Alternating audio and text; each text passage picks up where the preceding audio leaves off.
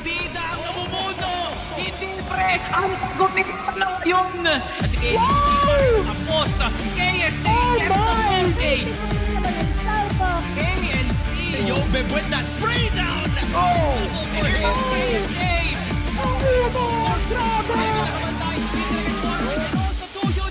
Will be the peak of Crossfire Philippines Valley.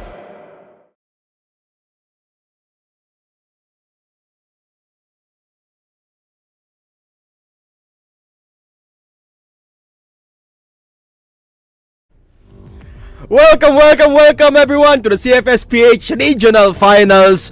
Mochi, day number 4 na tayo dito. After yesterday's matches, napakainit ng labanan. Team Stallions coming out on top and everyone performing. Today we have a new set of matches. Mochi, how are you feeling about today's games?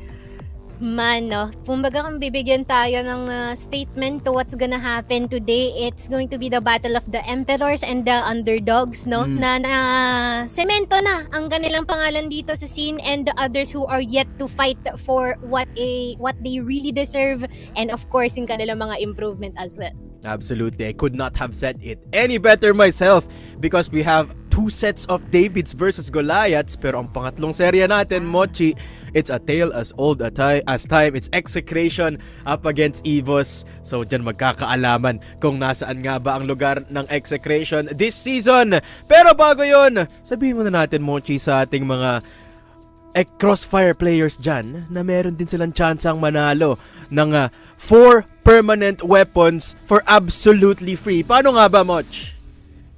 Well, all they can do here is ipadaan sa ating stove client ang kanilang pag-launch ng ating Crossfire, and they can redeem ng points through our portal, and they can get up to 4 permanent weapons, no?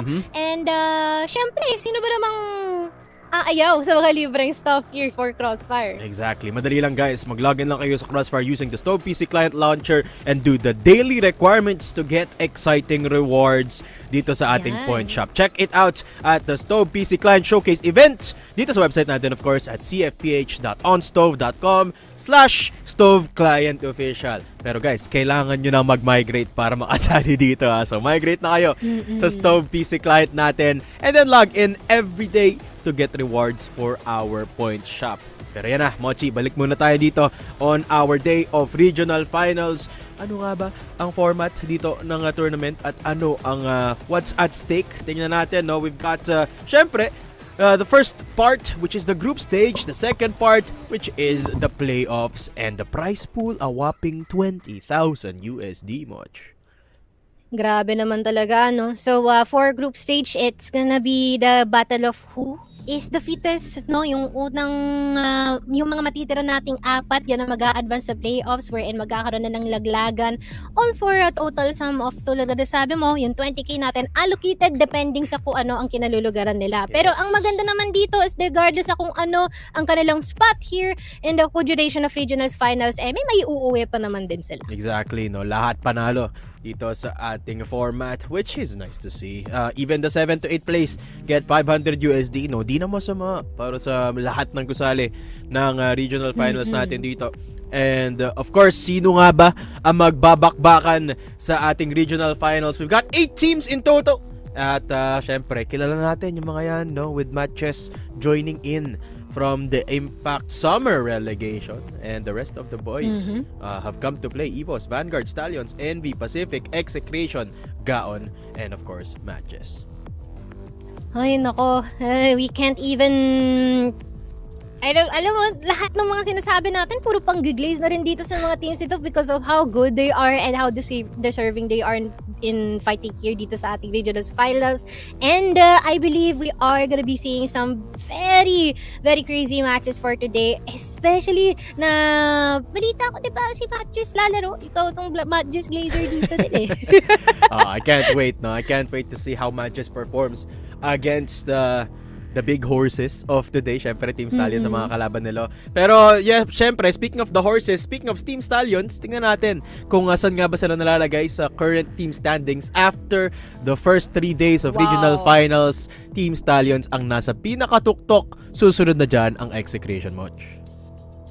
Yes, sir. And the rest here, no, we have 3 teams who are gunning for the 3rd and 4th place kasi malapit-lapit ang kanilang status ngayon pagdating sa kanilang mga resulta from their previous matches. And on the other hand, no, inaantay pa natin na muling makabawi at makabangon ang NV, Pacific, and as well as MATTJESS as the time goes by. Exactly. And so far, the biggest surprise, no, Pacific having a rough start to their season yesterday. Team Stallions, although we did kind of expect Stallions to win against Pacific, karamihan ng prediction natin, no, Stallions yung nangunguna, but they won in such a fashion na 2-0, and ang taas ng diferensya ng score, no, sa Pacific is off to a rough start. Kailangan nila makabawi dito. But let's take a look at the schedule kung kailan sila susunod na maglalaro, and especially for the rest of our team as well. Ayan na nga. Ano pa lang naman tayo? 9-14. Day number 4. So meron pa tayong 1, 2, 3, 4, 5, 6 days of group stage para makabawi ang lahat ng team natin. And then, syempre, top 4 teams move on to the playoffs on October 11 and October 12.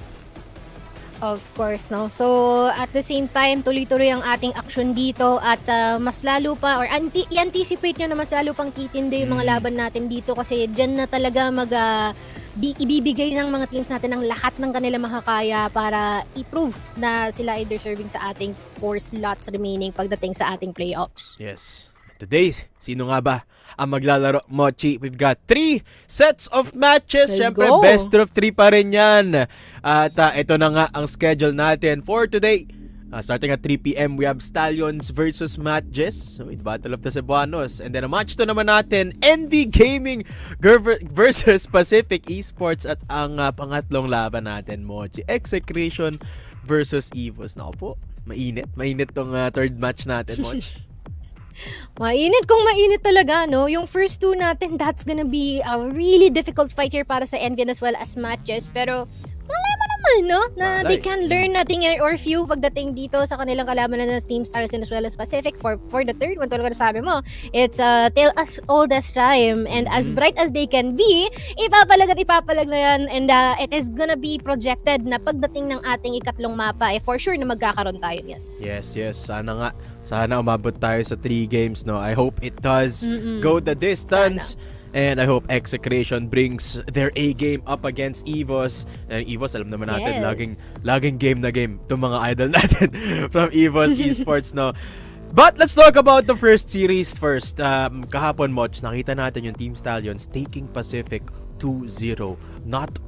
I don't think anyone expected just how dominating Team Stallions was, considering na Pacific lang ang kaisa-isang team sa buong mundo na nakatalo sa subbase ng Team Stallions. Now that na 2-0 ng Stallions ang Pacific, they kind of look unstoppable, no?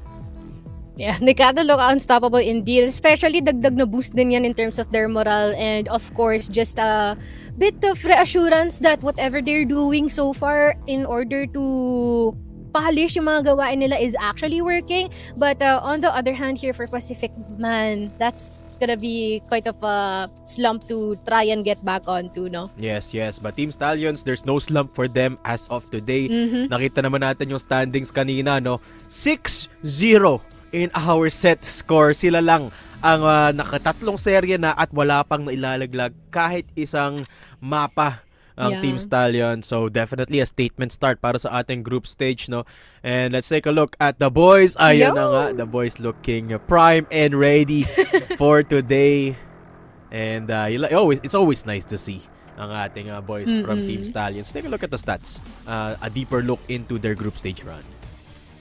Grabe naman din yung mga average natin dito. And most especially for Kano, heading almost for like a 2.00 KD, 1.77 na siya.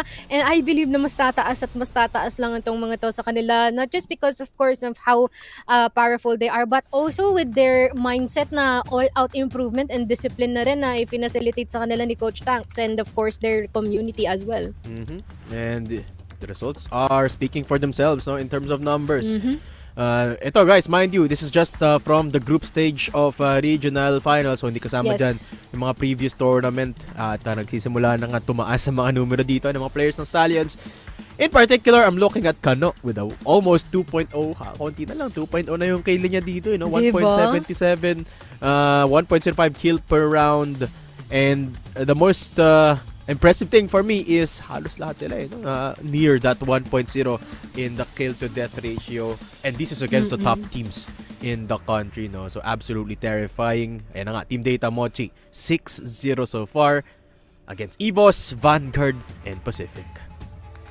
And ang matindi rin dito is umpisa pa lang mga ganitong calibers na yung kanilang kinakalaban, but they're trying to make the gaps bigger and bigger in every series that they try to play in, no? So far, wala pang galos, wala pang sugat, perfecto at malinis ang kanilang record so far. Yes. And this just means it's gonna be some bit of trouble when it comes to the next fights na kakalabanin nila. Like, yun nga yung matches for today. We have NB, Gaon, and Execration. They should better prepare, no, sa kung ano or what's about to come to them. And what's crazy about this, Mochi, is yung mga nakalaban nila, apart from, well, actually everyone na nakalaban nila, no, sila din yung playoffs runners back in Masters, which is so scary, no, na 2-0 nila tong lahat na to. It looks good for Stallions from here on out.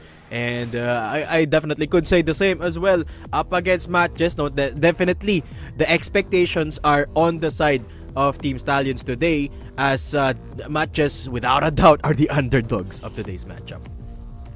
Yeah, I mean, that's it's just stating facts, to be honest, no? But balita ko may interviewin daw tayo dito, ma. Ayun na nga, meron tayong kasama dito from Team Stallions. Everyone, let's welcome our bossing KLP. Uy! Bossing KLP. Kamusta naman tayo today? Okay lang. Kayo, kamusta kayo mga boss? Okay naman. Thank you so much. Mochi, may tanong ka ba para kay bossing KLP? Tanong, ano ang kinain nyo ngayong tanghalian pang preparasyon dito sa laban nyo ngayon? Ano lang, siomay. Ay, siomay! Siomay sa tisa. Wow! Let's go! Mochi. Ito KLP, ako nakatikim na kasi ako ng siomay sa tisa. The best in the country ang siomay sa tisa. Di ba, KLP? Nako, Yes. sana naman matry, no? Ito. Wala na akong tatanong sa'yo today, KLP. I know you guys are ready for the match. Tanong ko lang, do you have a message for the boys of MATTJESS? May mensahe ka ba para sa mga kalaban natin ngayong araw? Good luck. Good luck lang. Good luck sa game. Okay, maraming salamat. Thank you. Bossing KLP, may shoutout ka ba mga supporters ng Team Stallions? Now's the chance. Shout out sa siomay sa tisa, tas sa Uncle Ba. Kay Boss James, tas kay Boss Chris, kay Madam Lisel, tsaka sa family ko.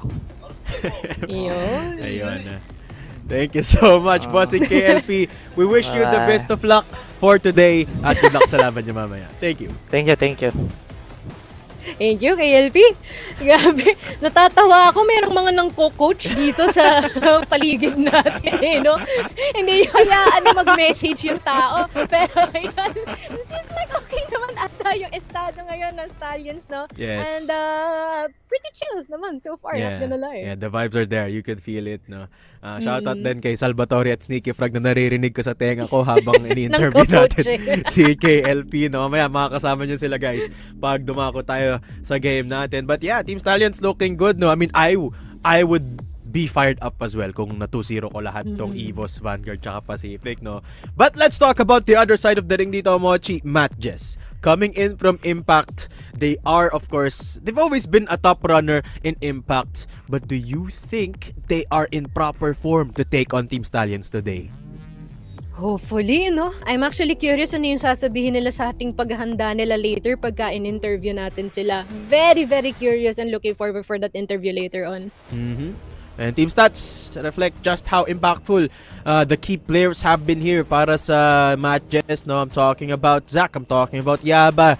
Si Rels medyo hindi, not what I expected, but he's always been the top performer for MATTJESS, no? So you can never count him out dito sa roster ng MATTJESS na to. Heavy firepower para sa MATTJESS, no? I like their playstyle, very head-on, kumbaga, playstyle dito ng MATTJESS.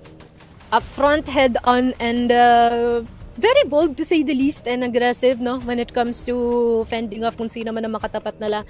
Although I heard na meron nga din mangyayaring roster changes in what they have right now, no. I believe we're gonna get to know kung sino ang papalit kay Rels mamaya, but at the same time, I really do hope that they can find their form because the time is ticking and the time is limited. Absolutely, no. Kahit sabihin natin na first half pa lang ng group stage, syempre, the window is slowly closing in. So, MATTJESS kailangan nilang makaipon. Should they want to advance to the playoff? Syempre, sino ba namang hindi makakagusto noon?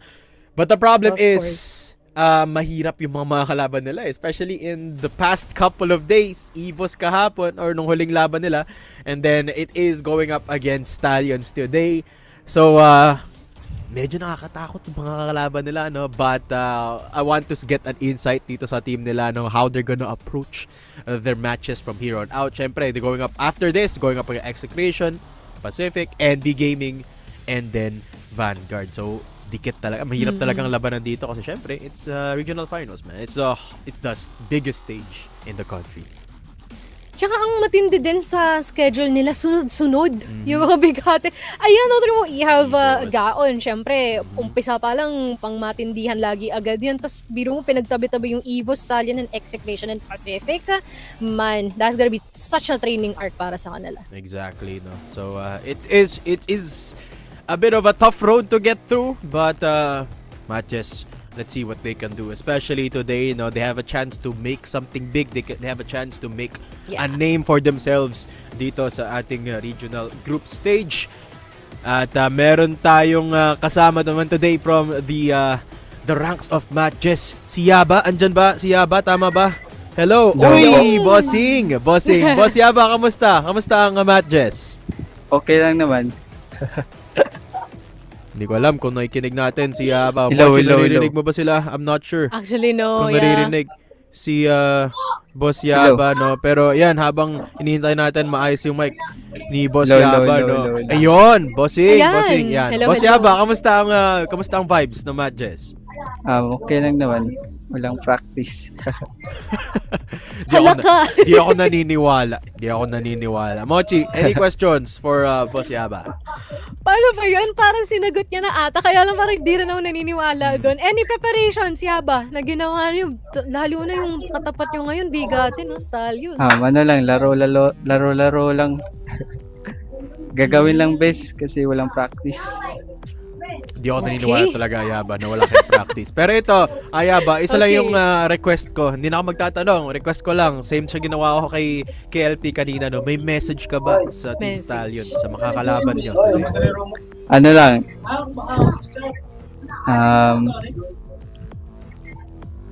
Wala akong message. Good luck lang, good luck. Kasi tropa ko lahat yun. Ayun na nga. Good luck lang. Ito, para naman sa mga supporters, Yaba, ng MATTJESS. At para sa mga gusto mo i-shoutout, now is the chance to do so. Shoutout kay Boss Matt. Tsaka sa MATTJESS. Owner ng MATTJESS. At saka sa Dihod. Yun lang. Alright. Thank you, Boss Yaba. Ito, Thank I've you. always been a MATTJESS supporter. I'm rooting for you guys. Good luck later on, Good Yaba. luck. Thank you. And you love to see it, Mochi, no? Talagang magkakilala tong players na to. I mean, you would expect it, right? Pare-pareho lang silang Crossfire players from the same city. And they probably knew each other even from before Crossfire, no? So, it's always nice to see na there's always that level of support kahit kalaban nyo sila, kahit kumbaga karibal nila in the same region. They're always there to support each other, no? So, sino nga ba ang mga dapat natin panoorin na players on the server later on? Tingnan natin to, Mochi. Well, I feel like we already have a hunch kung sino, and it is Kano and as well as Zach. Well, not gonna lie, I feel like pwede na nating i-second si Kano kasi alam na natin lahat kung ano yung prowess yan. But for Zach though, I really like the way he approaches, especially when it comes to the very blatant and upfront nga na mga pick-offs na nakukuha niya dito. And what's really nice sa performance ni Zach is he definitely performs the most that he can, no? As long as maaari siyang makatulong sa mga kasama niya in order to free space and trade off sa mga lost comrades, gagawin niya talaga yan. Ito naman yung kay Kano, Mochi, by the way. Apart from the headshot per kill, lahat first sa ating leaderboard na talk about Kaloka. kill to death ratio, kill per round, kahit smokes per round, pinakamataas pa rin siya. Oh, sinong nagulat? Ay, Diyos mio. Kano, what a stellar performance so far, no? And it's just mind-boggling to think about it. Pero, kailangan na natin magtawag ng backup dito. Feeling ko, Mochi, kasi feeling ko kulang ang nalalaman natin between Stallions and MATTJESS. Tawagan na natin si Sneaky Frog and Salvatore. Pasok tayo dito. Tara. Ayun. Hello. Mga bossing, Sneaky Frog, malaki ang ngiti mo today, ha? Kamusta, Sneaks? Feeling good, pare. Another nice day of CFS Regionals Philippines. Excited na ako, especially para dun sa last series natin. But, hey, sa ano man na, Stallions versus MATTJESS muna tayo, pare. Salvatore, kamusta? Ay nako, napaka-excited ko talaga para sa araw na to, Dadum. Paano ba naman kasi? Laban ng Stallions at ng MATTJESS. Sino bang hindi gugustuhin ng laban na yun? Maraming salamat, Nobita, Salvatore. At ngayon, tingnan naman natin kung saan tayo dadako. I mean, alam ko magpe-prediction naman tayo later on. Titingnan natin ano yung laban. But I want to talk about the chance or the opportunity ng MATTJESS dito. Anong magagawa, like ano yung kailangan nilang gawin para may stretch man lang yung series or makuha or ma-upset yung Stallions. Sneaks, ano yung kulang ba sa MATTJESS? How about let's not play sub-base dito, pare? Yun lang yung suggestion ko dito sa MATTJESS. I think yung kulang lang siguro ng MATTJESS, no, is yung overall structure ng team siguro. Siguro mas magulo sila compared nga dito sa Stallions. Granted, Stallions, mas madami yung kanilang resources, no, considering merong org na nasa likod nila. Pero feeling ko there's a lack of, pwede nating sabihin, direction papunta nga dito sa MATTJESS, no? Everyone is doing their own individual thing on separate sides of the map. Granted, gumagana nga yung ganun na style, no? Pero maybe not up against Stallions, pare. And of course, you have to account for the experience as well, right? I mean, Salvatore, sanay na sila nun. you can never count out that experience. And syempre, yung international XP na meron din dito ang Stallions, no? Gaano nga ba kahalaga yun going up against MATTJESS? Mahalaga daw, pre. Okay, naman. Thank you, Salvatore. Maraming salamat. Pero ito na, andito na Disconnected tayo from server po. sa map dito natin. At Mochi, Angkara, Eagle Eye, Binan, ang Black Widow, yung sa base hindi pinik agad ng Stallions, Great. Makikinig sila kay Sneaky Frog, which is wonderful. But I think having Angkara and Eagle Eye just gives them a better footing, I believe. Depende sa kung sino yung magiging sniper nila. Since Rels is not gonna be here, someone else has to take that duty. But other than that, I feel like yun nga, minsan it comes down or boils down into the discipline as well as the how much creativity yung maaari nila ibigay in terms of strategies nila. Salvi, what do you think is gonna happen dito sa ating first map of Angkara pinili ng MATTJESS? Already, no? Parang historical na to para sa MATTJESS and Team Stallions. Kung numero lang tayo magbabase dito, Stallions have been improving their Angkara steadily throughout last year and even to this point, no? So feeling ko nasa point pa rin ng adjustment ng Stallions kung paano nga nila i-execute to na maayos, whereas MATTJESS, the players themselves really like to play Angkara during Impact Summer. So may mga options naman dito na pwede gawin ng MATTJESS para ma-counteract talaga yung body system na nabubuo ng Stallions ngayon, which to me is individuality. Kung talagang magsa-standout ngayon si Zach, feel ko yun yung magiging alas ng MATTJESS para makuha yung Angkara. Absolutely, no. But Sneaky, let me ask you this. How important is it that MATTJESS are starting on the GR side dito sa Eagle Eye natin? Oh, for sure. I mean, PL side sa mapa na to, especially when it is in the hands of Stallions, is going to be one of the most difficult sides that you can play in, no, dito sa region natin. So it's good to start na, yung strong side dito ng Stallions. Maybe, they hitch or something in the middle of their streak dito sa second half, and malay mo. With MATTJESS also being very, very good pagdating nga sa BL side ng Angkara map na to. Maybe pwede nga silang bumawi doon. Pero yung tanong, men, yun nga, no, the score is gonna be a bit iffy para sa kanila dito. Siguro at most they could hope for before mag-turn yung half is maybe a 6-3, at most a 4-5, pare. Very telling yung sinabi dito ni Sneaky Frog, no, already laying out a prediction score in Eagle Eye, which I don't blame him for, no. Kasi syempre lahat naman tayo may expectations for this map. Yes. Will those expectations be broken by MATTJESS today? Tanong ko yan sa inyong tatlo. Magsimula na tayo sa atin, no, with the prediction. Sa akin muna, I think I absolutely agree with you guys. And yes, MATTJESS still need a little bit more structure. They are talented players, but I think Stallions will win this 2-0. Stallions. Ikaw naman, Moch. Wow, very rare occurrence, no? For they to actually switch sides kasi MATTJESS sila malaban. Pero on my end, yes, I feel like it's undeniable just in terms of experience and as well as kung ano ang meron yung sistema nila sa sarili nilang mga teams. It's gonna be a 2-0 for me in favor for Stallions talaga. Okay, Six, your turn. Yeah, quick 2-0 rin para sa akin, pare. I feel like this is more of a litmus test para sa MATTJESS more than anything on how strong they actually are dito sa liga natin. Alright, Salvatore, prediction. Kung yung MATTJESS sana, A7J, MZ, Rels, tsaka CBN, siguro kaya pa nilang kumuha ng isang map, but this is now a new page para sa MATTJESS playbook. Kaya hindi na ito yung structured na nakikita natin masyado during Impact Summer and as well as the first 2 games. So yeah, better overall macro, Stallions 2-0. There you have it, 2-0 across the board for everyone ang predictions namin dito. Guys, kayo din, mag-predict din kayo dyan sa comment section.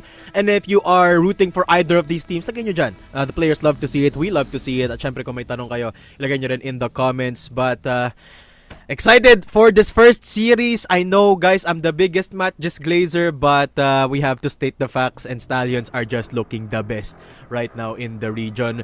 So wala na, wag na natin intayin pa. Let's throw it over to Sneaky and Salvatore for the game. Casters, pasok. Maganda ang pasok sa taon na to, no, Sneaky Frog, kasi binigyan tayo ng mga magagandang laban ni Crossfire Philippines. Maraming salamat, Mr. Matthew Aquino, no, kasi napakalupit ng transition mo doon. Pero ito na, Sneaky Frog, game number 1 for today, 3 BO3, talagang mapapasabak tayo dito sa mga laban na to, especially game number 1. Yeah, especially game number 1, pare. I feel like yung Ankara map is actually very, very interesting considering na palagpas, no, ng first veto actually. Yung ban na yun. I was like, oh, sub-base, hindi pinik to ng matches. So I think mas tiwalang-tiwala sila dito sa Ankara nila, which I can't really blame, no, kasi ayun nga, Ankara's been their bread and butter ever since yung Impact liga natin. Pero what's most interesting para sa akin is not yung implication ng laro, or yun nga, it's more about the way I look at yung series na to, Salvatore, is how good is Zach actually? You know? Gaano ba kalayo si Zach ang narating na? Especially hindi maglalaro si Rels ngayon, no, unfortunately. This is a litmus test on how good is this player actually. Kasi nakikita na natin from Impact pa lang. Like, this kid has been good ever since SPK. And titignan natin, how big of a level, how big of an improvement that this guy has had ever since last year. Knowing ang naging thorn talaga sa mga teams during Impact, no, is yung double sniper ni Rels, pati na nga rin ni Zach, no. Yun yung isa sa mga stats talaga na hirap yung mga ibang teams during group stage kung paano nga ba nila sosolusyonan nun with multiple layers of offense na hindi nga talaga nila masyadong nagagawa ng paraan despite the util usage of teams like Sunday Shrooms, Arise Gaming Team, and the bunch, no. Pero ito, sumalang sila sa unang dalawang beses dito, no, and safe to say na kailangan pala talaga natin makita yung major adjustment from MATTJESS kasi parang nagkakaroon sila ng kumpiyansa sa sarili nila pero hindi sapat yun. Medyo comfortable na sila kung nasaan na sila, pero I do hope na magkaroon sila ng leap of faith dito. Ladies and gentlemen, sa araw ng linggo, wala magpapahinga, lahat ng mata nakatutok sa ating mga screens. Welcome to Ankara as we welcome STS versus MJ. Oras na para sumabak dito kagad sa LA. Kitang-kita mo kagad yung control ng MATTJESS dito lang sa may second mid. Yeah, you do have a point, no, nung sinabi mo na hindi sila pwedeng basta-basta yung laro ang Impact pagdating sa regionals. It's more tight, it's more structured, it's more face-to-face. Pwede natin tawagan dito face-to-face. Speaking of, Yaba, mapupunta dito sa ilalim ng hagdan. Nakuha na dito si Loika, no, with a quick trade on L4Q. And it's a 3v3 immediately. Good action galing dito kay Ninkyu coming in from behind. Pero medyo mahirap yung retake, but that's gonna make it slightly easier. Nahulog si JJ. Salamat sa sniper ni Zach. Yeah. Now a 2v3. Papasok pa lang ng exit. Ngayon kita mo naman yung harang ngayon, Sticky Frog. Kano still on EA duty. Pero Ninkyu binigyan nga naman talaga ng bala sa katawan. And look at that retake, Sticky Frog. Unang bala, pinalipad kagad ng MATTJESS. Yun nga lang. A bit reckless, no? Galing dito kay JJ. Not checking itong 2F position natin. All the way sa my high mid. Obviously having an angle within that A site. Getting that very free pick. Pero gonna have to wait and see. Ninkyu tagged sa simula ng round, which is obviously not good news kasi nandito si Kano and that EBR can shred you in an instant, pare. Grabe naman kasi, ramdam mo kahapon talaga yung pag-i-spam Agay. ng M14 ng mga teams no? And look Agay. at Zaka, talagang nilalagyan na ng pirma tong LA na to, no? Nasa kanya na talaga yon. 2 kills already para sa MATTJESS, setting up the chip damage so far para dito sa MATTJESS no? But Kano turns Yun things lang. around, bumalik kagad si Kano with 2 kills of his own. Yun lang, KLP getting another one, and si Kano nakakuha na rin ng isa, and it is just cascading. I mean, MATTJESS, pwede natin sabihin, Salvatore, no, losing in the most MATTJESS way possible, which is pushing on forward, no, not knowing na meron pang heavy default na nangyayari sa high mid ng Stallions, fully expecting na meron nagpo-push dito sa LA. Granted, I like yung intention ng MATTJESS, no, fully taking itong long A, pero feeling ko masyado yata sila napaaway dun. Oh, like yung high mid control ng MATTJESS bigla na lang nawala no? Jason nakabantay lang dito lang sa may EA. Pero Loy ang next contact naman dito sa may vents. And take a look at that STS off the back of Kano's 3K actually no. Bigla na lang talaga nagkawatak-watak yung opensa doon ng MATTJESS. I was hoping for an LA control para ilaban talaga nila si KLP at si Kano para masuppress man lang no. Kasi nag-iinit doon si Zac So hindi nagkaroon ng backup si Zac and that costed them a lot. At tignan mo nga naman si KLP, nakala mo mananahe, threading the needle towards market at isa na naman ang napitas ng Stallions. Yeah, those are the moments na mamimiss mo talaga si Rels, no? Dun sa team mo kasi every single time he is gonna take that fight up against itong kay KLP. Ninkyu having the burden of that second sniper now. Would be nice to see him rocking the rifle instead, no pare, as ito namang Stallions are not rocking 2 snipers just yet. Pero Stallions obviously trying to get that, or MATTJESS obviously trying to get yung early opening no dito sa round natin para malaro nila yung 4v5 agad. Maybe try to press the advantage later in the round. Pero yun nga, no? The amount of space na nakuha ng Stallions ay namatay dito si Ninkyu. I mean, hotel, second mid control potentially, man. I mean, MATTJESS going for the hard openings at the start of the round might not be the way to go, pare. No? Like, hindi takot ang Stallions kumuha agad ng bypass dito knowing na MATTJESS still has that solid of a sniper kahit nga wala dito si Rels no? Loy nakipagpuan dito lang sa may TV and Jason gets taken down despite the advantage there of Jason and KLB getting a pick of his own as well. Kuha na ng Stallions ang RS ng MJ at parang basang pusa nga ngayon si LQ pero kanya nga bang kumuha ng 3 pa? He's gonna get 2 before getting taken down by Loy. Now setting up the 1v3. Zac on the retake scenario. Winnable actually, kanya paghiwalayin yung 3 kaso nga lang pinangunahan na siya kagad dito ni JJ and Stallions takes the lead. Ito yung sinasabi ko kanina, Salvatore, that BL side ng Stallions, especially on Ankara, one of the best, if not the best in the country, pare. And, ayun nga, if you cannot deal with that hard opening fight na nakita natin kanina sa second mid, might as well play a bit more, play a bit more passive. Pero yun yung problema, men, Stallions, pag nag-passive ka ng depensa, alam na alam kung anong kayang pasukin, even without nades. Yeah, Tingnan mo naman, men, kompletong-kompleto pa sila, oh. Yeah, like, hindi sila takot na magbasag kagad ng utils lang sa may HM kasi despite how much it will cost them, no, kaya na lang nila ilaban yun. Parang hindi na nila kailangan pababain pa yung numero para sila mismo yung manalo. Like, barrel talaga yung gagawa ng paraan para sa kanila magkaroon ng opening, no? Which is a testament, no? Stallions lang yung kayang gumawa nun, no? But here comes the entry. Yun lang, Ninkyu and Loy. 1-for-1 so far. KLP pa lang nahulog dito sa Stallions. Zac gusto lumapit sa site. USP enhance, switch back to TRG. Narinig ang kanyang pagkasa dito. Quick scope, tatama. Kano around the corner. Zac getting the second one. Pero Kano nasa loob na kana smoke. Nakakuha ng 2 gamit ang kanyang EVR. Zac with his third. And let's see what the superstar of MATTJESS can do. Can he get the 4K? KLP na lang natitira. Flick not gonna hit. Zac kumakit na ng box. Tinamaan dito ng TRG. LQ na lang natitira. 1 versus 1. At yung sub pa nga ang mananalo dito. 2-2-2. MATTJESS. Bit of a closer one than expected, pare. But a win is a win para sa kanila dito. Mahirap talaga mag-reposition dun sa tower na pinuha ni KLP, no? Pero the effort there para talaga kunin yung entry dun from Loy and as well as KLB. Goods na yun actually, no? Nagkawatak-watak lang talaga ang Stallions dito na hindi nga nila mahanap yung battery's position ni Zac na para bang tila sinaniban bigla dito, no? Just for that defense. So, kita mo talaga na nagda-double effort ang matches dito just for the sake of defense. Isipin mo, no? Ang tanging harang lang talaga dun para sa Stallions was just one smoke at talaga yung mga anino nga nila, no? So Zac, well played para sa kanya. We need to see more of MATTJESS though. No pressure whatsoever. But this is MATTJESS trying to turn things around para makuha nga nila yung momentum. Yan yung gusto ko kay Zac, man. He took matters into his own hands, no? Tamang silent hop lang papunta dito sa batteries. and play that close quarters fight. Alam mo naman kung gaano kalakas yung USP at yung TRG pagdating sa labanan na malapitan.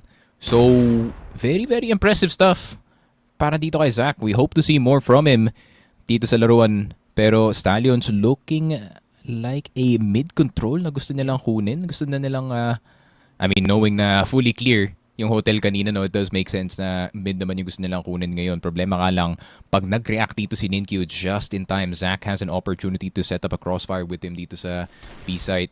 Pero titignan natin kung totoo ba yan. First shot na ring crew. Oh, Yaba. Defending RS at magiging successful Ayun na lang. to, no? Pero magiging 2-for-1 make it. A 2-for-2. 3v3 na nga lang biglaan. Pero nagsisenyas na ang Stallions para makapasok dito lang sa may B-site. Yaba. Dinedepensahan pa nga rin dito ang HM as Loy gets taken down. Bomb planted nga naman, but MJ still has the numbers. Kano, kukuha nga ng Rakumin dito para lasunin ang kupunan. Kano, mangyayari na nga ba? At mangyayari na nga para kay Kano as he gets one, forcing the 2v2. Pero barag na nga yung buhay dito ni Kano as KLP needs to get that pick para mapadali ang buhay dito ng Stallions. Matches with a very good util game, stopping down and delaying KLP, the full HP member ng Stallions. And MATTJESS gets their second retake. Statement made para sa MJ. A really good setup para dito sa MATTJESS. Yung sinasabi ko dito, Salvatore, Ninkyu, as soon as he reacts galing dito sa hotel, it is just gonna turn into a bit of a crossfire dito sa B-site. But at the same time, really good high-mid defense galing dito sa MATTJESS, preventing si Loy from doing too much damage dito sa may HM. So, ayun nga, Kano, despite his great positioning, great decision-making na umikot dito ng TB, feeling ko kung di na dinaretso yung HM dito, that would have been a different story, kumbaga para dito sa Stallions. Pero MATTJESS shooting well so far dito sa laruan natin, napapantayan nila yung Stallions. Especially Yaba, dun sa round na yun. So, a lot of players are actually stepping up to the occasion na parang para sa kanila, buhay talaga yung nakataya para sa laro to just to prove na MATTJESS belongs in the top 8, So from Zach's heroics to Yaba's defense dun lang sa RS, ito yung MATTJESS na gusto nga natin makita sa pangmatagalan And hopefully this is not the last na makita natin yung momentum para dito sa MJ. Stallions already making some moves dito lang sa may second mid as KLP finds an opening. Isa pa lang yun, pero may magandang position dito ang MATTJESS kung gusto nga nilang kunin tong CA control. Yun nga, kailangan nila kumuha ng second mid control. This is gonna be very difficult para kay Zach. But with a TRG, definitely 2 shots can ring through dito sa B-site. Pero Zach, yun lang, napa-full body peak dito sa B-site. And KLP just farming from second mid position. Loy naghahanap pa nga ng dalawang ulo. That's 1, that's 2. And 3-3 Stallions back in action dito sa ating next round.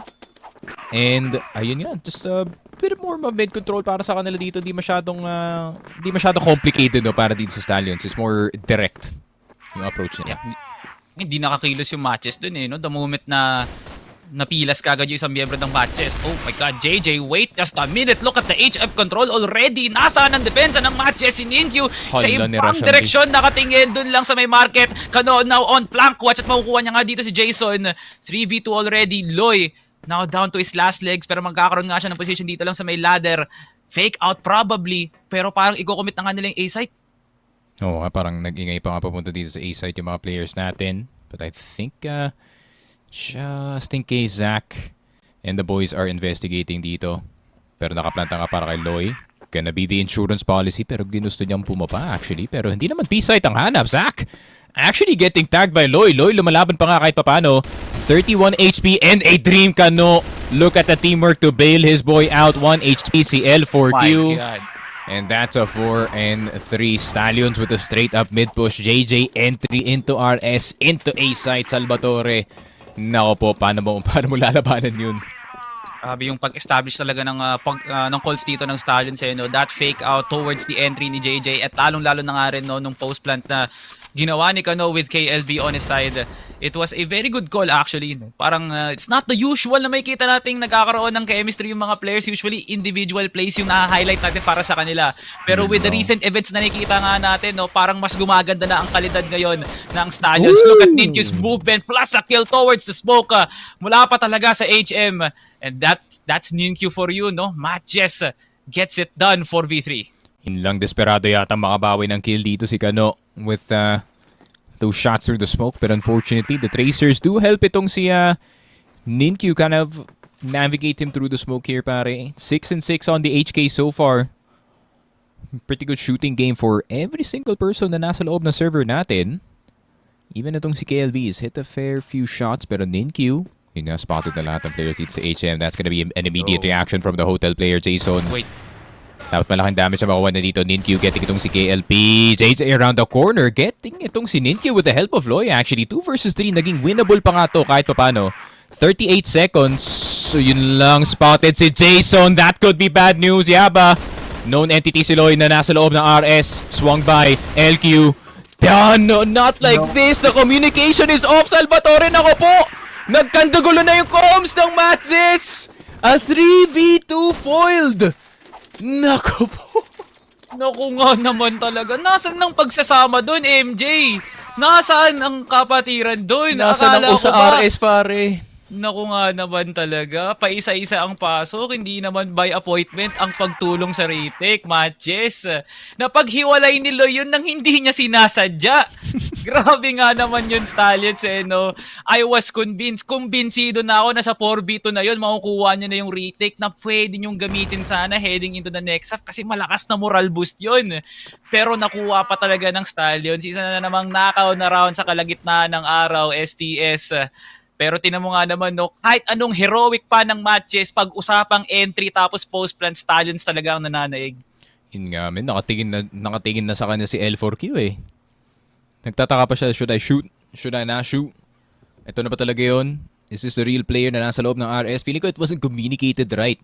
Yung nangyayari na nasa loob ng RS, maybe it is a miscall from their side. Or maybe wrong information. Pero speaking of calls, pare, it's a bit of an A-execute.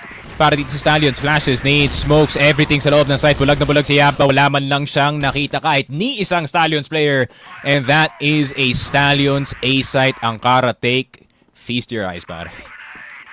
Walang tingin-tingin sa Miniter, sa CA, rekta kagad sa mga pagmumuka. And once more, retake para sa MATTJESS. Makukuha nga ba nila yung site na to? Parang binibigyan ng malabong sagot to ng Stallions. As Kano finds Ninkyu dito lang sa may CA. Akalain mo nga naman nabasa pa ng Stallions yun. Zach now with a quick scope pero little to no avail. Para saan? Para sa wala. Stallions gets a commanding lead in the first half. Yeah, expectations are there, no? Para dito sa Stallions, especially pagdating sa kanilang BL side. Very, very impressive. I mean, twice silang nakakuha ng straight-up rush dito without much nade usage. So, it seems like itong MATTJESS have something to work on dito sa kanilang depensa. Pero ngayon, opensa naman ang kanilang pakay. And, I mean, from what I know, no? From what we know dito, Salvatore, especially coming in from Impact, this is their more favorable side sa mapa na to.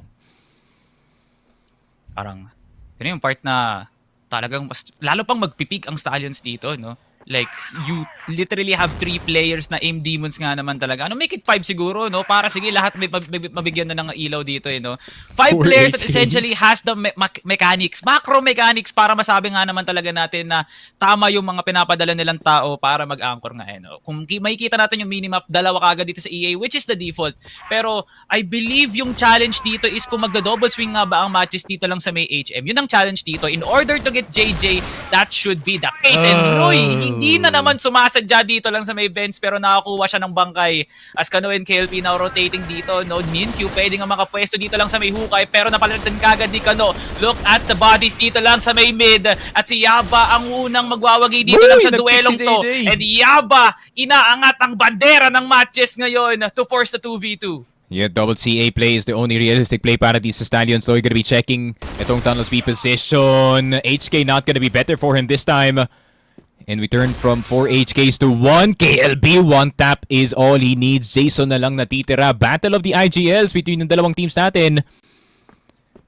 Pero mapapalong dito si Jason. Mapapatakbo siya all the way to that A site looking for a site that he can commit to. Napakadami pang oras.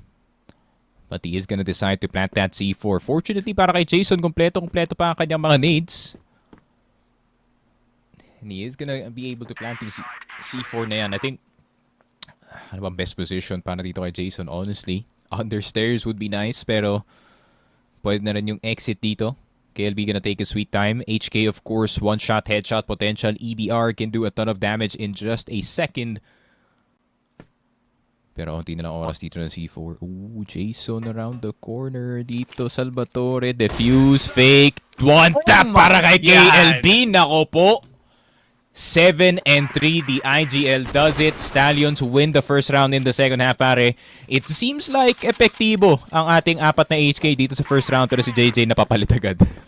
And painitan ng tutok talaga sa laron to eh, no? Pero I really admire yung yung generosity dito ng matches tsaka ng Stallions eh, no? Walang papasok ng site. Rektahan tayo kagad dito lang sa may CA eh, no? KLP challenge si Zach dito lang sa may yellow, and KLP gets it done. Si Loy susunod na lang dito, at si Kano nga pala gumagawa ng pangarap dito with his flank, and quickly like that, wala na nga kailangan itanim pa ang matches dito eh, no? Rektahan kagad sa pagmumukha. Stallions with a quick round.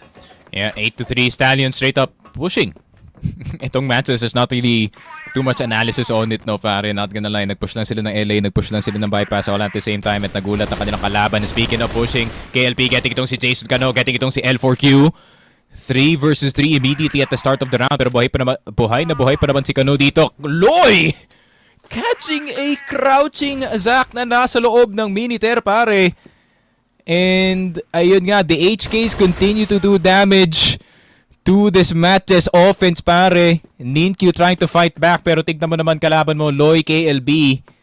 C4, nasa loob pa ng RS, kailangan niya pa umiikot ng bypass para lang makakuha ng kahit anong chance. Pero kahit dun men wala. 9-3, Stallions looking to finish itong Angkara, pare. And wala talaga sa gulang yan. Nasa gulang yan eh, no? Kita mo, Stallions, pakung-paku na talaga dito eh, no? I mean, MATTJESS, pakung-paku na sa tres. Which to me was something hopium, no? Parang tulad nito, sa ginagawa ni Zac, sa ginagawa nila Yaba, parang dumadating sa point na kaya nga naman nilang sumabay dun sa mga pick-off game ng Stallions, eh, no? Whether it would be from LB or even dun lang sa may LA, no? So, in this kind of situation na sana talaga nakakabawi yung MATTJESS. Tulad nito, nakakabawi na nga sila, Zac with a miracle shot. Grabe nga naman talaga yung dasal niya doon para lang makuha yung kalat na yun. And now, 3v1, quickly like that. JJ na nga lang natitira, still a deadly player. Kailangan pa rin na ng respetuhin, pero magpadala nga lang sila ng maraming tao dito para mapaslang ang nag-iisang JJ. And there goes MATTJESS with a messy round, pero they will take that. Yeah, for sure. You will take any win at this point kung kaya yung MATTJESS. I mean, 5 points no, para makabalik dito sa game natin, and Stallions obviously, and yan, they're doing a bit of weird stuff dito sa mapa natin, so it's gonna be a bit hard to predict kung saan nga sila magpo-position dito. Pero uy, KLP, Kano, once again, another good opening para sa kanila dito, pare. Talagang good opening eh, no? Kahit anong gawin ng Stallions eh, it would be really artistic eh, no? Parang obra talaga lahat ng ginagawa ng Stallions at this point. And Ninkyu, look at that crouch peek from Miniter. Hindi pa pala tapos si Posing Ninkyu. At wala nang ang control ngayon ng Stallions dito lang sa may LA. Possible push dito lang sa may A site. Magtatawag muna ng kasangga dito si Ninkyu para mas mapabuti nga yung mga numero dito para makuha nila yung A site. JJ lang nakabantay. Yeah, a bit more of a quiet round no, para dito sa MATTJESS. Bit more of a far background. Just catching kung ano yung tinatapon dito ng Stallions.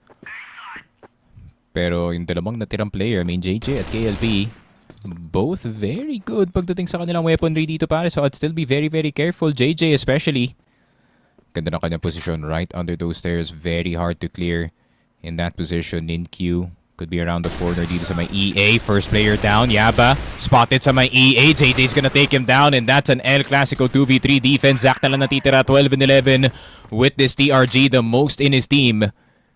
Pero kaya niya pa bang kumuha ng isa pang chance para sa MATTJESS na squad? KLB, crouch peek, JJ, unknown entity. Zac around the corner, nilabas ang USP pero hindi mapapatay si JJ. 10-4 para sa Stallions, taking Angkara, which is MATTJESS' pick. Ramdam mo talaga no yung discrepancy ng talagang pagmi-mid round dito ng Stallions siya ng MATTJESS. No? Sa tagal ng pag-rotate ng MATTJESS, inassume na lang talaga ng Stallions na mag-hold na lang sila na A site and hoping na dun nga pumasok ang MATTJESS, which eventually turned out to be true. Dalawa agad nakuha ni KLP, and that's a good sign here for Stallions. Whereas MATTJESS, kailangan pa talaga nilang maging decisive sa mga ginagawa nga nila, no? Hindi nga nila mapangawakan yung confidence nga nila. There has to be some volume eh, no? Kailangan magkaroon ng structure yung mga ginagawa nila during the mid rounds kasi so far. Like, 2 retakes nung first half pero wala naman tayo nakitang pagbawi during the second no? Kahit nga ilang beses pa natin bigyan sila ng momentum swing, tila nga ba, nagka-crumble sila under the pressure of Stallions. Oh, for sure. I think Stallions does a very, very good job of getting those openings, no? I think at the same time, sobrang experienced na sila as a team na they kind of just expect anything na tinatapon nga dito na matches, whether it is aggression, passiveness, or anything. Nakita na yan ng Stallions, basically. So, yun nga, no, with this amount of talent and this amount of experience on such a young squad, para you really do have a set of monsters na hindi mo talaga matatalo, no, at most days. And it seems like itong matches, just like you said, the discrepancy is too far. Obviously, still a really good performance para dito kay Zach, pare. And I really would have wished na we did see some rifling galing sa kanya just to try and get more pacing para dito sa matches squad, especially pagdating ng second half. Pero at the same time, feeling ko na rin ng matches na yeah, this is a done deal by the time na nakaabot tayo ng second half. At one point nga, no, during the second half, parang hindi na nga nagbabato ng exec ang Stallions, no? Parang mostly on the mid-rounds na talaga tayo nakakita ng adjustments sa kanila. Pero kung ano talaga yung kinasanayan ng mga team sa pag-setup ng Ankara, yun na yun. Tila baril lang talaga yung gumagawa ng paraan para talaga magkaroon ng success dito ang Stallions, no? Whereas MATTJESS, they are heavily relying on players like Zach and as well as Yaba para gumawa ng space sa mapa. Which to me is okay naman. Pero it's not just a two-man team, no? Parang kailangan talaga lahat gumana para sa MATTJESS. Hopefully yun ang makita natin sa game number 2 sa pagbawi ng MATTJESS. Paano yun ang masasabi niyo sa laban na yan? Ang masasabi ko lang, Marami. wow, that was a very, very nice effort from MATTJESS, but Stallions showing them how it's done. Mochi, that was such a good start for MATTJESS, no? Able to keep things even. Sila pa kayo nakakuha nung first round, no? Up until round number 4 at simula doon, nagsimula ng umarangkada ang Team Stallions. Anong manonostra mo doon sa playstyle na pinakita ng MATTJESS at Stallions? Hindi ko masabing Nostra, but more like a realization na, wow, okay, parang malaki ang naging improvement dito ni MATTJESS, which is worthy of recognition naman nga talaga. It's just nga tulad nga ng sabi nila na we're always seeing some pop-ups na nanggagaling dito kila hello, present. Ayan. So, tulad nga na sinasabi ko, ayan, no, ang napansin ko lang naman sa kanila is sobrang tindi ng kanilang improvement so far. And it's undeniable and it's also worthy of recognition. It's just that hindi mahirap pagdating sa kalibre talaga na kailangan nilang patasan or mas angatan or higitan, palalo itong si Stallions. But I really do recognize yung performance dito nila Ninkyu and as well as ni Zaka. Having Rails removed just means that someone else has to take sniper duty and those two has been able to exceed it with flying colors. But once again, Stallions has been able to show na talaga silang ang prominent dito sa unang mapa natin for this series. Absolutely. Tulad nga na sinabi ni Salvatore kanina, no, the structure is night and day between these two teams. Now, when it comes to the mid-rounding, kapag 2v3, 2v4, ang ganda ng talagang it goes back to that training arc, to the experience that Stallions have. They know exactly what to do. They know the standard defaults.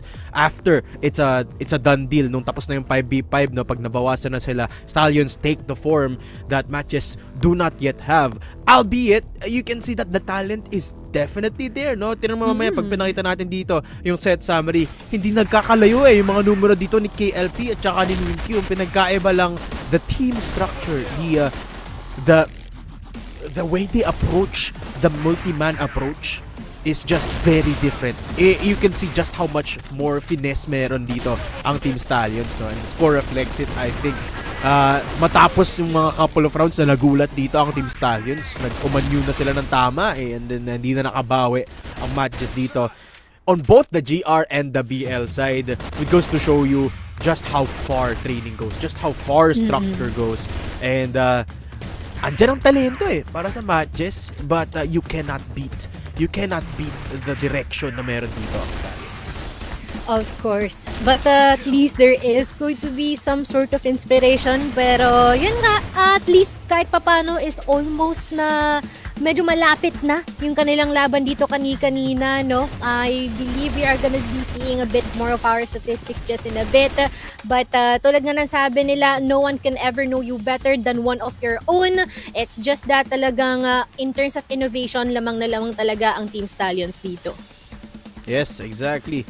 Yun na nga ang ating summary for Ankara at kitang-kita mo naman the numbers speak for themselves and Loy with a 2.0 KD. At ito yung sinasabi ko kanina, Mochi, no? Hindi nalalayo yung yung scores between KLP and NinQ. The sniping prowess definitely there, the fragging strength definitely there for MATTJESS. But when it comes to the team play, that's where these two teams differ. Of course. And I think it's also already a statement of the consistency na rin. I feel like sawang-sawa na rin tayo marinig niyan. But it's also a given yung 2.0 dito ni Canon as well as ni Loy. But on the contrary here for MATTJESS, it's been a bit of a stretch here for Jason. But as much as possible talagang sinubukan yun na matapatan ni NinQ, ni Zac, and as well as ni YBA. And LQQ seems like he's having a bit of time trying to adjust, especially being able to swap out dito kay then as well, and hopefully that they can perform better pagdating sa ikalawang mapa natin. Absolutely, no problema lang. It is Eagle Eye, a map Yeah. that Team Stallions have been refining for the past few months or so, and they were the ones, of course, to pick that map. Tingnan natin ano mga sasagot nga dito ng MATTJESS. Pero before we head to that, let's see who the set MVP is for Team Stallions. And I have a guess. Si Mr. Christopher Robinson. At yun na nga. With a 2.0 KD, tuloy-tuloy lang ang pagkuha ng MVP ni Kano, Mochi. Alam mo, every time na nakikita akong MVP sa Kano, naalala ko yung sinasabi ni Vil na sa lahat daw ng Pilipino, si Kano ang pinakaangat dito sa Crossfire Philippines scene. And I guess it's already been a given, done and dusted here for Kano, no? Sa unang map natin. Alam mo, hindi na rin ako magtataka kung even sa second map natin is siya pa din talaga yung MVP uli. Of course, Eagle Eye, still a haven to be played with for Kano. Pero tingnan natin kung mas makakasagot dito. I mean, we did already state the facts in the map dito kanina. It is a map where you can definitely play aggressive sa Eagle Eye.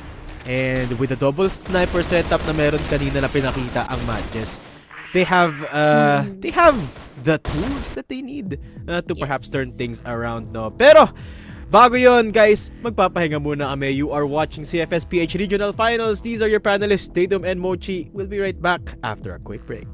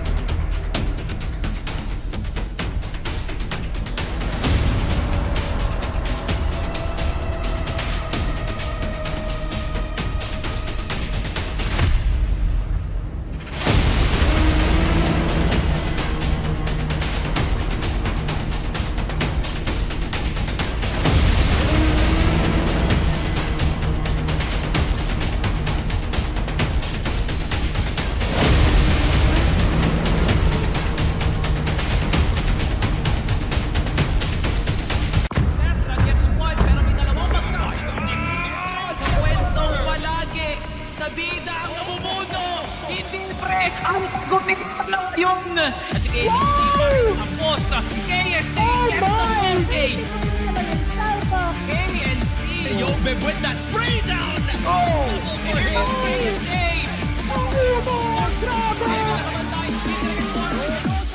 This will be the peak of Crossfire Philippines battle.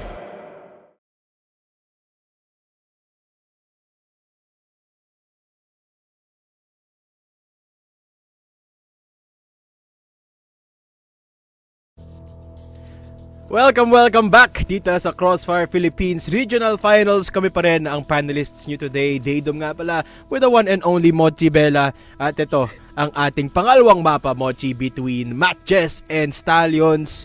Eagle Eye, magbabago kaya ang istorya natin kung saan Stallions ang nananalo, Moch? This is gonna be quite of a difficult one, no? I believe we have already seen some signs of improvement for MATTJESS earlier, but at the same time, here in Eagle Eye, which Team Stallions arguably decided to spend most of their time on recently, no? Perfecting kung ano ang kanilang approach and as well as how dominating they can be on this one. This is gonna be indeed another issue for MATTJESS to address. Exactly, no? And come to think of it, I think mas madali nilang malalagyan ng struktura ang larong ito dahil Eagle Eye yung pinili nila kumpara sa sub-base, no? With the way Ankara played out, I feel like madaming tsansa magulat ang Stallions kung sa sub-base tayo pumunta at nandoon ang MATTJESS. So it kind of makes sense in my head kung bakit Eagle Eye ang mas pinarioritize dito ng Team Stallions. And of course, you have to remember as well that sub-base is one of the best maps of MATTJESS too. So tingnan natin, no, kung anong naiprepara nga ba dito ng MATTJESS going into sub-base. Kanina na-interview natin yung sa mga players nila, no, wala daw silang practice. Hindi ako naniniwala with the way they're performing in the rifling department. Pero Mochi, ito na, ihagis na natin to kay Sneaky at Salvatore. Kaya kayo na to, casters. Ay, nasalo. Ayan na. Dinakda ko na. 2 points, boss. Ayan na. Welcome back sa Asting Casting Desk, no? Patuloy ang ating action dito lamang sa series ng STS tsaka ng MATTJESS, no? Unang laban, tapos na. Saradong-sarado sa loob ng Ankara. Pero biyahe tayo papuntang Eagle Eye, boss ni Iggy Praga. Maalala ko lang sa laban na to, isang team na nagpe-freestyle na para bang si Saito at isang preparadong Looney tulad ng Stallions, no? Men, this is indeed a matchup na feeling ko ang laki nga naman talaga ng agwat, pero may kakayahang gumawa ng malupit dito ang MATTJESS. Tulad na nangyari kay Looney tsaka kay Saito. Si Saito ang nanalo. That's true. So actually, si Saito nanalo nung time na yun. And mali mo, MATTJESS rin manalo.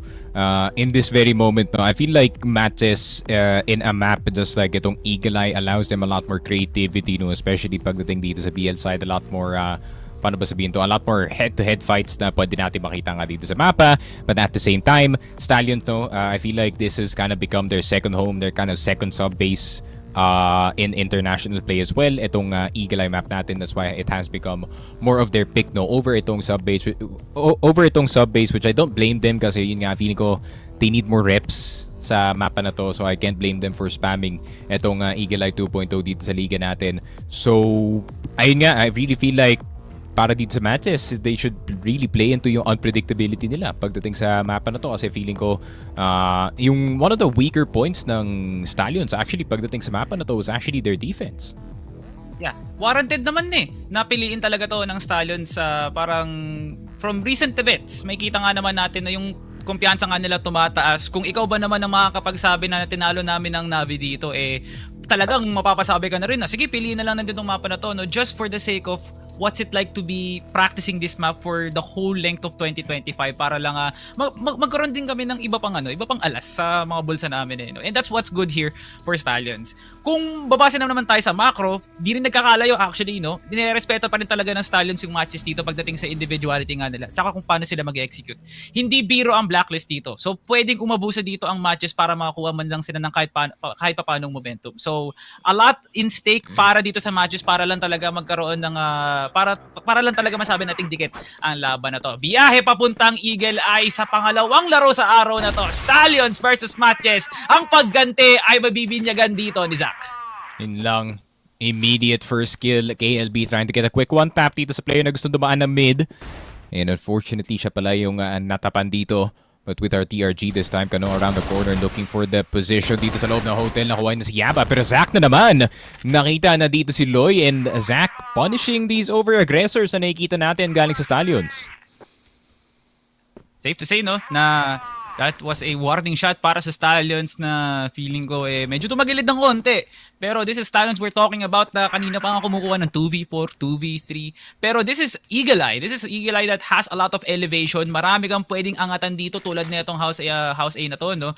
Pero I just feel like with the position of DNQ dito lang sa bunker, it just speaks to me na kailangan mong kumuha ng pick-off dito tulad na ginagawa niya ngayon. Nasaan ang respeto mo, idolo? Tatlo ang nakatungo sa'yo. And there goes STS with a possible opening dito lang sa site na to. JJ now gets crouch pick by Zach, pero hindi pa siya tapos. Nagiinit, nagliliyabang kamay dito ni Zach. 14 HP, kaya pa nga gumawa ng pangarap dito ng MATTJESS.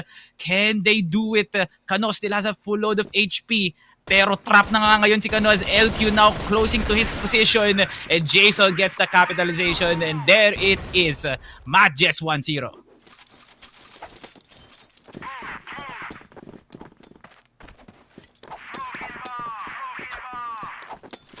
Yeah, it's something simple, no? Para sa MATTJESS kasi hindi na sila umalis pa eh. Maganda na yung naging lurk doon ni LQ. Pero feeling ko may nangyari dun sa communication on the side of Stallions eh. Kasi it was a triple pick para ma-punish si Nintyu pero there was no opening. Where was the smokes? Nasaan yung pag-cover ng path, no? Pero wala talaga eh. So I think it's something that Stallions needs to work around, no? Kasi you don't see that often talaga, no? Nintyu napakalalim na kagad ng pwesto lang sa may LA. And Nintyu invades House A. Pero hindi pa nga siya tapos dito, no? Switches to the cold pero kailangan nyo muna nag-reload. JJ umatas na konti but Nintyu re-challenges JJ and gets the elevation. Pero Kano will stop down the momentum of Nintyu as patuloy pa rin dito ang pag-arangkada ng Stallions to force this 1v2. KLP makes it a 1v1. Grabe nga naman talaga yung baril na yan. 3 kills para sa sniper. Yeah, Zach versus KLP. Quintessential head-to-head matchup na makikita natin dito. Zach gamit ang kanyang USP. Brand spanking new CF balance with the HK na nasa kamay ni KLP. Better weaponry para kay KLP, pero Zach, he does have the sniper option, no? So, still gonna be very dangerous if ever magkakalayo ngayong dalawang players and KLP is out in the open. Pero C4 plant potentially para kay KLP. Tower position available para kay Zach. Pero hindi niya iti-take to. Feeling ko alam niya rin na hindi magkuplanta ka dito si KLP. 40 seconds no? All the time in the world para kay KLP na i-scout out yung buong B-site no? Pero, see, it's still something na feeling ko na winnable kung magkakalasonan lang din dito. It's the matter of position talaga. Pero kay LP, denies the B position. Parang mas komportable nga siya dito lang sa may top A. Pero Zach, one shot, one kill potential. Look at the reversing of the roll, sneaky no? Tila rifler, may hawak ng sniper na ngayon. Hala! Pero walang bisa ang bulag ni Zach as KLP playing the mind game sa bunker. And Stallions, yun na nga ang round na makukuha nila mula sa likod ng 4K ni KLP.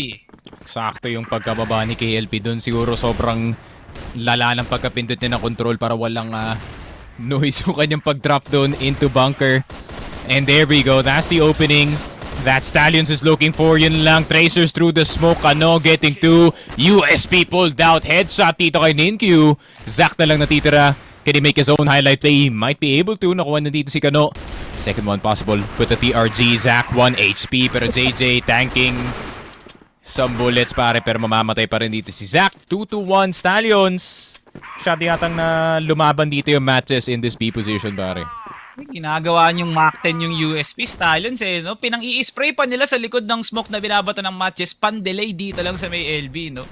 Pero the adjustment now of MATTJESS is drastic kasi wala nang pag-i-stack dito lang sa may top A, no? And Zach with the second pick as he re-engages over tuloy. Saang mawawala dito sa bunga ng Stallions as we are waiting for a possible re-engage para matanggalan dito yung control nila dun sa may exit. And MATTJESS now has the high ground. Actually, no, kailangan na lang nilang panindigan tong depensa dito lang sa may hotel para mas lalo pang mahirapan ng Stallions. Yeah, pero aware na dito yung MATTJESS na gustong kunin ng Stallions itong hotel position. So they do expect itong si Kano at si JJ to turn around the corner. But at the same time, a bit more discipline galing sa Stallions B players. I think may plano yata silang mag-ingay muna dito sa A side and maybe do something else. Pero C4 drop at that very moment. Kano, feeling ko iwan na lang nila dito si Kano in this B site and maybe try to do something sa A. Pero yun yan, they could also just be defaulting, no, knowing na something could arise. And just like that, Zach nakita si KLP, pero Kano nakita si KLB, or Kano and KLB spotting two players, Jason and L for Q. Pero Zach, nasa kamay mo ang A site, Nin-Q as well, two snipers effective in that position. And MATTJESS 2-2. Okay, namalaban pa nga dito sa kanilang GR side, pare. At the same time, Stallions bit reckless, no, pagdating sa mapa na to. Not gonna lie, especially with those openings. Yeah, I'm still seeing some individuality para dito sa MATTJESS, and KLP gets the head glitch of a shot. As I was saying, you know, parang MATTJESS, parang I'm seeing some structure na mula sa kanila, but not enough for me to be convinced para makita pa yung momentum mapunta para sa kanila, no. Zach is just popping off. Nahanap ni Ninko din yung mga magagandang follow-up para talaga, para ma-rip lang yung mga low HP dito ng Stallions, no, which is good. So, at least nakikita na nga natin na MATTJESS can fight. Pero at the cost of what? Parang nakikita ko na if Stallions, like Kano, if Kano pag nawala sa mapa, parang hindi yun kawalan. But MATTJESS, the moment that Zach gets conquered, parang naglilipa na talaga yung mga pwesto nga nila eh. Bigla silang isa-isa pumapasok, nagsispread around sila sa mapa, hindi na nahanap yung control dun sa may tower, which to me is a strong foot. Hindi nga nila kinukuha yung dormid eh. So may respeto sila sa Stallions, pero kailangan talaga nila umasa dun sa mga pick-ups na yun. Yaba already getting the headshot. Now 4v1. Yes, ano na lang to, delay round na lang most likely. KLB with the running one tap. And 3-2 Stallions in control dito sa mapa natin, BL side. Kagaya nga na sinabi ko, it is one of the stronger sides dito sa bansa natin. So MATTJESS may hihirapan at may hihirapan talaga. But those first two rounds, if anything, really does tell na Stallions does also have their mistakes. Pero kailangan lang hanapin dito na MATTJESS. MATTJESS more of a B-heavy defense this time. Expected si KLB na nasa loob ng tower. Pero hindi ata ina-expect si KLP to actually be in another position. Pero yun lang, KLP spotted dito ni Nin-Q once again. Nin-Q starting to pop off gamit yung kanyang TRG, no, pare? Okay. At least, nananawagan na ang MATTJESS ngayon, no? Na lahat ng nanonood ngayon, kailangan yung tumutok dito kasi this is now a double sniper signature para sa MATTJESS, and Loy gets the wall bang. Rare occasion. Actually, hindi ganun kalakas yung wall penetration dito ng HK. But it will happen para sa Stallions as everyone is just trying to peek some hard-hitting members para dito sa Stallions. MJ not respecting the offense now. And JJ finds another one. Iisa pa nga si Kano. Look at that 4v1 transition. Left to right nga naman talagang ginagawa ng Stallions. Yun nga, they're so worried about yung mid position na to dahil nga sa initial tower na player that is KLB as he gets his second of the round, pare. Stallions mukhang onting buta lang sa kanilang mata right before this game and they finally wiped it off. And yun nga, possibly full control of the game. MATTJESS, di lang nila ma-hold yung initial defense na meron sila dito, no? It's the exact same default na ginagawa nila time and time again, but every single time Stallions always catching an outlier dito sa kanilang depensa, pare. Once more. Rin, may signature dito yung Stallions dito sa pag-hold din ng LA. Tinan mo nga naman yung mga smoke eh, no?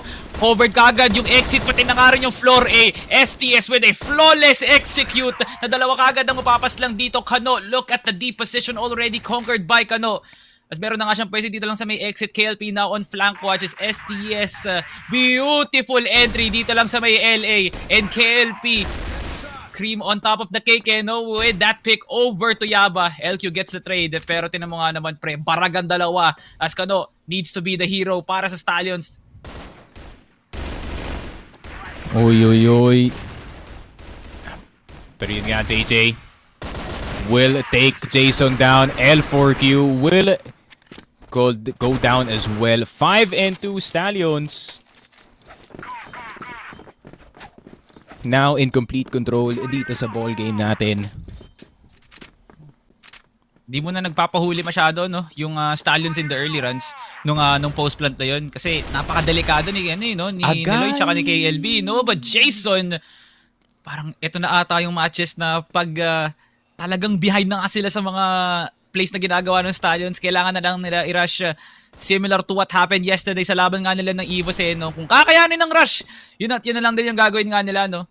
JJ and Loy, merong pwesto dito lang sa may house, pero I just know, no, na pwede nga nilang kunin tong bunker na to kaagad at yun na nga yung opening na hinahanap nga nila. 3v4, Loy, galit na galit. Gustong manakit na nilampasan lang sila. LQ tingin, likod, Zack, mawawala. And there goes MJ's chances na wala lang sa hangin. Stallions nakapasok na naman.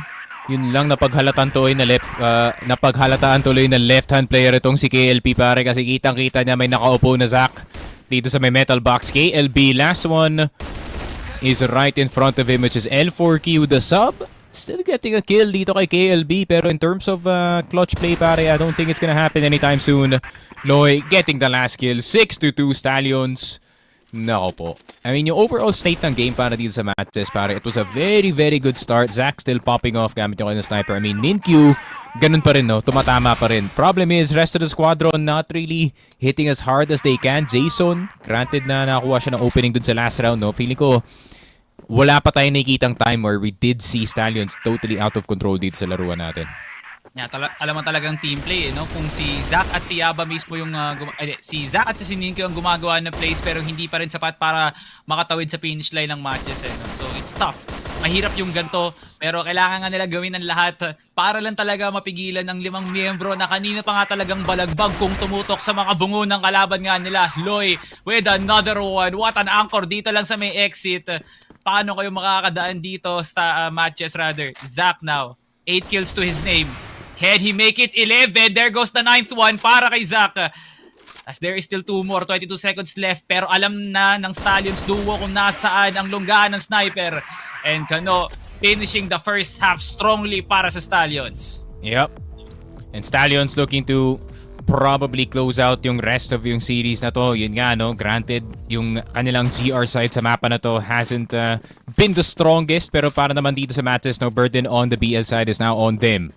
Execute should be perfect para sa kanila dito, pero problema nga lang, yun lang, the Stallions classic, no, ilalagay lang nila si KLP on this A site. Rest of them are gonna go B, pero KLP gonna be in a bit of trouble. Jason, nakapasok na ng RS, spotting itong si KLP, and all of a sudden there is a threat looming dito sa loob ng RS, pero ano, will stave that off. Napatigil pa nga dito yung MATTJESS sa kanilang A-long push. Actually, they're still respecting, kaso naiiwan pala yung C4 sa base.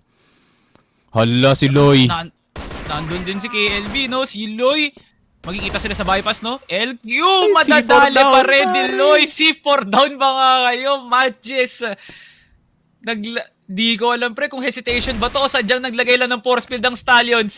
Nasa ng malalim na pwesto. Si Jason gumawa ng pangarap kanina sa exit. Pero hindi pa rin yun senyas para kumilos ang MATTJESS sa site. And Kano gets a Ferrari pick over to Ninkyu and Zack. Oh my God, what a fumble by MATTJESS. Yun na sana yun, but Stallions taking the punishment. Yun nga, no. I was actually low-key expecting, no, na Stallions sila pa yung mahihirapan pagdating dito sa post-balance guns update. Pero it seems like the opposite is true instead. And speaking of balance parity, Balance AK finally making an appearance dito sa kamay ng Stallions. The Stallions just sweeping aside itong MATTJESS in this round. Yaba at L4Q na lang natitira dito. EBR and an HK. KLB spotting one of the 2 players. Pero nandito na si Loy sa gilid. LQ will get the first one. Loy will get the quick trade. And will even get the second one, pare. 9 and 2. Looking like another day in the office para dito sa mga Cebuano, pare. Combined 6 rounds pa lang ang nakukuha ng MATTJESS. Grabe nga naman ang pinapakita ngayon ng Stallions. Every game has been flawless. Their 4th series ever para madala sa 2-0 ang kanilang mga kalaban dito. No? This is a statement of a season para sa Team Stallions. Loy, nakalampas ng LA. Sino ang nagbabantay? Wala para sa MATTJESS. Now on the 2v1. Helpless pero hopeful para kay Zack, who is on his 11th kill. He needs 2 para masalba ang MATTJESS. And there goes the first pick para maging 1v1 na nga lang to. Alam na nga ni KLP, pero hindi natitinag si Zack na umalis ng bunker ngayon. KLP can see the opportunity para bantayan na lang yung C4. Nga, Kyle, planto na lang C4 pre, tapos dipis mo na. Kasi at this point, Zach, medyo nakakatakot tong si Zach Nomin. I mean, 12 and 9. To be fair, no, sa lahat ng players dito na matches who I have the most hope about it is this guy. 102 ADR, no, on a losing game. On a 2 and 9, pare. Honestly, very impressive. Pero KLP, around the corner, ang ganda ng angle niya. I mean, you can occupy, you can see the very right side ng ating bypass position. KLP spotted, pero mukhang di pa tapos ang laban. Sniper gonna be there. Zach tapped around the corner and tinapos na nga dito ni Kael pare. 10 and 2 Stallions. Another 2-0 para sa kanila dito. Ay, nako, iba talaga nagagawa ng siomay sa mga bata ng Team Stallions no? And something may ano yun may formula yung siomay na yan para talaga makuha ng Stallions tong panalo na to.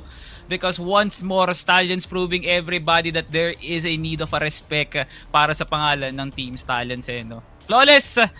Another day para dito sa Team Stallions para may pakita ang isang manoobra na Crossfire no? Ito talaga ang bunga ng pagpapractice no? So MATTJESS, take notes. Kudos pa rin para sa inyo. Yun lang ang masasabi ko. Pero one thing's for sure, MATTJESS has a bright future kung magkakaroon nga sila ng munting pag-i-ensayo lang para makasabay sila dito sa Team Stallions. Pero once more, congratulations Team Stallions as they now are heading into the leaderboards with a 4-0 record. Yeah, it's also a reality check, no? Para dito sa matches, it's not the same 2022, 2023, 2024 matches here where you can just cruise to a third place, pare, no? No. There's 8 good teams, if not 16 good teams dito sa region natin. So there's no more cruising going on, no? Wala nang easy mode na nakikita natin. So I feel like could be the time where matches, finally locks in or yun nga starts to invest probably in a macro coach siguro behind the scenes. Kasi magaling naman yung players, man. The players are really freaking mechanically good, but then, ayun nga, no, the structure is not there, the macro is not there. It's very individualistic yung kanilang team. But then, ayun nga, nakita ko naman from players like Zach who also works well pagdating dito sa sistema natin. If you put him in the right system, then mag-flourish talaga yung mga players kagaya nga nila dito. I mean, we already saw how good the players are. Kagaya nga ni Yaba, kagaya nga dito ni Zach from impact pa lang. So, really is, it has to be a right person to draw them or draw the potential out of them dito, pare. Yeah, parang kung makikita mo yung transition ng matches throughout the years, Ellison, Jeff Rox, A7J, CBN, Frey, si Ray, lahat ng yon mga solid na players. Masasabi kong hindi rin naman ganun ka held back yung pag-transition nga nila heading into 2025. The players are still solid. They just need direction. Hoping yun nga ang mangyari dito para sa matches as they still have following games, no? Para talagang magkaroon pa sila ng konting comeback dito sa ating standings, no? Pero ladies and gentlemen, first series done. Markadong-markado na sa istorya ng Crossfire ang laban ng Stallions saka ng MATTJESS. Ibato na natin sa panel para malaman natin ano ba ang masasabi ng ating mga kaibigan na si Mochi at si Dado.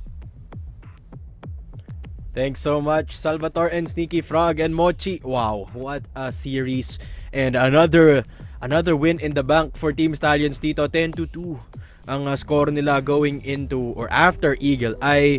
And I just want to say, I completely agree with all the points brought up by Sneaky and Salvi dito. No, that players of matches definitely talented. Just lacking a little bit of direction. Maybe it's time para magkaroon nga sila ng dedicated coach. Of course. Hopefully, no? Because we can already seeing the changes din sa competitive lineups na meron ng ating mga teams. Little by little, they're adapting more of a structure, a system, and even additional innovations, exploring kung ano ang mag-work with their corresponding playstyles. It's just that, once again, tulad nga ng sinabi nga nila Sneak, no? It's not just being able to do your thing on your own. You should be part of your own team. The reason why it's a 5v5. Hindi pwede na isa lang o dalawa lang. Dapat lahat ay nagtutulungan. But this here sa ating highlights, no, seems like sobrang deserving talaga ng applause nito ni Zach. I believe for the whole duration here, the Eagle Eye, siya lang ang merong positive GD talaga. Well, let's check that later on sa set summary. But I absolutely agree, no, Zach. Performing out of his mind, considering all things, considering na Stallions yung kalaban nila dito. At yun na nga ang ating set summary between these two teams. And you know, Whoa. Zach with a 1.2 kill to death ratio. I mean, I think Ninkyu deserves a bit of shout out as well after that Ankara map. But at the end of the day, it is of course Team Stallions to come out on top. At si Loy naman ngayon, may pinakamataas na kill to death ratio. Parang salitan lang sila, no? If it's not Kano, it's Loy. If it's not Loy, it's KLP. Sometimes JJ even pops up as well as si KLB, no? Which is really interesting here for Stallions. Meron talagang capacity lahat na mag-step up at mag-stretch forward kung kailangan nilang gawin yon. And hopefully that MATTJESS can learn a thing or two dito sa kanilang series ngayon, that sometimes as much as we always want to vouch for comfort, no, sometimes wala tayong choice but to adapt and change. So still a nice try, and hopefully that we can see them gain some V's or mga W's natin in the next few challenges or series na makakasali sila on. Yes, absolutely, no? Head high for MATTJESS dahil marami pa naman tayong laro sa group stage, and still all in all an overall improvement from Impact, no? Kasi syempre umangat sila ng liga dito, no? So they are facing up against the big dogs now, and Team Stallions proving to be the biggest dog for that matter, no? With a 10-2 win dito sa Eagle Eye. Set MVP Mochi, I feel like it is going to be one of the two players na naka-plus lagpas 2.0 yung KD, pero this time around it is Loy, the HK player, the KD of 2.33 and a kill round of 1.17. Taas din ang headshot per kill ratio niya dito. 0.60. Yeah, it's almost 0.65, no? And what's crazy din kay Loy kasi is despite the fact he's always on the support role, especially when it comes to Edis dinner trade-offs na always on point naman, minsan mapapanganga ka sa mga performances niya because of how flashy he plays once na mag-online talaga siya, like all out online, if you know what I mean. And it just shows din dito sa ating highlights when it comes to control and even eyeing specific angles that are always being left checked by him. And mahirap magtago pag sila yung kaharap mo, basically. Exactly. And you know he's gonna peak as well, right? Yeah. Loves playing contact si Loy. And pag siya yung nag-MVP kasi, alam mong on all cylinders dito ang Team Stallions. Di sila nagpapapigil sa utility, sa smoke, sa flashes. It's just Loy pushing up against the smokes. At yan ang ating match result in the battle between Team Stallions and MATTJESS. Team Stallions do come out on top with a 10-4 score in Ankara, and then 10-2 sa Eagle Eye. So there you have it. Some valiant effort from MATTJESS. Still, credit them of their talent. Napakalupit pa rin mag-duel ng MATTJESS. But of course, Team Stallions with way more structure. And syempre that experience. You can never count out that international experience. True. Kumbaga, yun talaga magkakaroon tayo ng mga wish na pare-pareho mga casters. Yun na talaga. Hopefully magkaroon ng much solidified approach itong si MATTJESS in approaching or playing in certain maps, and as well as hopefully parang fixed schedule na rin na mag-practice. I believe, parang medyo na rin ako, like, kung totoo man talaga yung sinabi kanina ng ating in-interview na player na si Yaba, no? Hopefully, mas maging maigi pa ang kanilang pag-ensayo. Pero ito nga ang ating match MVP dito, Daydum. It's Loy, the entire series MVP, no? Oh, not Kano this time around. Surprise, surprise. Wow. Kasi Loy, of course, played contact. I mean, I think Loy was channeling the play style of MATTJESS there, no, that loves playing the very forward approach. Parang tinapatan ni Loy dito, no? At siyang naig with a 2.14 kill death ratio. Let's couple that with an astounding 0.42 smokes per round average, no? So still providing that layer of utility as well. So mighty impressive mula kay Loy dito. And what can I say? Team Stallions, walang kupas dito, Monchi. Walang kupas indeed. And mind you, this just like the fourth day, no? I'm really curious if there will be a specific team na kayang mag-tip over ng kanilang winning streak na meron sila so far. Perfecto pa, no? Even one map, wala pa silang nadadrop so far. I am really curious and thinking if there is a chance na magawa yun ng ibang team sa kanila. Or, is there even this certain possibility na just W sa lahat ng mga mapa or seryeng lalaruan nila? Nakakatakot din kung iisipin. Yeah, absolutely. So, tuloy-tuloy ang labanan natin dito sa Crossfire. And of course, tuloy-tuloy pa rin ang araw natin. There you have it. The first series win will go towards Team Stallions. Pero ito, Mochi, I wanna touch upon a certain topic na na-bring up ni Sneaky Frog kanina. 16 competitive teams. I think because MATTJESS have bridged the gap, the skill gap towards regional.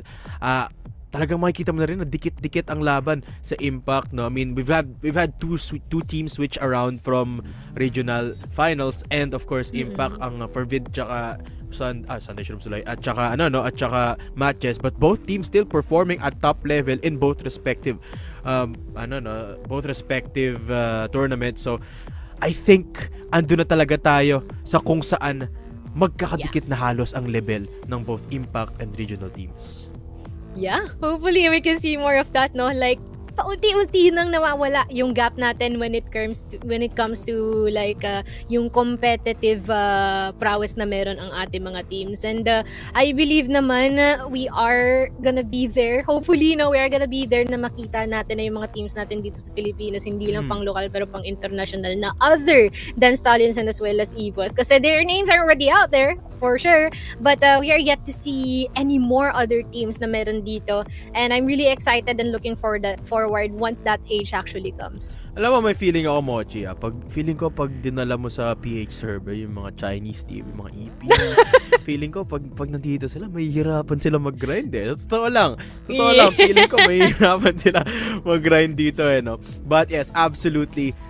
Sana magkaroon tayo ng third seed papunta sa Grand Finals, no? It's 2 seeds right now, but I really feel like kapag nagkaroon tayo ng third seed, lalo pang marirealize ng mundo kung gaano katindi ang labanan ng Crossfire dito sa Pilipinas. Guys, by the way, pwede kayong sumali sa usapan namin dito sa casters at paneling desk. Make sure to comment any questions and any suggestions that you might have. Kung spicy take man yan, malay nyo, ma-feature pa kayo sa preview show natin, no?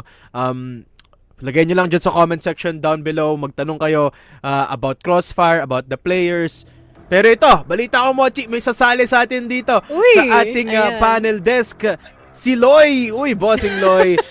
Okay, first of all, congratulations. May sumasayaw-sayaw pa sa likod. Nagtitiktok And lang Loy, ito ang tanong ko. First off, congratulations sa Thank you. up against MATTJESS, no? Isa lang ang tanong ko para sa iyo, Loy. Sino sa MATTJESS ang pinakamahirap, pinakamalaking sakit sa ulo, pinakamahirap makalaban mula sa MATTJESS roster? Si Ninkyo. NQT. Q. Oh. Wow. Lakas mag-arte. Understandable. Lakas nga mag-sniper, no? Mochi, may tanong ka ba kay Loy dito?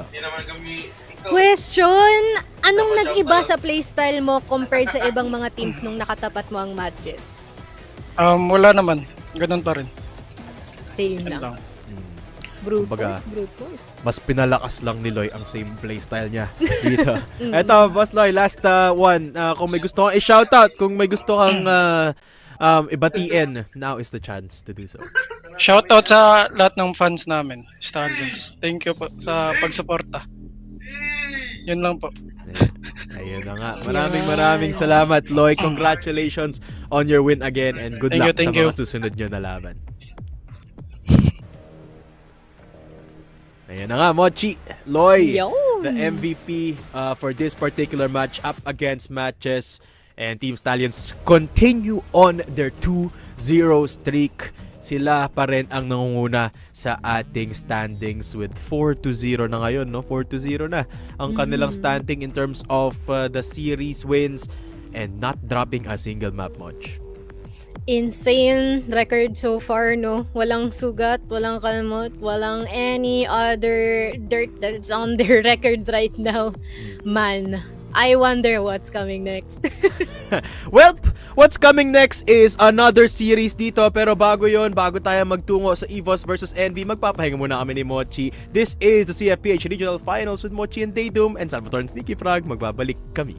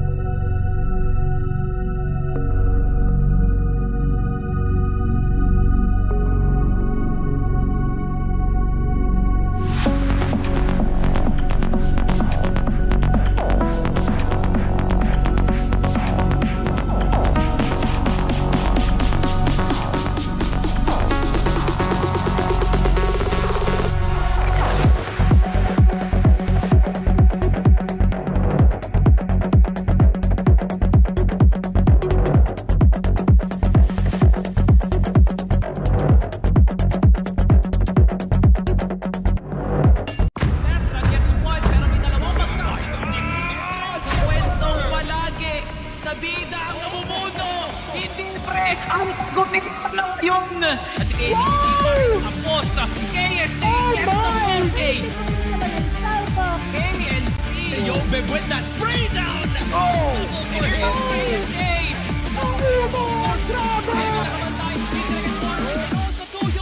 Will be the peak of Crossfire Philippines Valley.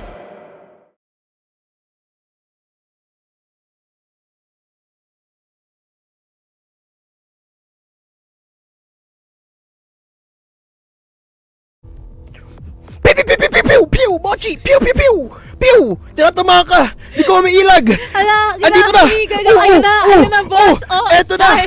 Guys, it's time for our Crossfire Regional Finals. Yet again, ikasan nyo na mga baril nyo dahil magbabalik tayo sa bakbakan. It is match number 2.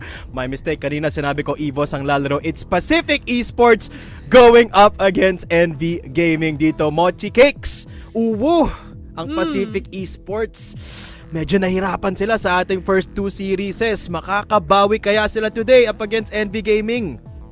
I mean, not gonna lie, if there is gonna be a better time for them na makabawi, mukhang ito na yon, no? I think NV should also think of it as the same. Parang pareho sila dito na medyo nahihirapan sa current standings natin ngayon. And, sana makita natin na magkaroon ng mga W's na dito sa ating standings so far for the current regional finals. Siyempre, kailangan makabawi dito ng Pacific, no? Of course, a lot of expectation brought up to them dahil sila ang madami nagsasabi. They're still the international worthy team na dati nating representative. And let's talk about their run so far, no? Siyempre, coming in from Masters and this time in regionals finals naman, no? Napaka rocky ng road nila going into today's group standings.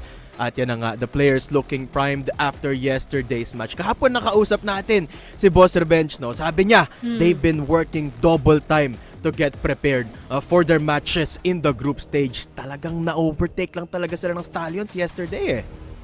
Yeah, I mean, not gonna lie, if they really have to work double time, kailangan talaga. No, most especially if they really want their title back, no? Yung prestige ng kung anong meron before. But right now, itong ating team stats, seems like there is gonna be some decent performance naman from the rest of the squad, no? And I think there is still gonna be some decent progress din man when it comes to fighting din yung mga susunod na mga laban natin. Total na binyagan na sila ng Stallions with other stronger teams.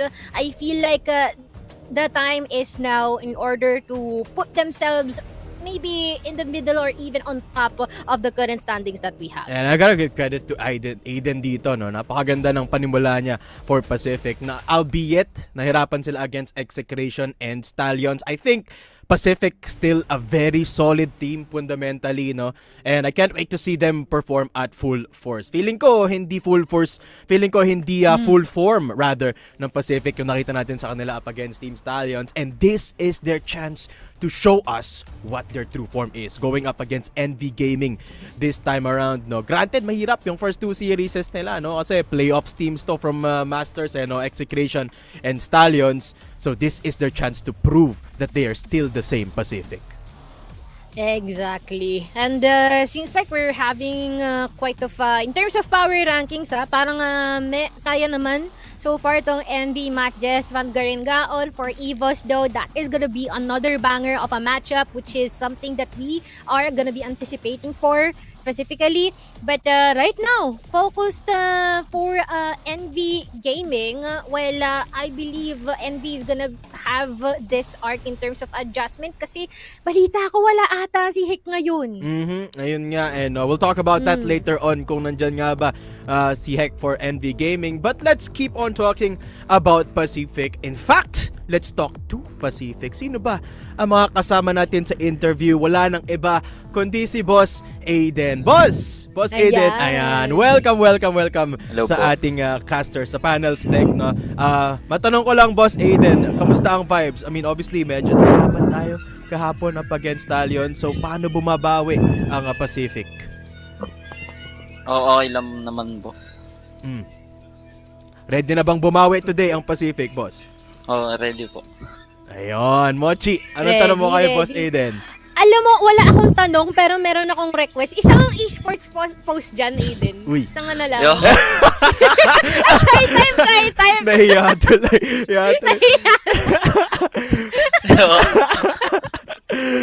Boss. Ayan, time si Aiden. Ano Nakapokus naman? daw, nakapokus. Siyempre, game face on yan today ni Boss Aiden. Ito, Boss Aiden, hindi na natin pahintayin pa yung mga supporters natin dyan. Shoutout naman natin kung sino man ang gusto i-shoutout ni Boss Aiden. Shoutout sa mga nanonood dyan. Ako sa Vanguard din daw po, sabi ni Salvatore. Ay lang po. May coach. Ay, kay Salvatore May din. coach na Kay Salvatore din shoutout. Kulang pa na isa pa na papashoutout Aiden, naririnig ko rin eh. Sino? Si Oh, isa pa. Si Sneaky Frog. Sabi niya, ayun. Yun! Kompleto na! Ayan, maraming salamat Boss Aiden sa pagpapa-unlock mo sa paandar namin. Good luck sa Thank you laban nyo later on and for the rest of the regional finals. Good luck, Boss Aiden. Thank you po, thank you. Ayan. Okay.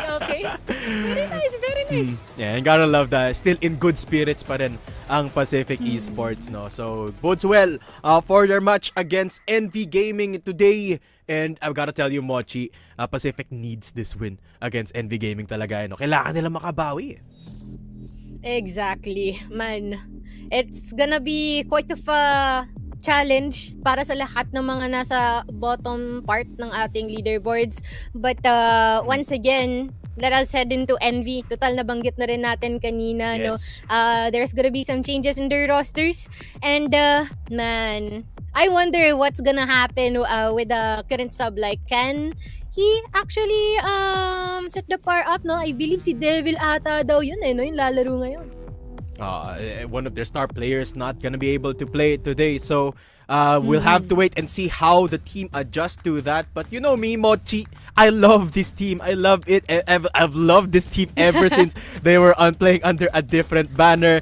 Syempre, this time you got Nomad, NL, and Heck, of course, who has played in the first couple of series na meron ditong NV Gaming in regional finals. But let's see how they will perform against Pacific. No, it just feels like this is the team that has the most to prove in the group stage. O ewan ko kung ako lang ba yun. Pero sige na, NV, let's win. Let's try and win this up against Pacific. Totoo, no? Lalo na nung nakausap natin sila, there's gonna be better distribution in terms of responsibility, no? Nomad is gonna be focusing more on the IGL part while the rest of the squad will also just focus on whichever position that they'll be having. Pero check lang din natin siguro yung ating team data dito. Kasi alam mo ako personally, talagang vouch ako kay Ared kasi may mga oras na sobrang tindi niya rin na mag-perform eh. Alam mo yun? Yes, exactly. And actually, NV Gaming, no, one of the few teams na isang serye pa lang ang nalalaro sa group standings natin, no? So, may chance pa rin sila na makapag-establish ng magandang base. Kumbaga, Mochi. Yeah. Ang problema lang, yung dalawang matches na lang mga kasunod is Pacific, Ay! Stallions. Gawin na nating tatlo, pati EVOS yung kasunod, no? So, as far as matches go, it is as hard as it can get for NV Gaming. But you know what they say about David Goliath stories? It's always nice to see David win. So, will that be the case today? Anong nanonostra mo? Anong nararamdaman mo dyan, Mochi? What does your gut tell you?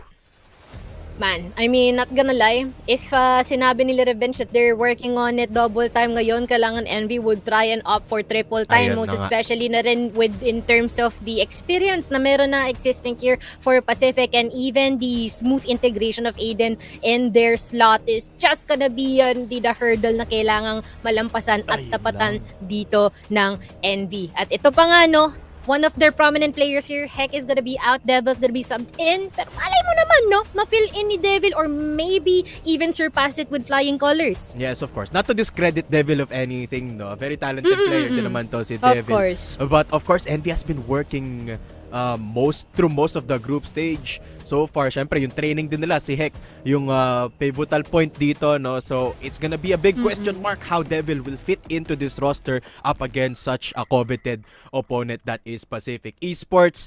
So, we'll have to wait and see once we go into the server and once we go into the sets, kung ano din yung mga mapa na makikita natin today. Pero, balita ko, merong sasama sa atin dito sa desk, no?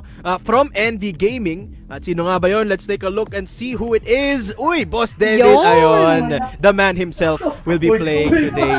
Boss Devil, ito, isa lang yung tanong ko for you and NV Gaming though. So, yes, today you're gonna be subbing in for Heck, tama ba? Yes sir. Yes, okay. So, it's big shoes you have to fill. Si Heck yan papalitan natin. Ang tanong ko lang, Boss Devil, kinakabahan ba tayo going up against Pacific? Wala naman po. Kalma lang kami dito. That's what I like to Chill na hear. chill. That's what I Kalma like lang to kami hear. dito. Mga player para. Alright. Ikaw Mochi. di mo ano? Mochi, any Okay. question for Devil? Ang question ko naman, ano ang preparasyon nyo heading on to this one ngayon na ikaw ang sinab-in sa roster nyo ngayon? Yung preparation lang namin, ma'am, ay wala, kanya-kanya lang kami practice ng FFP kasi wala din kaming mga oras para magsabay-sabay maglaro kasi busy din. So, sariling sikap lang talaga yung ginagawa namin na para maka-cope up sa kalaban. Yun lang po. Okay. Alright, but Hopefully, Hopefully, ma-carry over yun yung personal na effort nila sa pagpa-practice nila. Ito, Boss Devil, now's your chance para mag-shoutout sa mga supporters dyan ng NB. Isa doon. Sa mga supporters ng NB at kung sino man ang gusto mo i-shoutout, now's the chance to do so, Devil. Shoutout sa lahat ng fans ng NV Gaming. Sana magkaroon magsawang sumuporta sa amin. boss. Shoutout din ako sa friends ko na Myriad. Saka Ayun. mga kaibigan namin na nanonood dyan. Iwala lang, kaya natin to. At Kaya shoutout din magtitiwala. pala sa 5 jerks. Okay. Magtitiwala kami sa inyo, NB. Maraming salamat, Devil, and good luck Thank you, sa thank laban nyo today. Thank you po. Ayun na nga. Ayan. Still in good spirits, no? At Mochi, feeling ko yung mga ini-interview natin, pag tinatanong natin anong preparation, lagi na lang dina-downplay eh. Feeling ko. Kasi makakatungtong ka ba, Mochi, sa regional finals kung konting practice lang nagagawa mo? Feeling ko hindi eh. Di mo sure. Baka malay mo, ganun lang ka-basic sa kanila, kaya ganun lang yung mga sinasabi nila. Di mo masabi, no? Dahil posibilidad. But, yeah, let us see kung talagang bang ganun lang kasimple yung kanilang pag-practice nila at kung sino ang magtatapatan for our key players. Yes, let's see sino nga ba ang head-to-head matchup natin between the players of Pacific and NV Gaming. At yun na nga, it's Aiden up against Nomad. Halos magkadikit yung mga numero nila dito, Mochi. Yes, which bodes well in my opinion for their matchup for today. No, I think may tinatago ang NV na pwede nilang ilabas up against Pacific. Pero mukhang mas gutom ngayon ang Pacific Esports eh. Mas gutom talaga, no? Especially when you're fighting for that history, no? Yung kanilang golden age and they really want to grind in order to get it back. That's gonna be additional gasoline, no? Sa fire or yung pag-ignite ng apoy sa kanilang mga sarili na hopefully makalaban sila at lalo pang manalo dito sa serye natin ngayon. Pero malay mo naman, merong mga baon tong si Coach Nomad na mga stratehiyang maaaring ibato dito sa Pacific na para pahirapan sila lalo na umakyat dito sa standings natin. Absolutely, no. And of course, Nomad has to work as well being the strat maker, the shot caller dito sa game na to with Devil subbing in. We're yet to see just how Devil performs in that scenario. Pero ito, magtawag na tayo ng backup kasi naghahanda na ang players. Naghahanda na rin ang casters natin. Salvatore, Sneaky Frog, pasok tayo dito. Ayan. Uy! May pa ganun? Ganun ba yun, boss? Baba mo yan, boss! Kaaway natin, boss? Boss! Ayoko sabihin sino mga cellphone kaaway natin, pero wag po dito. Pagpatay na lang po yung broadcast tsaka po tayo magsabihan ng ating mga kalaban. Yun lang po. Uy, teka lang. Wala tayong kalaban. It's all friends tayo dito. Ay, all friends po ba tayo? Ito, Sneaky Frog. Let's talk about yung dalawang magkalaban dito sa server natin. Pacific Esports and NV Gaming. Ito, seryosong usapan na, Sneaky. Pacific has had a rough start sa ating group stage, no? So, I want to rack your brain as to the reasons kung ano yung ibig sabihin, ano yung, not the reasons, but the meaning of this game against NV Gaming. Ano yung implication nito for Pacific? Finally, a fresh start, hopefully, para dito sa Pacific. Yun nga, and yun nga, probably just to prove to the rest of the league na kaya pa nilang pumasok ng top 4. I really feel like itong Pacific is still very capable of entering itong playoffs natin despite their bad start dito sa liga. Yun nga lang, medyo na-surprise sila ng Execration ng first week, second week obviously Stallions matchup. So, yeah, this would be a very big win para sa kanila. And finally, something to notch on the board, no, dito sa ating standings. Alright, it is the map beat already and waiting para sa atin dito, Salvatore. Any sub-basers? Ano kaya makikita natin mapa dito? Any thoughts on the maps? Black Widow? Ban agad ang Ay, sub-base and the what? Black first pick Widow will ata, no? be Ankara for Pacific Salves.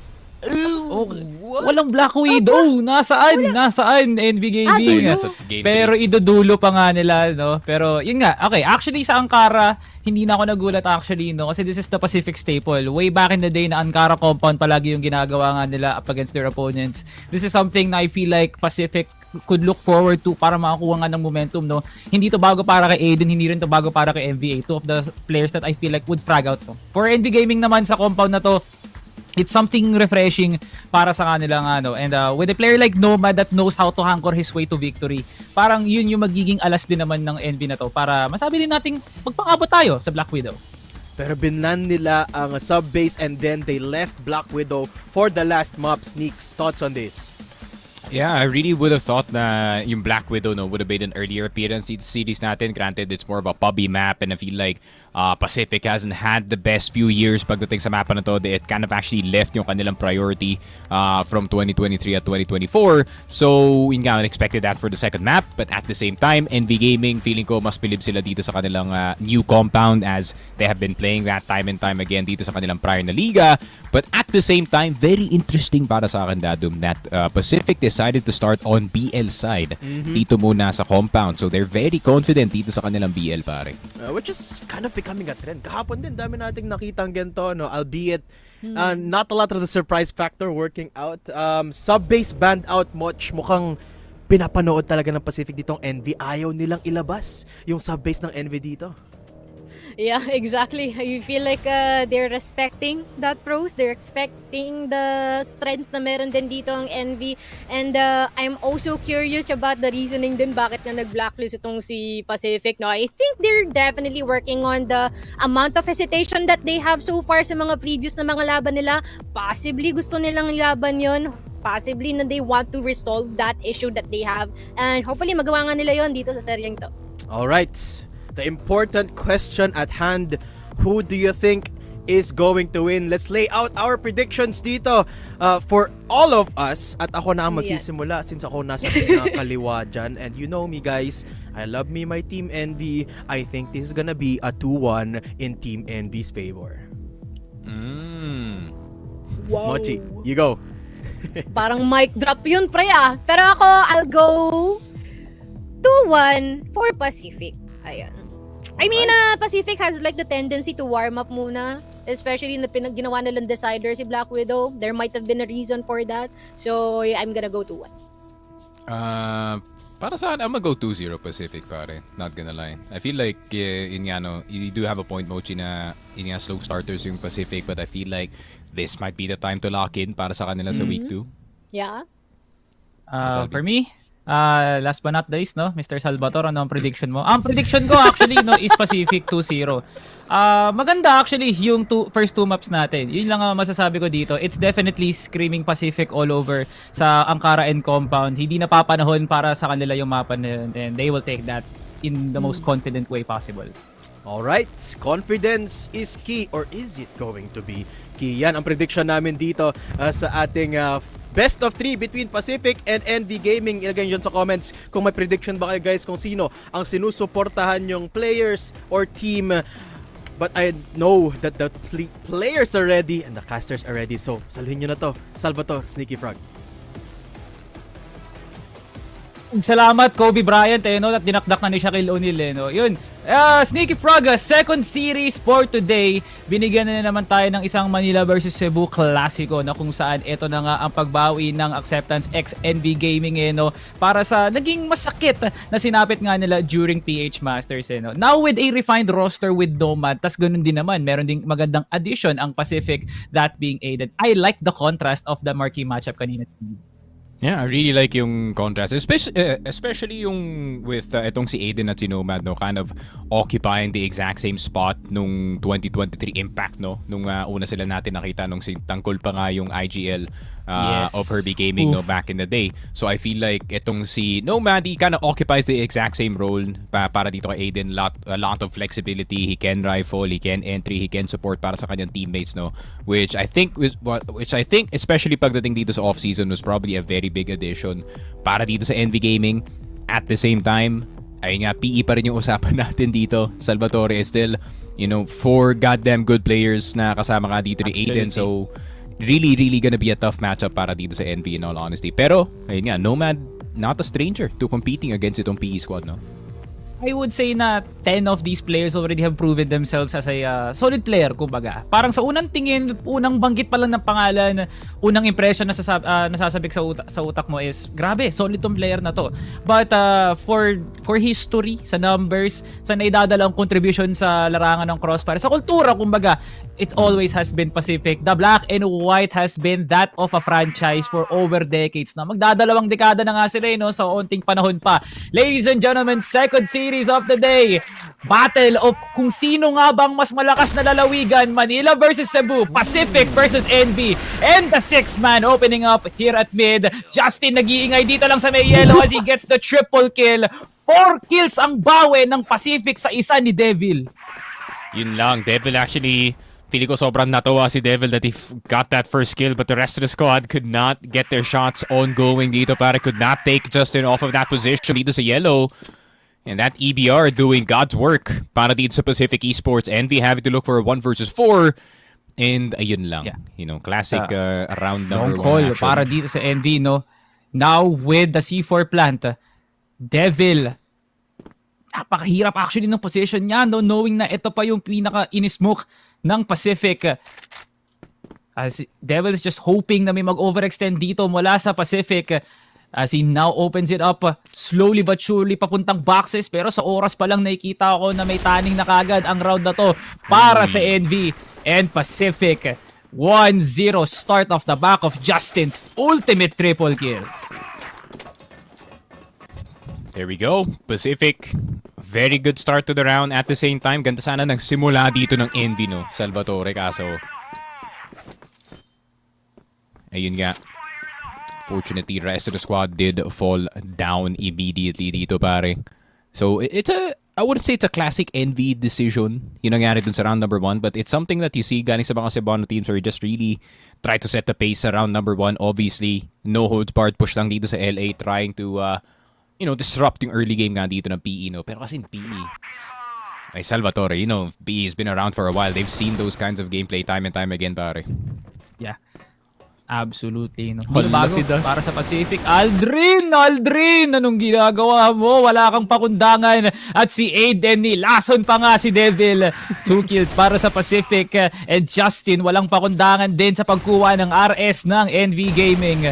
And now, NL nagkakandaogaga na nga kung paano nga siya pumayos na dito. Battery is already taken over by Pacific. Justin now, last man standing. Unti lang yung agwat niya dito kay Nomad as Aiden looking for the backup. Barrage of Q-Tex, binabato na nga para magkaroon ng success rate dito. Si Justin, nagkasalis yan! Nagkaaldaban! And Justin gets backstabbed by Nomad. Puti na nga lang nandun si Aiden para pulutin ang panalo. And BE 2-0. Grabe, it's always been this pattern, no, paano dito sa NV where they really get a good position or good start at the beginning of the round, pero somehow, some way, Aiden or itong si Aldrin somehow snaking their way into their defense, pare. And just absolutely destroying yung kanilang backlines. Pero CJ getting si revenge sa simula ng round, and CJ getting FVA as well. NL getting itong si Justin. PM or PE decided to go a bit more aggressive dito sa round, pero mukhang sila pa ngayon nagbayad. Yeah, parang malabo actually para sa Pacific, no? Unless something pops off dito kay Aiden at Aldrin na bumalik nga sila sa hyperbolic chamber nga nila, no? Pero na nga lang kung yung mangyayari dito. Aiden, nakabuenas pa nga dito lang sa may baba ng mid. Pero kailangan pa rin gumawa ng NV Gaming dito para matrap ang mga dalawang members pa ng Pacific as CJ gets it done kay Aldrin na naparotate pangalan dito lang sa may second mid. Devil pangat na ng militaire pero si Aiden nakatabay lang sa pwesto niya. And there goes the second para kay Aiden as he's now working a 1v2. It used to be a 4v2 sneaky frag. Pero si Aiden, dahil nga sa pagkahiwalay ni Ared at ni CJ, possible para sa PE. Yeah, Flash gonna go through sa mid, gonna dissuade anyone from going up that mid position. Instead, mapapaikot dito yung Envy and Aiden actually. Opportunity para sa kanya na makagulat ng isang player pero double TP na lang ang lalaruin nila. Which I can't really blame itong Envy, no? I mean, you're in a 1v2, si Aiden pa yung kalaban mo. Might as well allow him to go A if ever he goes B good. And ayun nga, just play the 1v2 together. Pero knowing si Aiden min, maghahanap po na yan ng isang pick bago yan na makababa ng C4. And 40 seconds. Aiden needs to make a pick in order for that retake to be at least comfortable para sa Pacific, eh, no? Knowing NV sa kanilang mid-rounds at sa mga post-plants na nangyayari, it has to be a duo play para kay Ared at CJ. Magkakilala nga naman sila, no? So the call might just be good para si Envy. And here comes the plant. Ared, pasulong na nga dito sa may A site at si Aiden nakabantay lang sa may exit. As CJ now makes his way here at CA. Si Aiden, hindi niya alam kung paano niya isa-separate yung duel dito. Pwede siyang malason ngayon ni CJ kung hindi nga makakatingin ng EA ngayon si Aiden. 19 seconds left on the clock. Here comes Ared, magkasama na nga sila dito. Nasa room A si Aiden at nagpaulan na nga siya. Kaso hindi ganon kabilis ang pagkilos ni Aiden para matutukan sa bungo. Envy gets the retake. Yun lang, kung nakuha na dun si Ared or si CJ, it would have been a very winnable situation para dito kay Aiden. But PE getting their hands a bit too bloody dito sa round natin. At the same time, very nice shots kaya kay CJ in that second mid position. Gamit yung kanyang EBR, using that wallbang advantage na meron siya. And immediately taking out revenge, immediately taking out the second player as well. So that early aggression now starting to pay off para dito sa Envy. Pero Devil, part 2 ng kanyang pag-peak. And nakuha na si Aiden. What a flick from the 6-man pare. Kung iisipin mo yung flick na yun, hindi yun biro lang, sneaky. From Miniter pa yun, head glitch pa talaga si Aiden. Oh, that was impressive from the 6-man of Envy. And that is in the cost of his life, eh, no? Yun na yung ubus na yung anting-anting mo, Devil. Kailangan mo na nga mamaya pa na nga muna, no? Pacific now looking towards for a possible push clear nga muna sa panandalian dito ng LA. As lot of movement actually from Envy, no? Dito lang sa may second mid. Kung lalaliman nga nila yung pwesto nila dito, they might just take over TB. And same goes for CA actually. Pag nakuha ng Envy yung CA, mahihirapan ng Pacific sa gagawin nilang execute, ah. Yeah, pero you can see the doubt sa utak ng PE, no, on taking some of these angles. And I can't really blame them, no? Buhay na buhay pa naman dito si Nomad and he can pop out at any time. Itong si ANL pa naman, he does like to test some angles, no? So tamang respeto lang from the side of PE. I think it's a double smoke papunta dito sa B side and babalik sila pabalik ng A. Hindi, actually, they're gonna fully commit to a HM push galing dito sa CA. NL has to be careful. Okay, pushing and L gets taken down.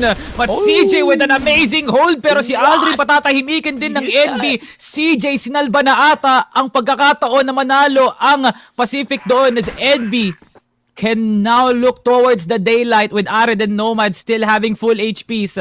Aldrin, alanganin na nga yung buhay. There is a need of a weapon swap para sa kanilang dalawa. Pero confidence pa rin para kay Revenge. Needs to make those shots. 23 seconds left on the clock. Here comes Revenge. Crouch pican si Ared pero tanggal ang bungo ng hangin ng sniper. Ared secures it para sa NB.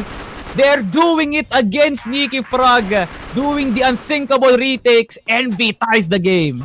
2-2 para dito sa Envy at the same time, pero miscommunication, no, between dito sa dalawang PE players natin. I would have actually expected itong si Aldrin to make the loop around galing dito sa hotel, no? Pero ayun lang, that bit of hesitation actually blocking them from a very good play happening, possibly in that 2v2 retake. At the same time, very nice defense galing kay CJ in that early second mid-round.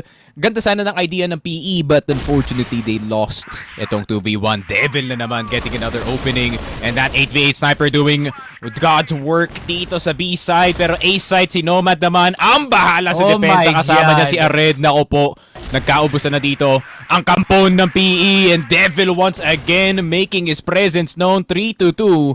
And it seems like this sniper isn't too bad, pare. Yeah, this is Envy breaking down barriers left, right, and center. Walang practice ka mo, no problem para sa Envy. As Pacific, hindi na nga natin alam paano nakakalampas ang Envy sa mga ginagawa nila without checking the flanks or even trying to challenge them with double peaks. Lahat ng yun was just pure instinct para kay Devil at kay Ared no. Aiden malalim na nga sa may CA at nakita nga si Devil na nakatalikod nga dito at susunod na nga ngayon si Nomad not hitting them shots. 36 HP para na nga lang dito kay Aiden, but PE has the high ground dito lang sa may CA. Yun lang, caught si Ared mid transition here dito sa loob ng spawn and got into CA for free. So dalawang players mamamatay para dito sa Envy. And NL, Ared, and CJ, granted, these three players have been doing God's work dito sa mapa natin. They are gonna need to pick off some of these low players. Aiden around the corner, TRG trade para kay MBA. 2 versus 4. Pero tignan mo naman kung gaano ka-low dito si Aiden at si Justin. And may sniper ba dito si Revenge, which hasn't hit at all dito sa mapa natin. Pero Envy, they're gonna start to do a bit of exploring dito sa mapa natin, men. Parang kailangan pa rin mag-ingat sa pag-explore actually, no? Kung lalaliman to ng Pacific, if they're gonna go like what, 2-2? Parang suggestion ko na nga lang ata, rektahin na lang kagad nila tong LA na to. Total, kompletos recados pa si Aiden tsaka si Aldrin no? So kung pipigilin nila dito si Ared with at least a smoke sa EA, okay na yun actually. Spaman nga nila to kahit papano. It would be really good for Pacific to force his 3v1. And now, suddenly a 4v1 as Aiden. Grabe nga naman yung nilasan mo doon, Idolo. Makes his way towards exit and top A. And now, Pacific tying the game. But Envy still fighting back. Yeah, labas-pasok sa CA dito si Aiden. To be fair, si Aiden has got to be one of the scariest Ankara players ever since Vanguard pa lang. And he's showing why with the new HK weaponry. Aldrin getting one with the AK-47 pare, pero tuloy-tuloy ba to? Devil getting itong si Revenge. Devil nakatutok dito kay Aldrin, but Aldrin still getting the kill. NL nakatago dito sa kahon, pero kaya niya bang makaalis mo ang hindi? From downtown, MBA, MATTJESS getting the 3. Ared and Nomad, last 2 left alive pare. Meron pa silang presence dito sa B-side, pero spotted na nga si Nomad. Medyo delikado ang kanyang posisyon! Aiden! The whiff of the century pare, yun lang. That could cost him the round. Di mo ata kasi binigyan ng exit lag, sneaky frag. Yun lang. Yun yung mga ganong bagay na napatama ka agad ni Aiden. The man used to lead the leaderboards for headshots, pero dun lang sa scenario na yun, hindi mo nagagana ang tutok ni Aiden. And now Justin finishing the round para sa Pacific as they reclaim their lead. Men, may nakilala ulit dun si Aldrin no? Ang kanyang trusty na AK-47. Say hello to my little friend nga naman talaga. Pacific gets the round. Yeah, I've been doing some testing as well with yung AK-47 balance. No, it's less like the AK-47 CFS. Instead, more similar nga dito sa ating normal na AK. I would say actually yung the closest similarity na meron dito yung AK balance is actually yung AK Gold.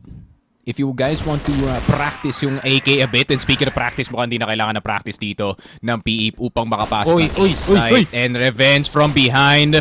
Caught, pero nasa loob na yung PE pare. Okay. Technically 4v2. Medyo matatagalan pa sa pag-ikot dito si Nomad.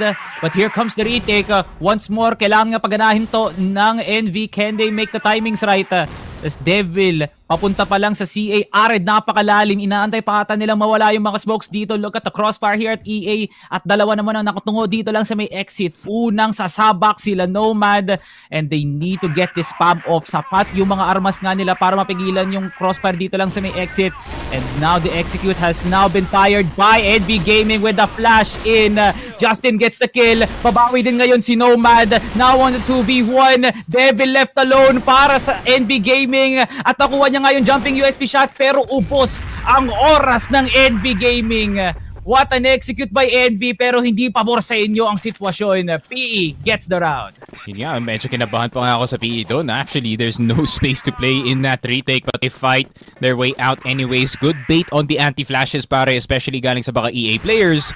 And PE. Grabe naman, it's an El Clasico A-side take. Not really much to write home about, pare. But at the same time, you can kinda see yung the lack of hesitation galing sa kanila, pare. If papasok sila, papasok talaga.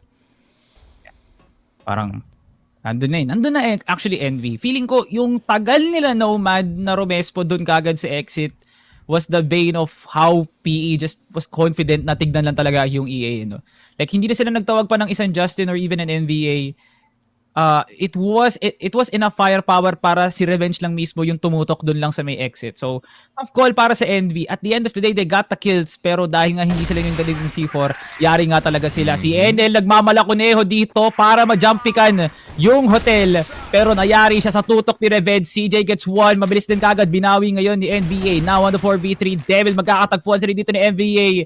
At si Devil tumataas na ang sungay niya. Patungo dito sa retake na to. 38. Now on the clock. Papunta na si Nomad. Yun nga, Nomad. HM control nasa kanya. Devil nasa loob ng RS. Red magagaling nga dito sa TB. Medyo difficult ang magiging retake nila dito. But at the same time, TB has been spotted. Pero Nomad may nanonood sa position mo, my friend. And his name is Aldrin with the AK-47. Train! Pero yun lang sa pangay na one tap doon! Pero Nomad getting 2. 14 seconds revenge. It has to be revenge. It has to be the Filipino sniper missing his first shot. USP gonna hit this time. 8 seconds left. Wala na masyadong oras. Aabot ba? Mukhang sakto pa nga para kay Red. 4.2 on the dot, pare. Nako po. NV Gaming with a 5-4 half on ang kara, pare. That's like the third 1v1. 0.65 ang agwat ng NV Gaming sa pagkapanalo at sa pagkatalo. Maaari nyo sigurong bigyan ng pakonsuelo doon si Nomad sa ginawa niyang entry sa hotel, pre, as Aldrin did not hit his shots at ang kapalit nun yung nakatao din sa tower. Napakasakit, Kuya Eddie, pero ganun na nga ang kapalaran ng Pacific in the first half. Now on the strong side of the map, Justin, napakalalim na kagad. Ared found on boxes, pero possible trade pa rin para sa NV as they're now going in aggressive. Devil try to take his chances dito lang sa may EA, sakaling may matamaan nga dito, but Justin with an in and out para sa Pacific. 1-0 trade. Yeah, Aiden has to be careful around that smoke dito sa A site, my man. Just in case na may mag-dissipate na smoke and a name does pop out, especially yung position dito ni Devil, napakahirap i-clear. Pero tamang safe play lang muna dito yung NV. I can't really blame them, no. They have just lost one of their members. At the same time, napalit nga dito si MVA. So alam nila na weaker yung A defense and magkakaroon ng butas yung mapa somewhere else. So hahanapin nila yon, and that might be the job of NL. Honestly, the man is 2-9. Pero if it's anyone to find an opening sa depensa ng Pacific, it is gonna be him. Pero one misread could be bad here para sa NV, pare. Yeah. Absolutely. Kasi kailangan nila perfectohin tong A-site na to eh. Ito na mismo yung pwedeng maging site na atake na mapo-force na mag-stack ang Pacific eh, no? Thus leaving the B-site open. If ever they get a good amount of rounds para magawa yung ganong klaseng ideya, biglang mag-a-adjust ang Pacific and they get the punishment towards TB as Aldred with low HP. Madadali na nga dito, no? Pacific. Tumataas na yung antas ng kanilang awareness dito, no? At nakakaramdam na nga sila na pwedeng pumasok ang NV anytime soon. Si Anon. Now, Aiden, papasok na nga na CA at mananalo nga siya sa duelo dito with Devil. Revenge. Nakatao pa nga rin. Pero si Aiden na mismo ang gumagapang sa mapa para humuli ng mga miyembro ng NV Gaming. This man is on an assassination mission para sa Pacific. Pero pasok naman ng NV as Pacific looking towards the retake. Yun nga, kaso ang aga na nakakuha ng posisyon dito yung PE, so they're gonna have to get a kill very quickly. CJ with a peek galing dito sa vents, getting away galing dito kay Aiden. Aiden down to 1 HP as well, so hindi maging madali ang kanyang pag-peek dito sa may vents position. So Revenge, all up to you, brother. It might have to be the USP doing most of the work. Aiden down. Revenge getting CJ somehow. Headshot gamit ng TRG at headshot gamit ang kanyang USP. Nako po, Revenge. Might be a quiet first half, but the second half could be more noisy for the Filipino sniper, pare. Men NL Pali ang leeg ng lahat ng tumingin sa'yo doon with that 180 over Aiden. But still, Envy not on the timing para dun sa retake na yon. Not enough trades para mapalitan din kagad si NL. CJ now setting up the LA. Pero here comes the attack. As mas lalong aggressive na nga ngayon ang PE, sila ang galit dito. And Aiden hindi pa rin makapag-push. Duguan naman ngayon si Ared. And Aiden nag-set na nga dito lang sa may spawn ng Envy. Nomad bumabawi. He's gonna get another one. At ubos ang aggression ng Pacific as there were not enough trades. 2 versus 2 make it a 2v1 quickly like that as Aldrin gets the punishment over to Nomad. NL, ikaw na lang ang natitira. Yun lang, up to NL.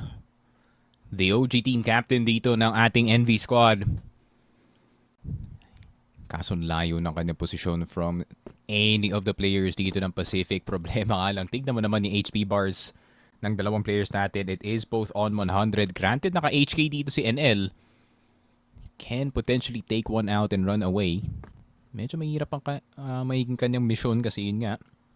Revenge shot si Aldrin pa naman yung last 2 players left alive and that's a very scary sight to see, no? In a 1v2 being a Filipino Crossfire player, pare. Ayun lang, papunta ng hotel. Nako po. Uy. Nice, good. TB. Okay, NL, pinakaba mo muna kami. No? Nandun eh, mahuhusgahan ka na eh. Pero wait lang, pabalik siya ng hotel. Hala ka, NL, nandun na. Nandun na, NL. Naku, nandun na yung ilaw sa dulo, bumalik ka pa kung saan mas masakit palalo. Naku nga naman. Di ko alam anong tumakbo sa utak ng isang NL, pero yun ang imong kapalaran sa round na yun.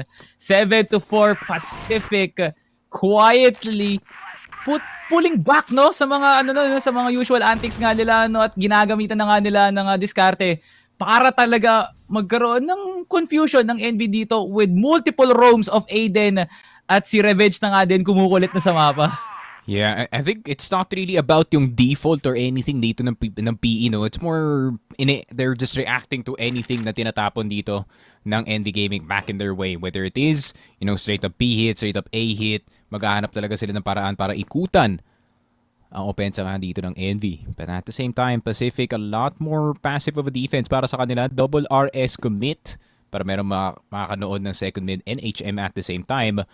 Pero kung mag-execute dito yung NV, this would be a very well-read round. Pansin dito ng PE that NV's been sort of relying dito sa mga A-take. So, ayun nga. I mean, 4 stack on the B side.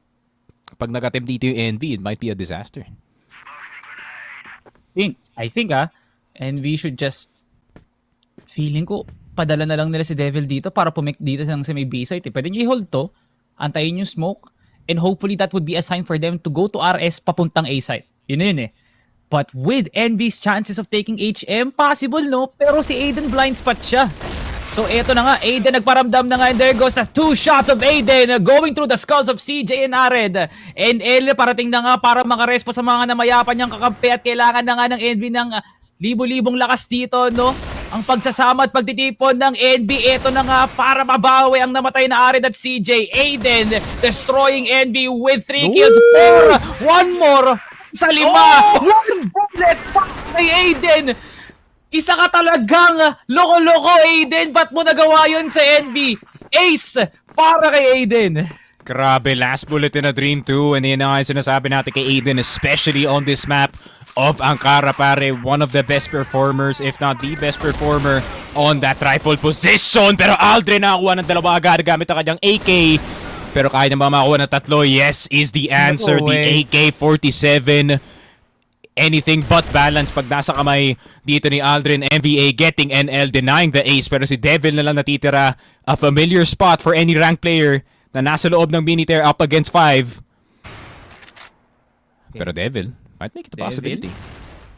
Teka lang, no? Kung isa-isa silang pumasok ng bypass, winnable to para kay Devil. Pero yung senyas ng flashes at nades, alam na nga nila kung nasaan si Devil.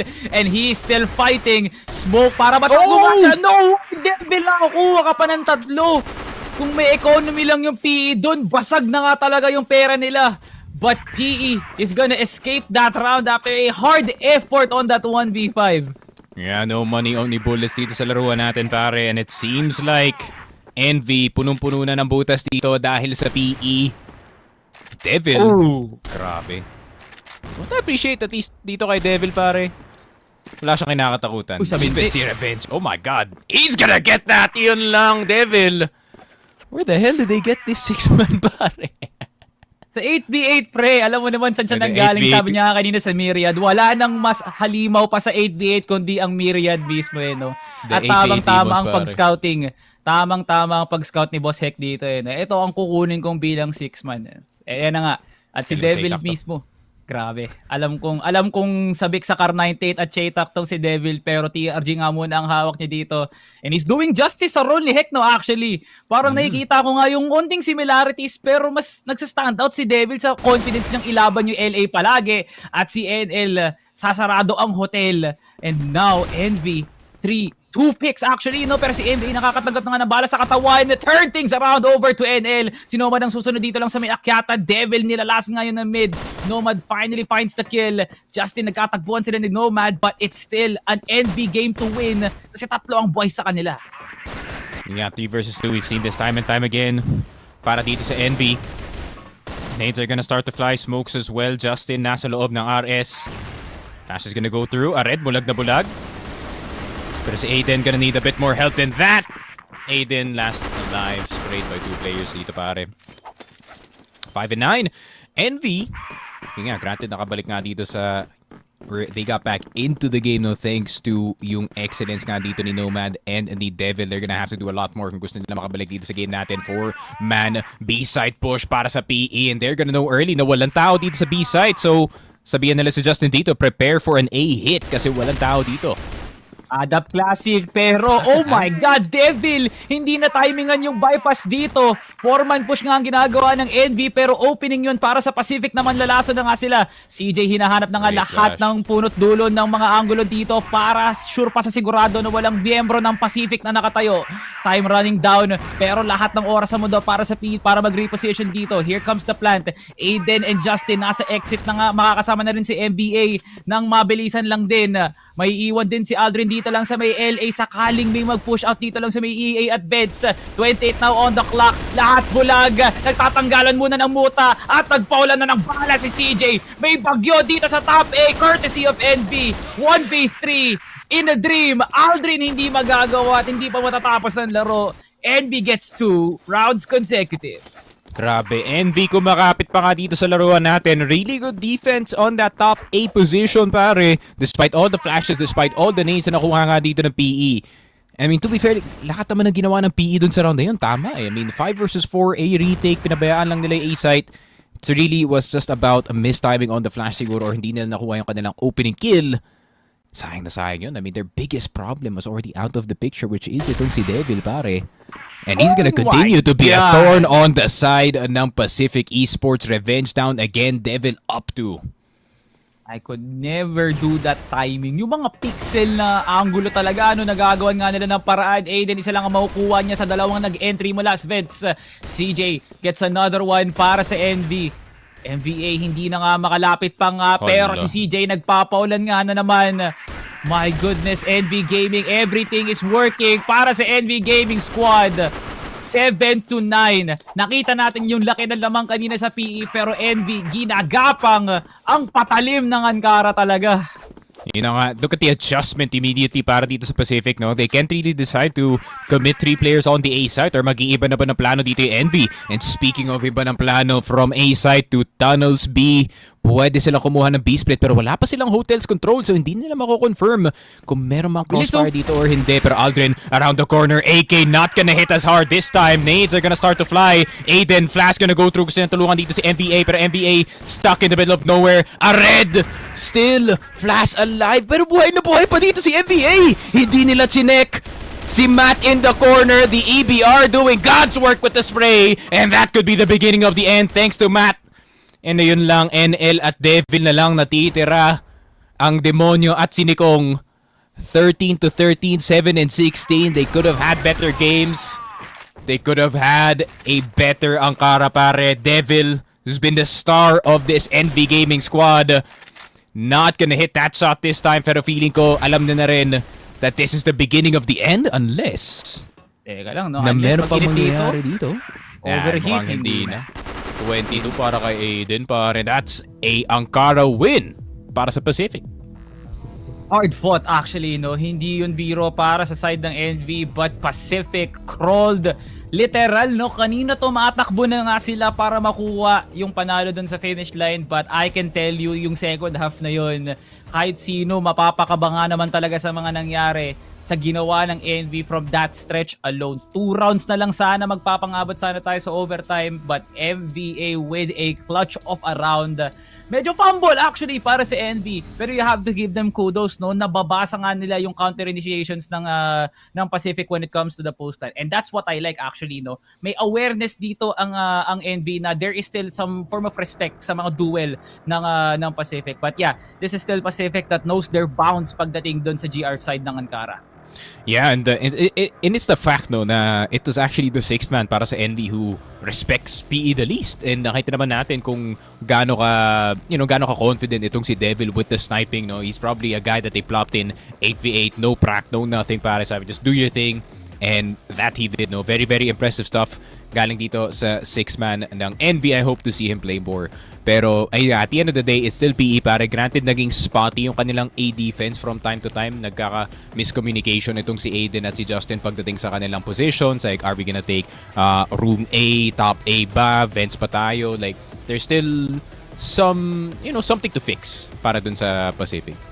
Unting onting linis pa kumbaga ng sungay ni Devil, unting tabas pa unting patulis pa din ng armas dito ni Ared, no. And I can assure you that NV Gaming can force Black Widow, a map na pamilyar nga naman talaga para sa kanila, no. That was the map that Team Secret garnered para nga makuha nga nila yung panalo na against Pacific. So I guess ginagamitan na nga ng NV ngayon ng tactics para at least to keep it balanced, to. Something that could propel Pacific na makita na nga natin yung pagkukulang nga nila doon sa Black Widow. Hopefully nga, no, for Pacific, they could push this over the second map para hindi na nga sila mahirapan sa map number 3. But as it still stands, Sneaky Frog, this is still Pacific na feeling ko malayo pa yung pwedeng marating, pero sa nakikita natin ngayon, it's still a team na wala pang masyadong napapatunayan. Hot take dito, specifically sa week lang na to. Yeah, for sure. I think yung level actually ng PE is a lot lower than expected, no pare. So, ayun nga, hopefully we do see in the next coming weeks them actually ramping up. Kasi kung hindi, ayun nga, Execration's gonna take that juicy playoff spot, pare. Yeah, onting laban pa Pacific. Meron pang isa pang seri na makakabawi pa ang NV Gaming dito. Matatapos na nga ba sa pangalawa o sa ikatlo? Malalaman natin mamaya. Ibato na nga natin sa ating mga kaibigan, Mochi and Daydom dyan sa panel. Kamusta kayo dyan? Sayang, Salvador! Makakabawi na sana ang NV Gaming ko. Pero Pacific with the comeback, MVA with the last round conversion. And Mochi, nangihinayang ako sa game na yun kasi NB pinakita na nila na makapal na rin ang playbook nila dito sa mapang to eh. Nakulangan lang ng konting linis, hindi nila nahanap si MVA. Yeah, especially na ang katapat pa nila dito si Pacific, no? Biro mo na ilapit nila, and that could have been a different story kung chinek nila si MVA.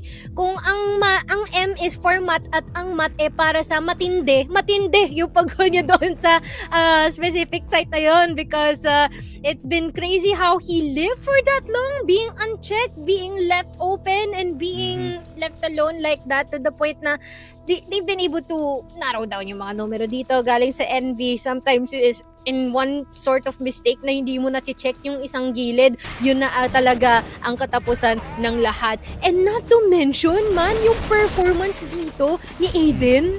Yes. Akala ko they're gonna have a bit of time in order to adjust, because si Aiden lang ang kakasali lagi, si Aiden na mag-a-adjust. Baliktad, parang silang kailangan mag-adjust kay Aiden because he's been finishing every single person here galing sa NB. But other than that, NB, for Devil being just their 6th man, tulad ka sabi nila, hindi nila malaman saan nila hinugot tong si Devil. He's been performing so well all throughout this map na sobrang tindi ng courage niya. He's so brave enough to face them face to face, literal. walang takot. In the face of Pacific, in the face of revenge, pumapalag itong si Devil. But if anyone deserves credit in this game, Mochi, it's Aiden with 22 kills here in Ankara. Sabi mo nga, no, parang wala namang adjustment na nagaganap. Si Aiden pa nga yung nagwawala dito with the ace round as well, taking all the players of Envy all by himself. Ang lupet ng laruan ni Aiden dito sa Ankara, Moch. Yes, sir. It's been pretty much a very, very impactful play na meron dito for both of these teams. I'm not gonna lie, every single one of them has been able to share a specific highlight dito sa ating mapa ng Ankara. Nagkatalo lang talaga with the mistakes na na-inflict dito ng NV Gaming. And I feel na pagdating naman sa second map natin, they can pull this into a decider. But let's not cut this short. Napakatindi lang din talaga ng performance dito ni Pacific Esports, most especially the almost to nga, tulad lang sinabi mo dito kay Aiden with a 1.69 KD. Yes, but you cannot deny Envy Gaming of their improvement, no? They're closely bridging the gap between them and Pacific.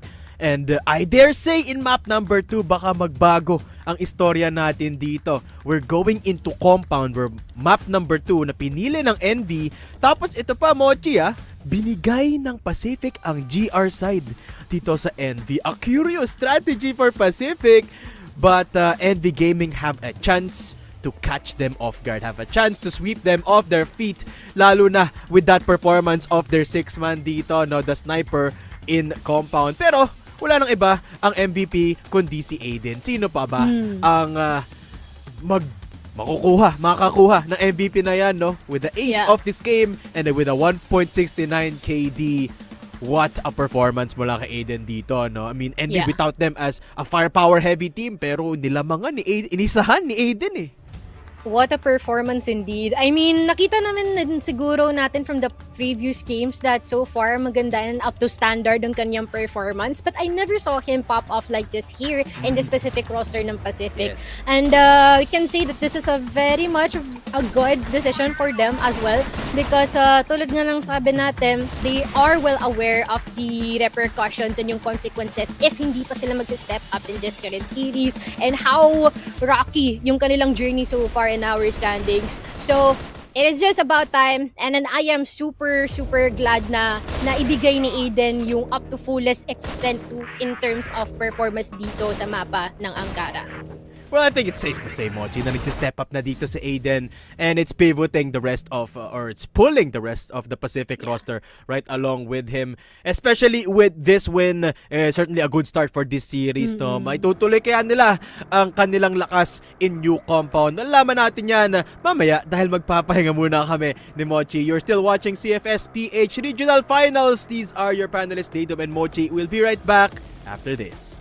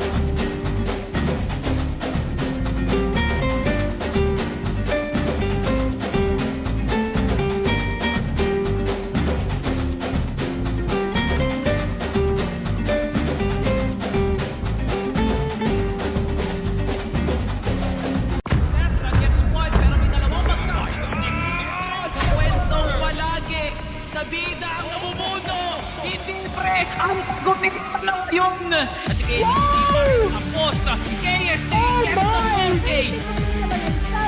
KNP! Yo, Beb with that spray down! Oh! KSA!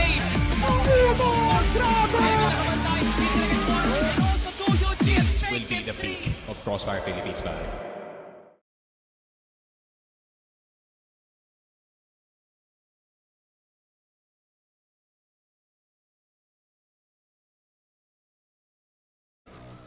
At nagbabalik na nga tayo din sa bakbakan, Mochi, ng CFS PH Regional Finals between Pacific and NV Gaming. And this series, man, it's caught some people by surprise with NV keeping it close against Pacific, pero Pacific pa rin ang nanaig sa Ankara compound. Mochi, tatanong ko sa'yo yung tinanong ko kanina kila Sneaky Frog at Salvatore. Bakit nga ba pinili ng Pacific ang BL side dito sa compound for starting this map? Man, I feel like as much as possible, no? Before kasi, nung nagkaroon sila ng laban, I believe that is with Stallions. Once kasi na nagkaroon sila ng time wherein they are giving into like the passivity and yung reactivity nila, nahihirapan na sila na bumangon ulit, and that is something that I think na kailangan nilang bawiin, especially here in New Compound. And I think that is also another step for proving if sapat ba yung ginawa nilang mappings, some scrims or whatsoever here now in the counterpart of NV, and let alone as a statement na rin na ikaw na rin nagsabi, unang mapa natin sobrang lapit ng kanilang scoreline, no? Almost na mahabol, at baka kung nakita nila si MVP, baka mga mag-overtime pa tayo, di natin sigurado, no? Pero this time, let us see if yung pagpili ng blacklist side of things here for Pacific is actually it for them. Yes, bounce back potential para dito sa Pacific once they go to the second half. Pero ito, handa na ang labanan. So itapon na natin to kay Salvatore and Sneaky Frog. Ay, sorry, di ko muna sasaluhin kasi hindi mo sinabi na may babato ka pala eh. Pero welcome back, ladies and gentlemen. Our second game of the day. Second game of the second series, no? Sorry na po, sumasabog na po kami lahat dito. Kailangan po na namin ng energizer, no? Pero yun, as you can see, no, Sneaky Frog, it was a tough series. It was a tough game para sa Pacific specifically, no? But at the end of the day, that 10-7 was usually, no, masasabi mong 10-7 the normal. Pero para sa Pacific, hindi ganun pag NV Gaming yung kalaban nila, no? Yeah, looking like a Vanguard game, no? More than anything, pare, those last few rounds na nakita nga natin dito sa Pacific, pare, where they're just throwing everything at etong NV, and hopefully it did stick. And it did stick in that one round nung naging 10-7 na nga tayo dito.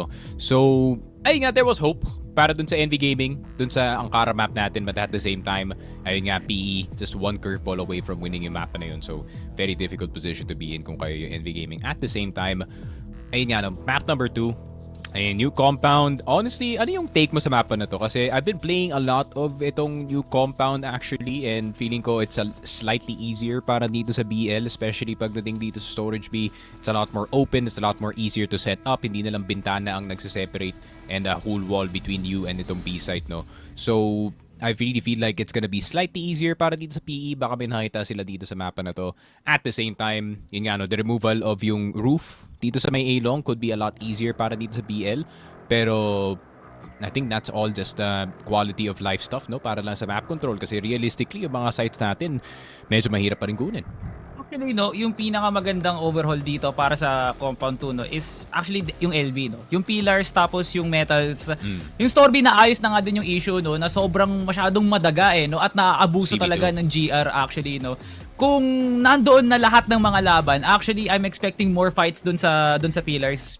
And less mid-con pati na nga rin sa LA. Kasi parang the usual, yung normal na compound, ang dali mapanish sa baba ng CA, parang nakakapag-push pa rin ng tower yung GR side, no? Pero pagdating dun sa LB, pag nakuha nyo na yon, napakadali na lang pwestohan ng CB, no? So it is indeed a map that was supposed to be GR side, pero parang dahil nga dun sa overhaul na yon, ang lawak na ng options ng blacklist para kunin yung B site na yon. Total, kung dun din naman talaga mag-i-excel ang Pacific dun sa round na yon, baka ispamin lang nila yung side na yon, and that could put them in a very good pedestal. For NV naman, I know how good their anchor players are. Nomad, NL, CJ, lahat ng yon nagpakitang gilas nga kanina sa Ankara. So if ever I see a strat lahat, bomba kagad ng midcon, rektahan kagad lang sa may RS kagad nga nila. Punish everyone going from CB or even sa SD.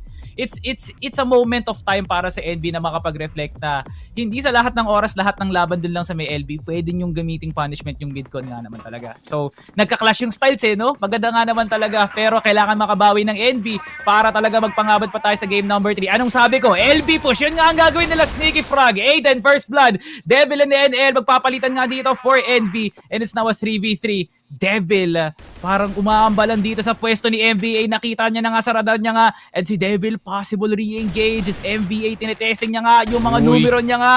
Second shot hitting, but the third one is the charm indeed. Devil in his veins. What a play and what a sequence dun sa loob ng pillars. Grabe, turns into a 2 versus 3. Pero CJ, napatapon nga ng nade. Almost actually getting taken out dito ni Revenge. Pero Revenge, fresh pa lang yung smoke dito. CJ still around the corner. Does get quick scoped. Pero hindi pa tapos ang laban. Nomad on that A side. HK in his hands. Aldrin around the corner dito sa may EB. Still gets taken down. C4 down. Para sa PE. Still, winnable para dito sa kay Revenge. He has got himself a 1v2 earlier pa rin. Para kay Nomad, kailangan niya muna magtago dito, but still Revenge decisions have to be made for the Filipino sniper dito pare. Yeah. And feeling ko bihit na lang. I guess it's more realistic para sa sniper fight, pero medyo mahirap i-clear to eh. Yeah. Pero Revenge could get the timing here. Lalo tumatalon dito si Devil. Napakalayo din nga naman ng Nomad, so Devil has to work on his own here. At kailangan niya lang talaga mahanap yung timing na hindi Oh my God, Devil! Yun pa nga naman talaga. Sasabihin ko palang timing at yun nga ang ginawa ng demonyo ng NV. 4 kills to start off compound para sa NV Gaming. Gustong-gusto to ni Dadom ngayon. Yeah, I think if anything, no, I think we should be taking more 8v8 players pare. No, okay, noted. We should be taking more Noted, 8v8 pre. players ate. I mean, yun nga big myriad, kung Philippines man, kung sino man ang clan ngayon Kaya na pala malakas, kinuha your si Wus, 8v8 pre. player might be yung ano. Oh, Kaya- actually. Kaya pala si Wus Sa ang bagay, kinuha. matagal na rin malakas yun si Wus eh, no? Honesty. He's been in the yung Field squads. yung field squad scene. Sa bagay, no, field squad. That's another 8v8 ano. Diba? That's another 8v8 demon clan pare, no? So feeling ko may mga natatagong talento ang mga ibang clan dito pare, kagaya nga dito ni Boss Devil. Pero NL has to be careful. Medyo maingay yung kanyang pagtalon dito sa may Storby. So Aiden does know that there's someone jump spotting. And as soon as he hears na wala nang nagda-jump spot dito sa may storage B, he's gonna start to enter. And pwede sila kumuha ng B-split actually kung makakuha sila ng curve control. Pero nakapanood dito si CJ pare. Okay. It's all on to NL and CJ. Devil, wala nga namamatahan dito masyado. And there goes the hesitation from Pacific. At kung i-commit nga nila tong curve na to, no, pwede silang makasalubong dito ni Devil mismo. With that slight angle, dun lang sa may labas ng EA. Revenge may iwan as he's looking towards a pick para sakaling maging opening yun papuntang B site. A lot of stacking members here from Pacific ang nakakapunta na nga ng store A. Pero alerto na nga muna dito ang Pacific as binabagal nga muna na ng paunti-unti dito. And here comes Nomad all the way to exit. Kailangan tumama lahat at si Aiden nagparamdam and Nomads is gonna get 2. That is huge para sa NV. Lamang ang tauhan ng NV Gaming ngayon. At binaliktad din kagad to ni Justin and Aldrin. And now, on to the 3v3 and Arid gets the head of Revenge plus Enel. Lahat ng bungo ng miyembro ng Pacific. Oh my goodness, pinutasan ng bala ng NV Gaming. 2-0 para sa NV. Yeah, it's a struggle para makuha ng opening dito, no, PE. I mean, picking that PL side was definitely a choice, pero at the same time, GR pa rin talaga ang nagtitinag sa mapa na to when it comes to the timings, when it comes to just the defense in general dito, pare. And NV Gaming, di naman sila stranger pagdating sa mapa ng compound. It's actually one of their most used maps back in Impact ng Herbie Gaming pa to. But then, the difference is meron na silang Devil dito sa kanilang team. Taking out itong si Aldrin. Aiden looking for an opening. Does get itong si Ared. He can actually find his way into that B site or pwede niyang i-pressure lang dito yung storage B. So magkakahiwalay na yung depensa ng NVA. Has to be careful. CJ holding it dito lang sa may mid. Pero I just know na pwede nga nilang pabayaan to at hayaan na lang si Revenge na mag-late lurk eh. I just I just feel like it's that confidence of Envy na laruin na lang yung retake eh, no? Kung magkakalas naman dito si Revenge, at least Envy should just look towards a flank watch, hindi kagad eh, no? Kahit sa loob na mismo ng site. Aiden, I think nakakaramdam na nga dito ang Pacific as Aiden is now looking towards batteries at nakita nga yung pixel ni NL, yung hibla ng damit ang dumalik kay NL as now Pacific could look towards this push. Pero hindi pa rin umaalis ng frame ngayon si Aiden. MVA nakabantay pa rin sa flank watch. Nothing looking towards a movement para sa NV Gaming. Nomad na iiwan pa nga rin. Napakalayo ni Devil ngayon. Hindi maabot. And Revenge nakapanlason ng Pacific. Round number 3 is the charm indeed. And Devil, nasaan na ang clutch gene mo? Paganahin mo yung lakas mo sa 8v8. Ubusin mo ang 4 ng Pacific. 30 seconds. Walang crossfire sa may EB. Pero eto na nga, nakaramdam na nga ang Pacific para kumilos na nga ngayon. Ang tagal makausad ng smoke. Yun lang ang umaharang dito kay Devil para pumaslang. But now, slowly but surely, this might just be the round of Pacific unless may milagrong gawin dito ang demonyo. Wala na talaga to, Sneaky. Nakita na natin to. Pacific finally getting the entry dito lang sa B-side. Yeah, Devil making sure na magagamit na lang yung C4 timer para pang-usap sa kanyang teammates, but at the same time, very well played round galing dito sa PE. Granted, nawalan sila ng isang miyembro no sa start, but at the same time, masterful B-side work galing dito kay Aiden, taking out itong si Ared, being very patient, picking itong si Nomad and si NL one by one. And gusto ko yung ginawa doon ng PE, hindi sila nagmadali dito sa store B, just letting Revenge look for opportunities sa kabilang side ng mapa and letting the defense separate itself. Pero titignan natin, is this gonna be a different story this time? Pre-fires dito kay Devil, but he still gets itong si Aiden. Pero Justin will get NL in return. I mean, feeling ko, that's a worth it trade kung kayo yung Envy. The simplicity of the attack of NB is what's giving them this, yung advantage nga naman talaga. Like, who would have thought yung pag-pick kagad nila sa LB is a good sign para mapitas kagad ang PE in the later stages of the game, no? Like, it's something arguable, no, na napaka-risky kasi mas malakas yung advantage ng BL side dun. But with that slight of elevation, tapos yung pagka-glitchiness talaga ng mga pillars na yun ang ginagamit talaga ni Devil. Tapos knowing na may smoke pa, grabe nga naman talaga. Like, the pre-fire is definitely pre-firing para dito kay Devil. Now on the 4v4. Nomad nakabantay and gets the tap to the head of Justin. Crispy aim para sa NV players. Yun lang. Alden, though, gonna go into that A side. CJ, bro, I've been looking at Ared. You gotta trust Devil, man, to hold B side. Siya na bahala dun, pare. It could have been a better A defense para dito sa NV Gaming, but let's see what the retake looks like para sa kanila dito. It's a 3 versus 3. Flash is gonna go through on the side. Bulag dito si Revenge. Pero tignan mo naman ginagawa ni Revenge. Nagdadaga lang siya dito sa C1. Naghahanap ng opening galing dito kay Nomad. Devil has made his way into the second floor. Pero Aldrin, nakatuto kanyang AK. Oras. On that second floor player. 15 seconds left. Revenge. Quickscope not gonna hit this time. Aldrin. Oh, actually, not spotting itong si Aldrin in the middle of C2. Devil. That could have costed them the round. Nomad taken down. And 2-2 yung score natin. And nagtaka ako, men. Di ba nakita ni Devil si Aldrin doon? Sabi, nagparty na agad yung NV doon. Nakalimutan nga nila si Mr. Borabon doon. Like, it was weird no? Kasi walang nag-check ng C2 talaga. Like, nagulat na lang ako, nakapag-jump spot pa doon si Aldrin, lumabas, nilaro yung pillars, tas nakapwesto pa siya sa may EA mismo, no? And Nomad with the defense of his life, pero nabawi din kagad ng Pacific ang dalawang bangkay na hinukay ngayon ng NV. NL paparating na nga mula sa curve, and Aldrin's gonna get the opening here at the site. Rekta ka naman talaga kagad, walang breaks, all gas para sa Pacific. Now on 2v2. And nakakatagat ng chip damage ngayon, Justin now. Pwede may C1. Pero lahat nakatungo sa exit. Where's the separation play? NV Gaming. Devil. Nilalaro na nga ngayon yung kabaong dito. Re-engaging. Now engaging. 1v1. Justin patatamain nga ba? And there goes the flick. Justin makes it happen para sa Pacific. Ganda na ginawa din ni Justin. Nilapit niya yun, pare. The HK better in that kind of range. And MVA, medyo nag-shuffle na dito ng mga baril, pare. Hindi siya makadecide kung AK, M4, HK, ano ba talaga ilalabas dito ng PE to finally pierce this defense. Pero, do they even need it? They can just clutch it out at the end of the round, pare.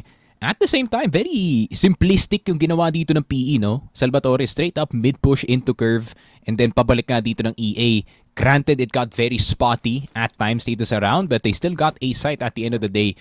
Feeling ko sa compound, I'd rather fight a 1v1 sa loob ng site rather than outside of it. Yeah, absolutely, pre. Kasi parang ang masyadong cheesy kasi yung mid con no? Parang nakita na nga natin to with a good defense from NB pero binabawi din kaagad mula dito sa Pacific as Aldrin's AK is now putting everybody on notice. Anong HK? Ito ang meta ko, sabi ni Aldrin. My goodness. Welcome back, my little friend, no? Parang hindi ka nawala sa braso ko.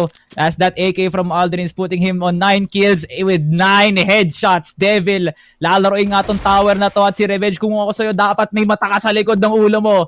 And now Justin on 1 HP with Aldrin still on his trusty rifle. Kaya niya nga bang tulungan dito si Justin para makuha to ng round ng Pacific?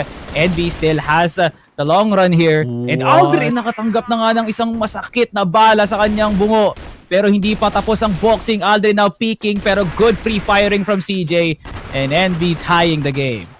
Yeah, I'm surprised na si Justin yung nag-peak doon. Actually, I mean, 15 seconds left on the C4 could have been delayed in all honesty, pare. At the same time, I feel like kung hindi sila makakuha ng isang kill doon agad, that would have been a quite a disaster, pare.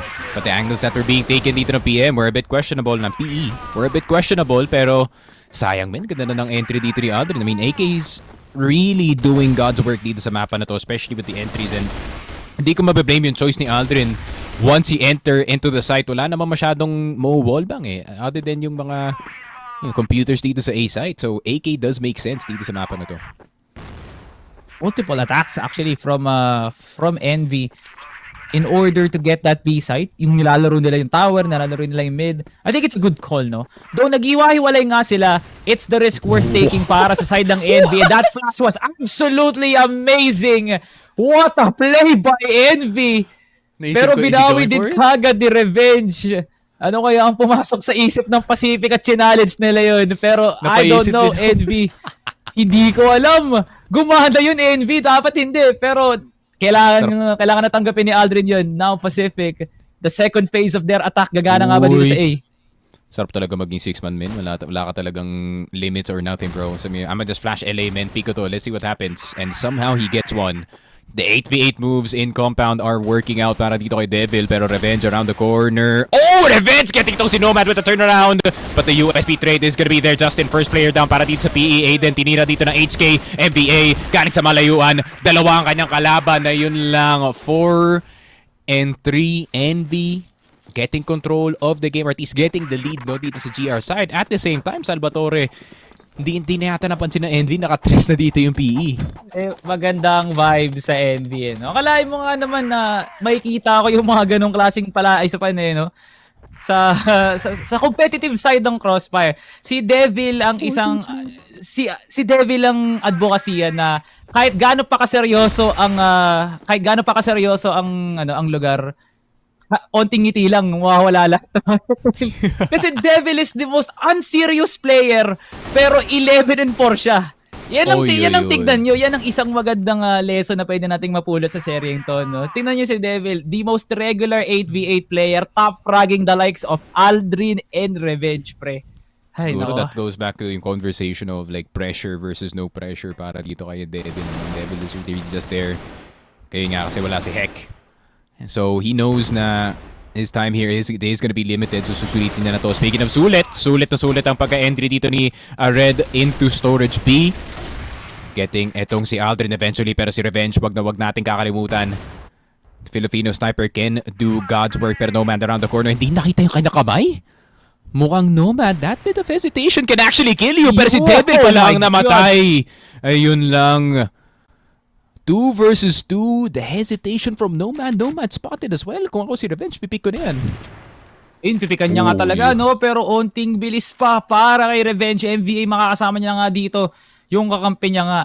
But as we now head into the later parts of this round, kailangan na nga kumilos ngayon ng Pacific in order to get that site. Ang tanong kung kaya nga ba nilang i-clear yung mga nakabantay dito. Ang sagot ay hindi para dito kay MVA as Nomad gets the pick. Revenge pwedeng lasunin na nga to. At nakahanap niya na nga siya ng control dito, pero si Nomad naramdaman ang pagyanig ng 2F. And Envy was able to get that round. Grabe nga naman. It could have been PE, pero Envy knockout na naman. Yun lang. And Envy, if they can get one more round, they can chalk it up to a good half para sa kanila dito on Compound 2. Pero titignan natin, PE medyo nagmamadali dito sa may B pillars. Lot more of a lax defense para dito sa Envy, no? A lot more fluid, lot more flexible. Problema nga lang, is this the time to be flexible? Ared lang mag-isa dito sa B-side. AK sa kanyang kamay. He's about to get hard swung, but he hard swings them instead! Nakakuha ng dalawa dito si Ared. And Justin finally gets a trade. B-side nasa kamay na nga ng PE, pero revenge, God's work is what he's gonna have to do. Takes down the Devil, pare. Sends him 6 feet under and down to hell once again. Pero 3 versus 3. Utility check para dito sa Envy. Nade flash. Kompleto pare. Retakeable to. Parang dun pa lang sa armas ni CJ tsaka ni Nomad, pwede pa kaya niya pang i-separate dito si Justin. At lalong-lalo na nga rin si Aldrin.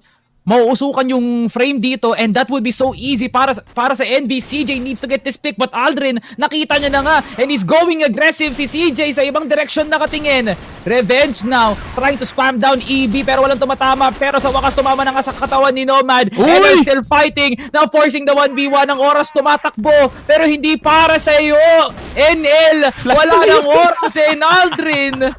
Pinaulanan ng usok at ng flash para sure ang pagkapanalo ng Pacific.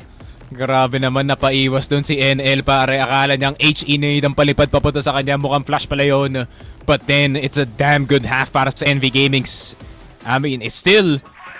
5-4 at the end of the day. There's still them getting the lead dito sa first half. Problema nga lang, nasa kanila na ang burden ng pagiging BL sa mapa ng new compound. But that's a good start. A red with a one-tap kay Justin, pero MVA at revenge. Napakabilis sumagot. Devil getting MVA eventually, but it's a 3 versus 2. A familiar sight para dito sa BL. Parang pinapakita ni Devil na wala atang gap sa pro player tsaka sa isang 8v8 player Kasi despite how gaano ka-reactive yung PE dun sa round na yun, there was no business for Devil to get that trade. Pero dahil nga sa pagkilos niya sa mapa, that is so unorthodox na sobrang unusual, nagagawa ng paraan ng NV na kahit hindi preparado entering into the series, look at them with this respectable of a lead. Tsaka respectable din sa pagkuha din ng diskarte. On how many times a Red tried to fight off Justin in MVA, tumagal pa siya doon, in fairness. But Devil with the right timing, just proved to be good para dito sa Envy. Hoping PE with a bounce back dito sa second half na to, knowing that they are now getting the strong side. But with Envy's aggression, baka dito sila makakuha ng isang magandang sequence, no? Oh, for sure. 9-6 para dito kay NL, 12-6 para dito kay Devil. So it's been positive para sa dalawang players natin on Envy. 55 seconds, no? Not much time para maka-execute on either of the sites. Pero Devil almost actually getting itong si Aldrin. Aldrin needs to back up all the way. Hindi siya pwede magpa-expose dito sa sniper sightlines dito ni Devil. Aiden around the corner. Actually, setup is not there for the players dito ng PE. Flash is gonna go through. Revenge peeking. NL perfect iwas dito sa kanilang flash, and that's a 2 versus 3 thwarted dito ng NV Gaming. PE getting a bit too frisky dito sa mapa natin. Ayoko sabihin pero sa nakikita ko, Sneaky, na paglipasan na ng panahon ng compound ng Pacific, this used to be their battlegrounds. Nandun Pacific ang nakasulat sa lahat ng mga kapader dito pero sa pinapakita ng NV with numerous punishments, with countless attempts para ma-pressure si Justin at MVA dito lang sa may LB, walang-wala nga talaga dito ang Pacific. I guess NV found the formula Hayaan si Devil lang gumawa ng para sa kanya. Naandyan siya para sa trades, naandyan din siya para sa picks. Pero pagdating sa discard at sa pagkuha din ng mga, let's say, frag out pagdating sa PE trading, nandyan sila NL, nandyan sila Ared, And Aiden gets one, pero magandang bawi ngayon dito ng NV, dito lang sa may pillars. MVA wants to challenge his, pero under 8 HP, ano ang magagawa mo? Devil, paatras na nga. Nobel and CJ now with a re-engage. Here comes the youth. And what a timing! The duo of Justin and MVA. Bubuhayin pa rin ang dugo ng Pacific sa round na to. Pero Aldrin round the corner, not spotting itong si Red. Red down to 72. Aldrin should not take this fight. very disadvantaged in this one. Pero yun lang, 38 HP para kay Red. Left after that fight against itong kay Aldrin. So 3 versus 3, mono pare. Ang pinaka dangerous na spot dito actually para dito sa PE, which is itong si Justin. As soon as maspatan si Justin dito, especially from that EB position pare, that could spell doom para sa B-site nila. Off call para dito sa PE, no? Kung lalaliman pa nga ba nila or lasunin na lang dito ang NV with blind spots here at LA and as well as pillars, no? Like, unless maging alerto at masinop dito ang NV sa pag-check ng corners, then this is their round to win. Look at the smokes. And what a check! Ano na-check ni Nomad yun? Pre, /BR0. Sure ako doon. And Devil makakuha pa nga ng isa. At bigla na nga lang naging 3v1. Nakakasabi ko lang maging masinop lang ang NV. Ginawa nga talaga nila. And NV now getting the retake and as well as the site. Oh my goodness. NV Gaming turning things around. Wala nang mauupuan ng Pacific dito sa compound. Grabe, double digits for 4 players. NL, Devil, Red, and Nomad starting to wake up dito sa series natin. And I feel like may revelation yata si Red with this AK-47 pare. 7 headshots so far. And the PE shaken dito sa game natin. It's been revenge and si Aldrin doing most of the heavy work para sa kanilang team. Now we need the rest of PE to start acting like themselves dito pare. Pero PE, look at this adjustment actually, more of a 2-3 standard positioning para sa kanila dito for old compound at least. Pero feeling ko medyo naaning na rin sila dito sa early fights na ginagawa ng Envy, which they're very, very good at pare. Ito yung compound na, oo, drastic yung change, pero dapat pakiramdam pa rin ng Pacific na ito talaga yung makapangan nila, no? Dito sila gumawa ng pundasyon, dito nila ginawa yung branding nga nila, but Envy is now showcasing a different style of play na hanggang ngayon, iniisip pa rin ng Pacific. Saan nga ba kami nagkukulang ngayon? NL, look at the timing from the flash of his teammate. As now, Aiden looks to pick up the scraps. Inaantay niya pa kung saan siya pupwesto dito. Pero yung buwelo ni Ared doon sa may window, napakaganda nga naman talaga. Nagkakanda-ugaga na nga ngayon ng 3 miyembrong nabubuhay pa para dito sa PE. Kung saan si Devil Lason ang buhay ni NBA from that pixel pick sa frame. NV Gaming, I am convinced pre, bumuo na kayo ng impact team na 8v8 players lang nga naman talaga at sure ako kaya yung tumalo ng team tulad ng Pacific. NV Gaming, just putting everybody on notice. Ganto ang Crossfire namin dito sa Cebu at Davao. Uy, pero Aldrin, not yet done. 1 HP on one of the players. Pero si CJ with the Ferrari peak does get him eventually para revenge. Mag-isa na lang dito sa B-side. Kasama na si Boss Devil dito. You know, snipers having a bit of an exchange, pero sure pa kayong B-site ang gusto nyong kunin dito, man? I mean, CJ even unsure in taking this one, pero the hesitation, CJ somehow not getting hit, pero yung EB na lang pala ang bahala dito. 8-4 Pacific. Defenses aren't working, and especially pagdating dito sa B-site, no, yung Storby, time and time again, lagi nabubuksan dito ng Envy. Strong side baka mo, pero parang side lang ata to para sa Pacific, no? Kasi not seeing any strong attributes para dito sa Pacific, pero kaya nga ba nilang baguhin yung kwento ngayon? Justin, 2K, and Aiden and MBA looking towards with a follow-up. I stand corrected, Sneaky Prog. Ang bilis kagad nilang binawi yon. Pacific nagpaulan sa pillars. Grabe, same mindset parang yung MR, no, dito sa may sub-base pare. Sometimes you just have to pour 5 players on that position and hope for the best. And tignan mo naman ginawa ng Envy dahil nga sa 3-man rush na nakita or 5-man rush na nakita natin sa B-side kanina, they started to default a lot more. Problema nga lang, they're still committing 3 players on that B pillar position. NL taken down. Nomad will get itong si Aiden. Meron pang 2 tao na nasa loob ng B pillar. CJ looking for it, pero si Justin pala makakahanap. Nomad down as well. Can he get the third? Itong si Justin, USP. HK sa kanyang kamay, pero tinulungan na lang siya dito ni MVA. He still gets his third. Devil na lang natitira, a familiar sight para sa Envy pare. Yeah, 15 kills. After this chaos pre, pwede maging 19 yan. Katanungan na tanging pila makakasagot kung makukuha nga ba ng Envy ang round na to. Kita mo naman yung spread, no? It's not necessarily a position para matrade ka agad dito si Devil. It's a position para mag-montage dito ang nag-iisang demonyo sa laron to. Revenge, nakabantay lang dito sa may exit pero doon nga rin papunta si Devil mismo. Justin now on the lurk here at LA. Matatimingan siya dito. If he's gonna get revenge, he needs to do it quick kasi palapit na nga dito si Justin at iari na nga yung kalamangan ng Envy dito. Magiging dalawa na nga lang. Devil, the hesitation, hindi ka umentry. And there goes Pacific with a rally, 2 rounds straight, just sending it to every angle of the map. 8-6, Pacific still fighting.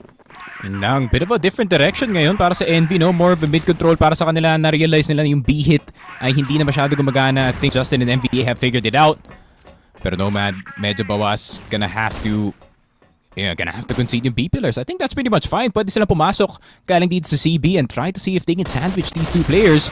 Pero Nomad gonna be the first one down. Wala magagawa Envy dito. Wala silang sinend in this B site. Yeah, before just like that, I just think no na Nomad parang hindi ata yung play na yun dapat, boss. With now PE rallying their troops para talagang i-rush na lang nila lahat ng angles dito, no? I think it's safe na Envy should just hold on to their RS muna, no? Pangawakan muna nila yung SD or even yung mid-con bago sila umatake dito, so that the moment PE just overextends, easy site na yun actually. Pwede pa nga nilang lasunin towards EB actually, pero with the overextension of Nomad, opening na yun para sa Pacific actually. For sure. That is pretty big opening if ever they do see it, pare. I mean, Nomad already out of the picture. Granted, he is the guy that's leading the charge. In terms of yung comms dito, pare, you would still want him to be inside of the server alive and alive.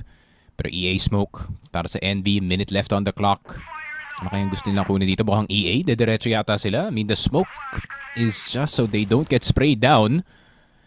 Pero mid-take mangyayari dito. More standard para sa Envy this time. But speaking of standard, PE, round the corner, Justin spotted. Nasa loob ng smoke space, gonna be there. Pero nagtatagoan lang silang dalawa. CJ and L getting revenge and Justin at the same time. Pero Aiden, unexpected from behind. CJ gonna go down thanks to Aldrin pushing itong EA and L na lang natitira on 1 HP.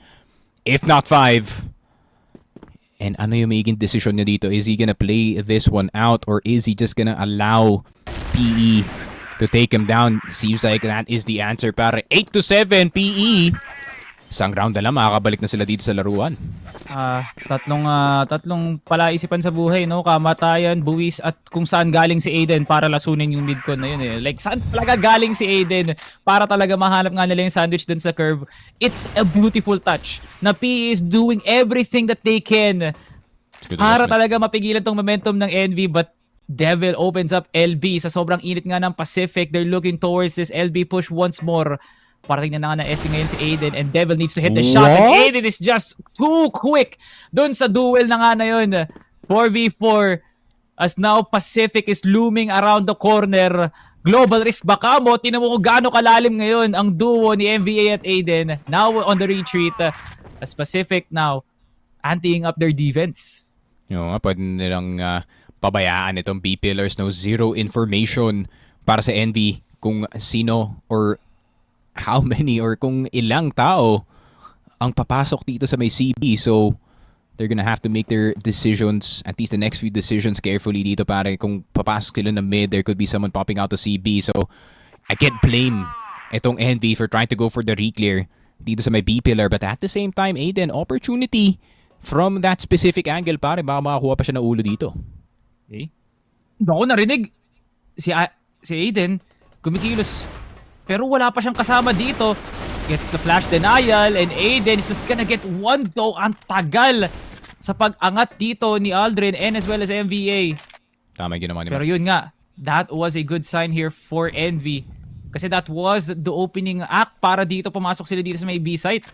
Now Aldrin, papasok na nga para matulungan dito si MVA.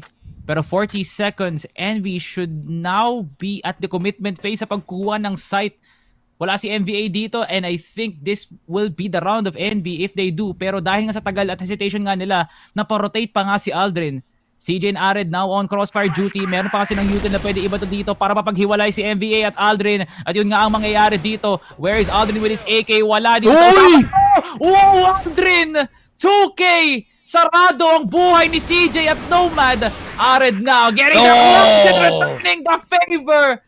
Ared surprising everybody! Heroics by Aldrin denied by Ared. Yun lang, Revenge having his sniper out at the wrongest time, pare. That was the time for the USP. You're just gonna have to finish off the last low player at the same time. Very good entry para dito kay Envy, pero Revenge will get itong si CJ. Pero grabe, man, ang ganda. That entry on that B side, the flashes were perfect. At the same time, di ko na-expect na mabubulag dun si Matt, sa posisyon niya. Tapos, parang half-blind pa nga dun si Aldrin, kaya hindi siya nakapag-trade kaagad dun eh. Like, yung pwesto ni Ared sa frame, tapos yung smoke dun sa may plant mismo. Like, that was a good touch actually. Hindi na nakaikot kagad dun si Aldrin that resulted the life of MVA. Had there would not be any smoke there, nakapag-double swing pa sila dun sa pwesto ni CJ, and may hirapan si Ared na bumaba dun mismo. Oh yeah, it just boiled down to how NV executed that unorthodox of a plan. Tinan mo nga naman, pre. 4 players with double digits. How could this not be a NV game nga naman, pre? Now with a pick-off to Pacific, paano nga nila itatawid to? There is still pressure on the hearts of Pacific. Pero 5-4, or 5 versus 4 is still a good start for a 9-7 game, pare. But at the same time, it hasn't been the 5 versus 4 that's been doing most of the heavy work dito, pare. It has been these B entries that has been damaging itong PE defense time and time again. Yun lang. I mean, ang ganda ng ginagawa dito ng Envy. There's placing a person sa loob ng store and, you know, waiting for an opportunity to come, no? Kahit 40 seconds na lang natitira, someone has to eventually move. Yun. Aldrin, flashing, pero not necessarily hitting kagad. But with the re-engaged Devil, is gonna put him to rest. Actually, si Nomad nga yung makakuha nun, no? Si Devil and Aiden nagkatagpuan na nga, but there's still a man advantage here by P. Pero nakancel nga din kagad di Nomad, who has been on point with the HK. Revenge swinging over to curve. Nomad gets taken down.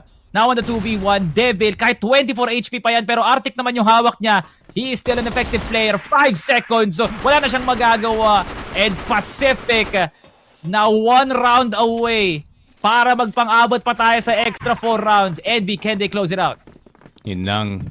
Pacific now wishing na they did start on that GR side, pare. But at the same time, with how confident this BL side is para sa Envy, you can't be so sure of how the game is gonna go if the sides were switched to start. Pero Pacific, yun nga, a lot more quiet this time. Di na masyadong lumalaban dito sa may B pillars. Same as itong Envy. More of just a mid-take. Make sure you got an angle dito sa CA and yun nga, wait around for quite a while kasi pare, this could either be Envy getting a map win off of it on PE or yun nga, could be overtime para dito sa PE. I mean, PE especially, no? Feeling ko pinik nila yung Ankara first and then allowed Compound and then Black Widow kasi naghahanap din yan ng map score, pare. Their standings ain't looking too good. Not gonna lie. So, a 2-0 here would really benefit them, pare. Pero grabe talaga yung pinapahirapan sila ng Envy dito. Talaga, pre. Like, akala talaga natin, no, na magiging mabilis lang to para sa Pacific because this is a familiar team for them. This is the former Herbie Gaming core na mayroong isang 8v8 na player nga naman talaga. If this was Pacific 2 or even a year ago, this would have been over talaga, no, pre? Pero now with this transition of Pacific respecting everybody's play, hindi na sila nagmamalalim sa mapa.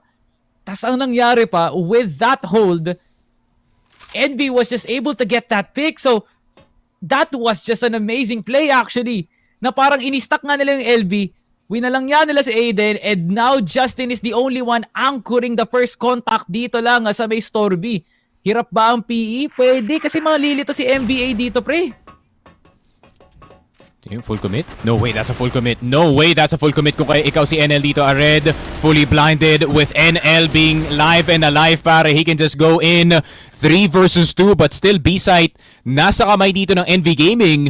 Look at Devil. And meron pang tao sa curve. Devil looking to whisper sweet nothings dito sa tenga ng PE. Let's get this map 3 going, baby. And it seems like that's the beginning of the end para dito sa Pacific Esports on Compound. And that is Envy taking a Compound off of Pacific Esports, pare. Yeah, sinong makakapagsabi ng sa isang team na puro FFA at walang ka-practice-practice dahil daw sa pagka-quote-unquote busy? Kukunin namin ang isa sa mga best maps ng Pacific Esports, no?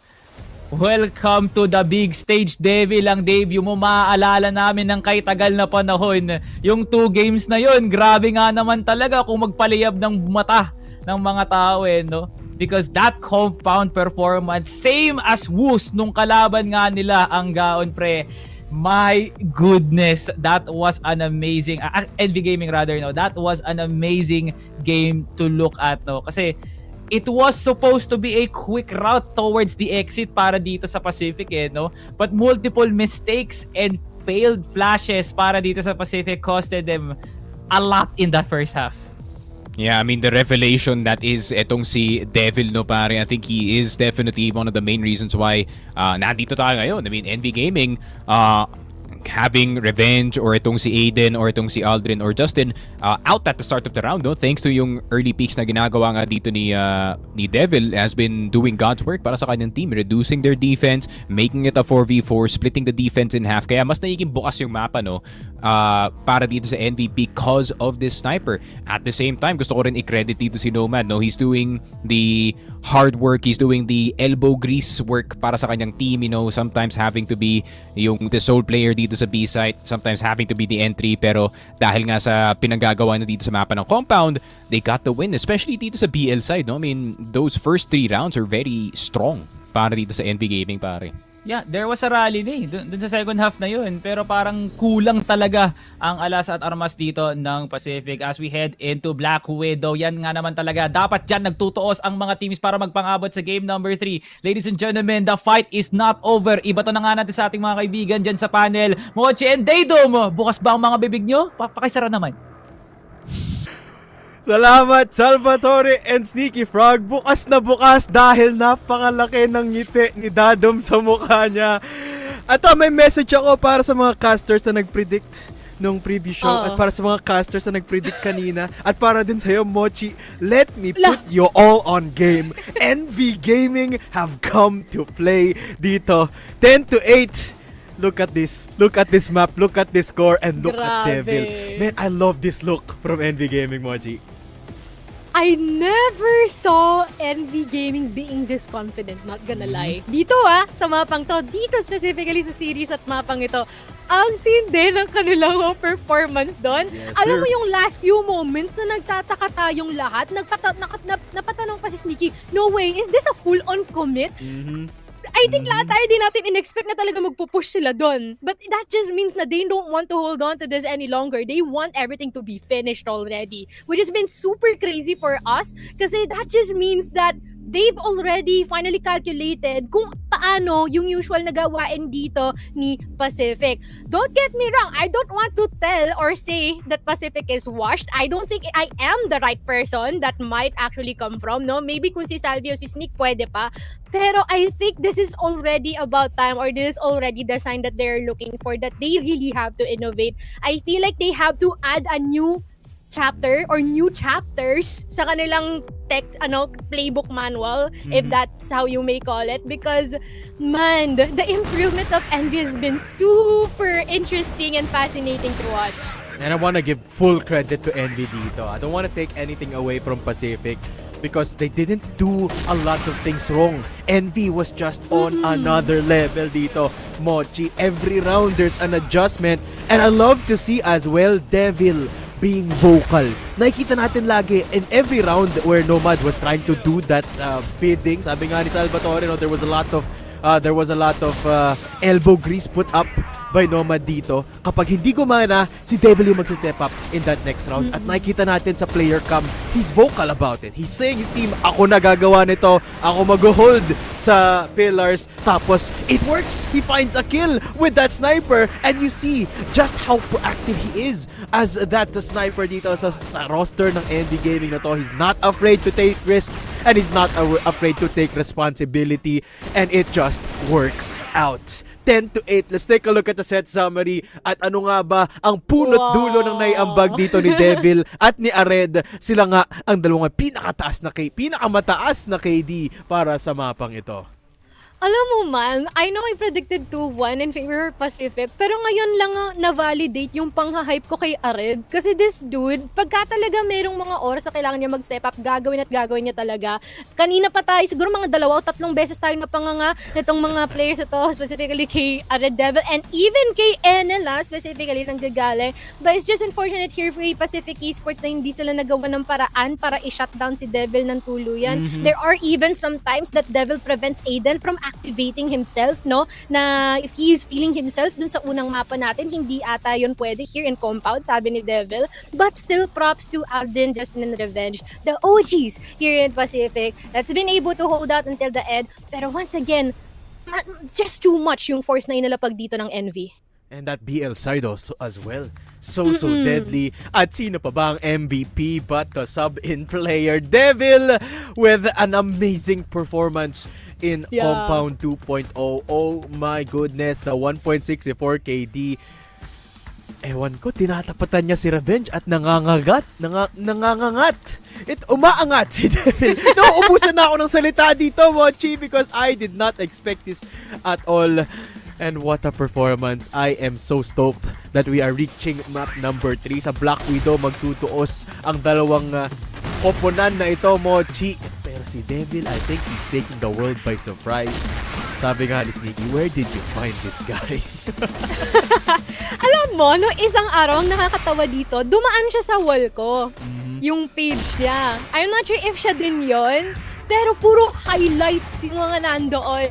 And I didn't even know that's like a foreshadowing na masasub siya dito sa NB. And I'm glad that we saw him play here. Now, it's not just highlights sa mga nas or something else. It's also in the pro scene game. Yes, engraving his name onto CFS PH Regionals, Devil with a 1 for an eye. Pero bago tayo tumungo sa ating Black Widow map, magpapahinga muna tayo. This has been Didum and Mochi for your panel. We'll be right back after just a bit.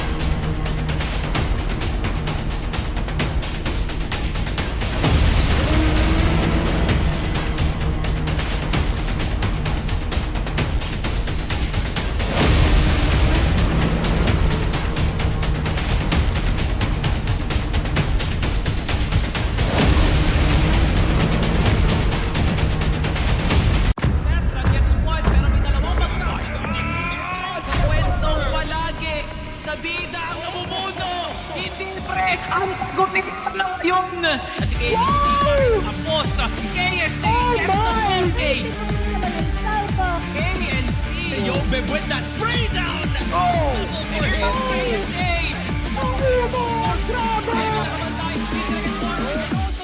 This will be the peak of Crossfire Philippines pare.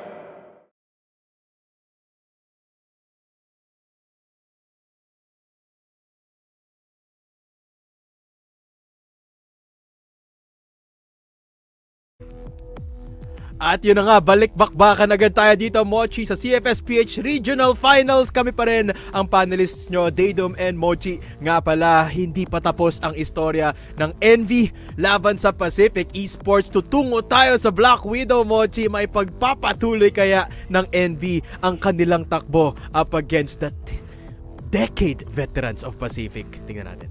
Yeah, tignan natin, no? Parang napag-usapan na natin ito kanina. Sabi ni Salvi, wait lang, bakit mga pub strats yung ginagawa nila dito tapos na-demolish nila itong si PE? So, let's see kung gano'n nila yung mangyayari dito sa Black Widow. We've been blabbing about it since earlier that this should be ideally a Pacific map.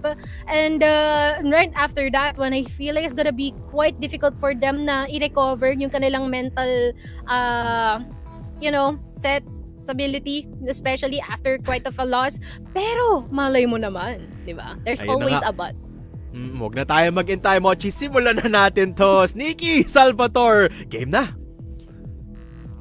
Ay, game na nga naman talaga at oras na para dalhin tayo dito sa lupa ni Devil, because they just did the most demonic of strats sa loob ng compound, pre. At tatapusin na nga to sa pambansang mapa ng Pilipinas, ang Black Widow, Sneaky Frog. Oo nga, Black Widow. It's fitting, no, na Black Widow tayo matatapos dito, pare. The El Clasico map, the first map that we've known Pacific on, no? So why not end it out with a bang? Perfect map for this perfect series that we have had so far. Quite the back and forth, and nakikita naman natin, no, pub strength should not be underestimated. 88 strength should not be underestimated, pare. This Devil guy is insane. Ayun nga, it's the fact na he has zero fear facing yung mga Pacific players, and that's the right mindset to have, na sa loob ng server wala kang iniidolo. So it's nice na we do see this kind of gameplay, especially coming in from him. And at the same time, with the Black Widow yung mapa natin, no, more pubby vibes, nakita naman natin. HGT was very good sa mapa na yun.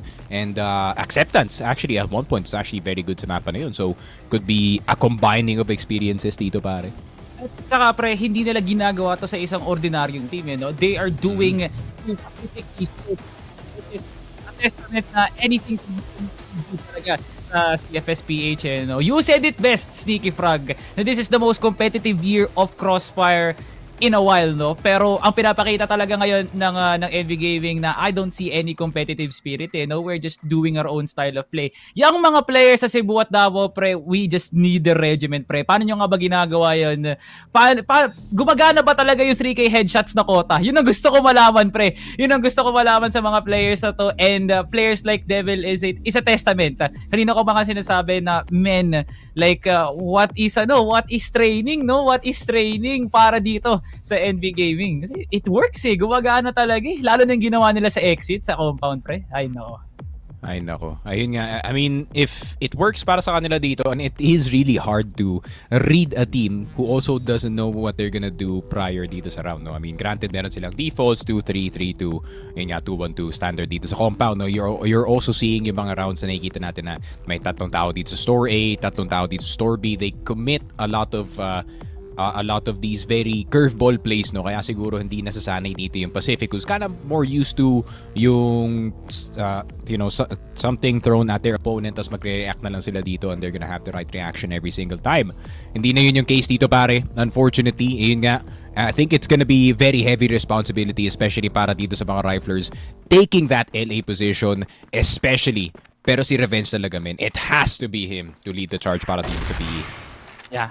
Ayun, sisimulan nga to kagad di Revenge, and as you said it best, the challenge already drawn in the sand, pre. Doon sa may LB, already taken over here by Pacific.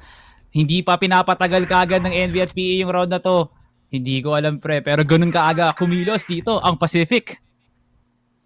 Yun lang. And this is the thing though, Salvatore, yung depensa dito ng Envy is not really set. There's no default na nakikita nga natin dito. They're gonna try to get as much map control as possible. Meron na silang short control, meron na rin silang mid-ramps control. So kahit nawala dito si Devil, I think there's sitting pretty much fine. I think yung maging problema nga lang nila dito is if mag-overextend slightly dito si Ared and he gets taken out.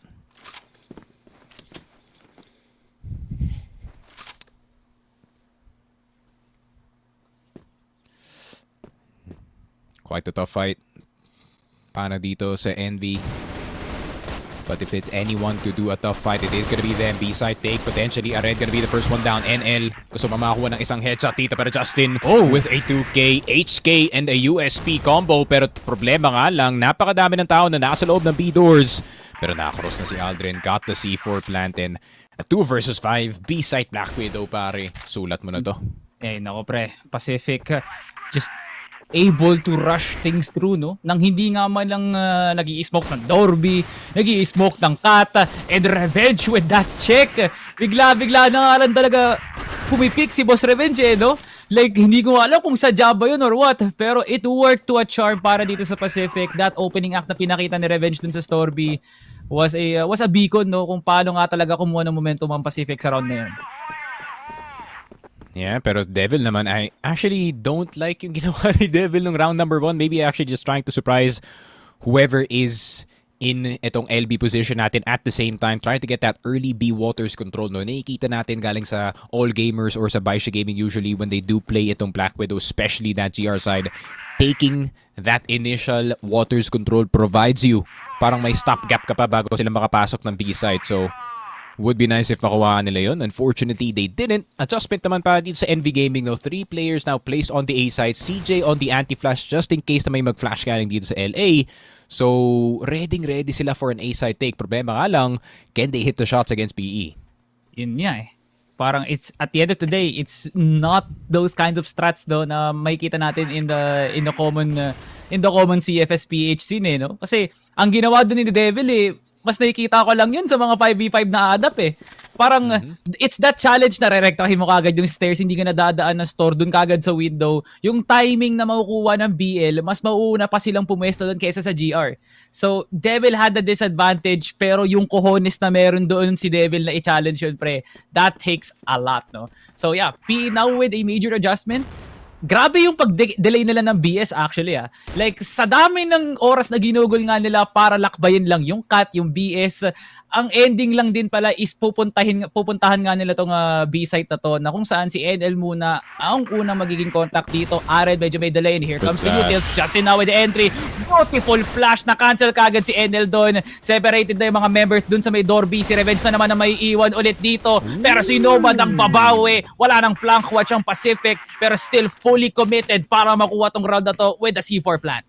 Yun ang big kill galing kay Aldrin though, taking down Nomad, bit more less pressure dito sa may house B position natin until etong si Devil nakita dito si Aldrin. So 3 confirmed players, isa manggagaling sa likod, yung isa unknown, yung isa manggagaling dito sa B door. Aiden, first one down. Devil, quick scope dito kay Aiden, 2 versus 2 and a wallbang actually. Justin na lang natitira, 16 seconds, known entity. CJ, headshot, better, jump, parkour, gonna work. Pero para dito kay CJ pare, ayun lang.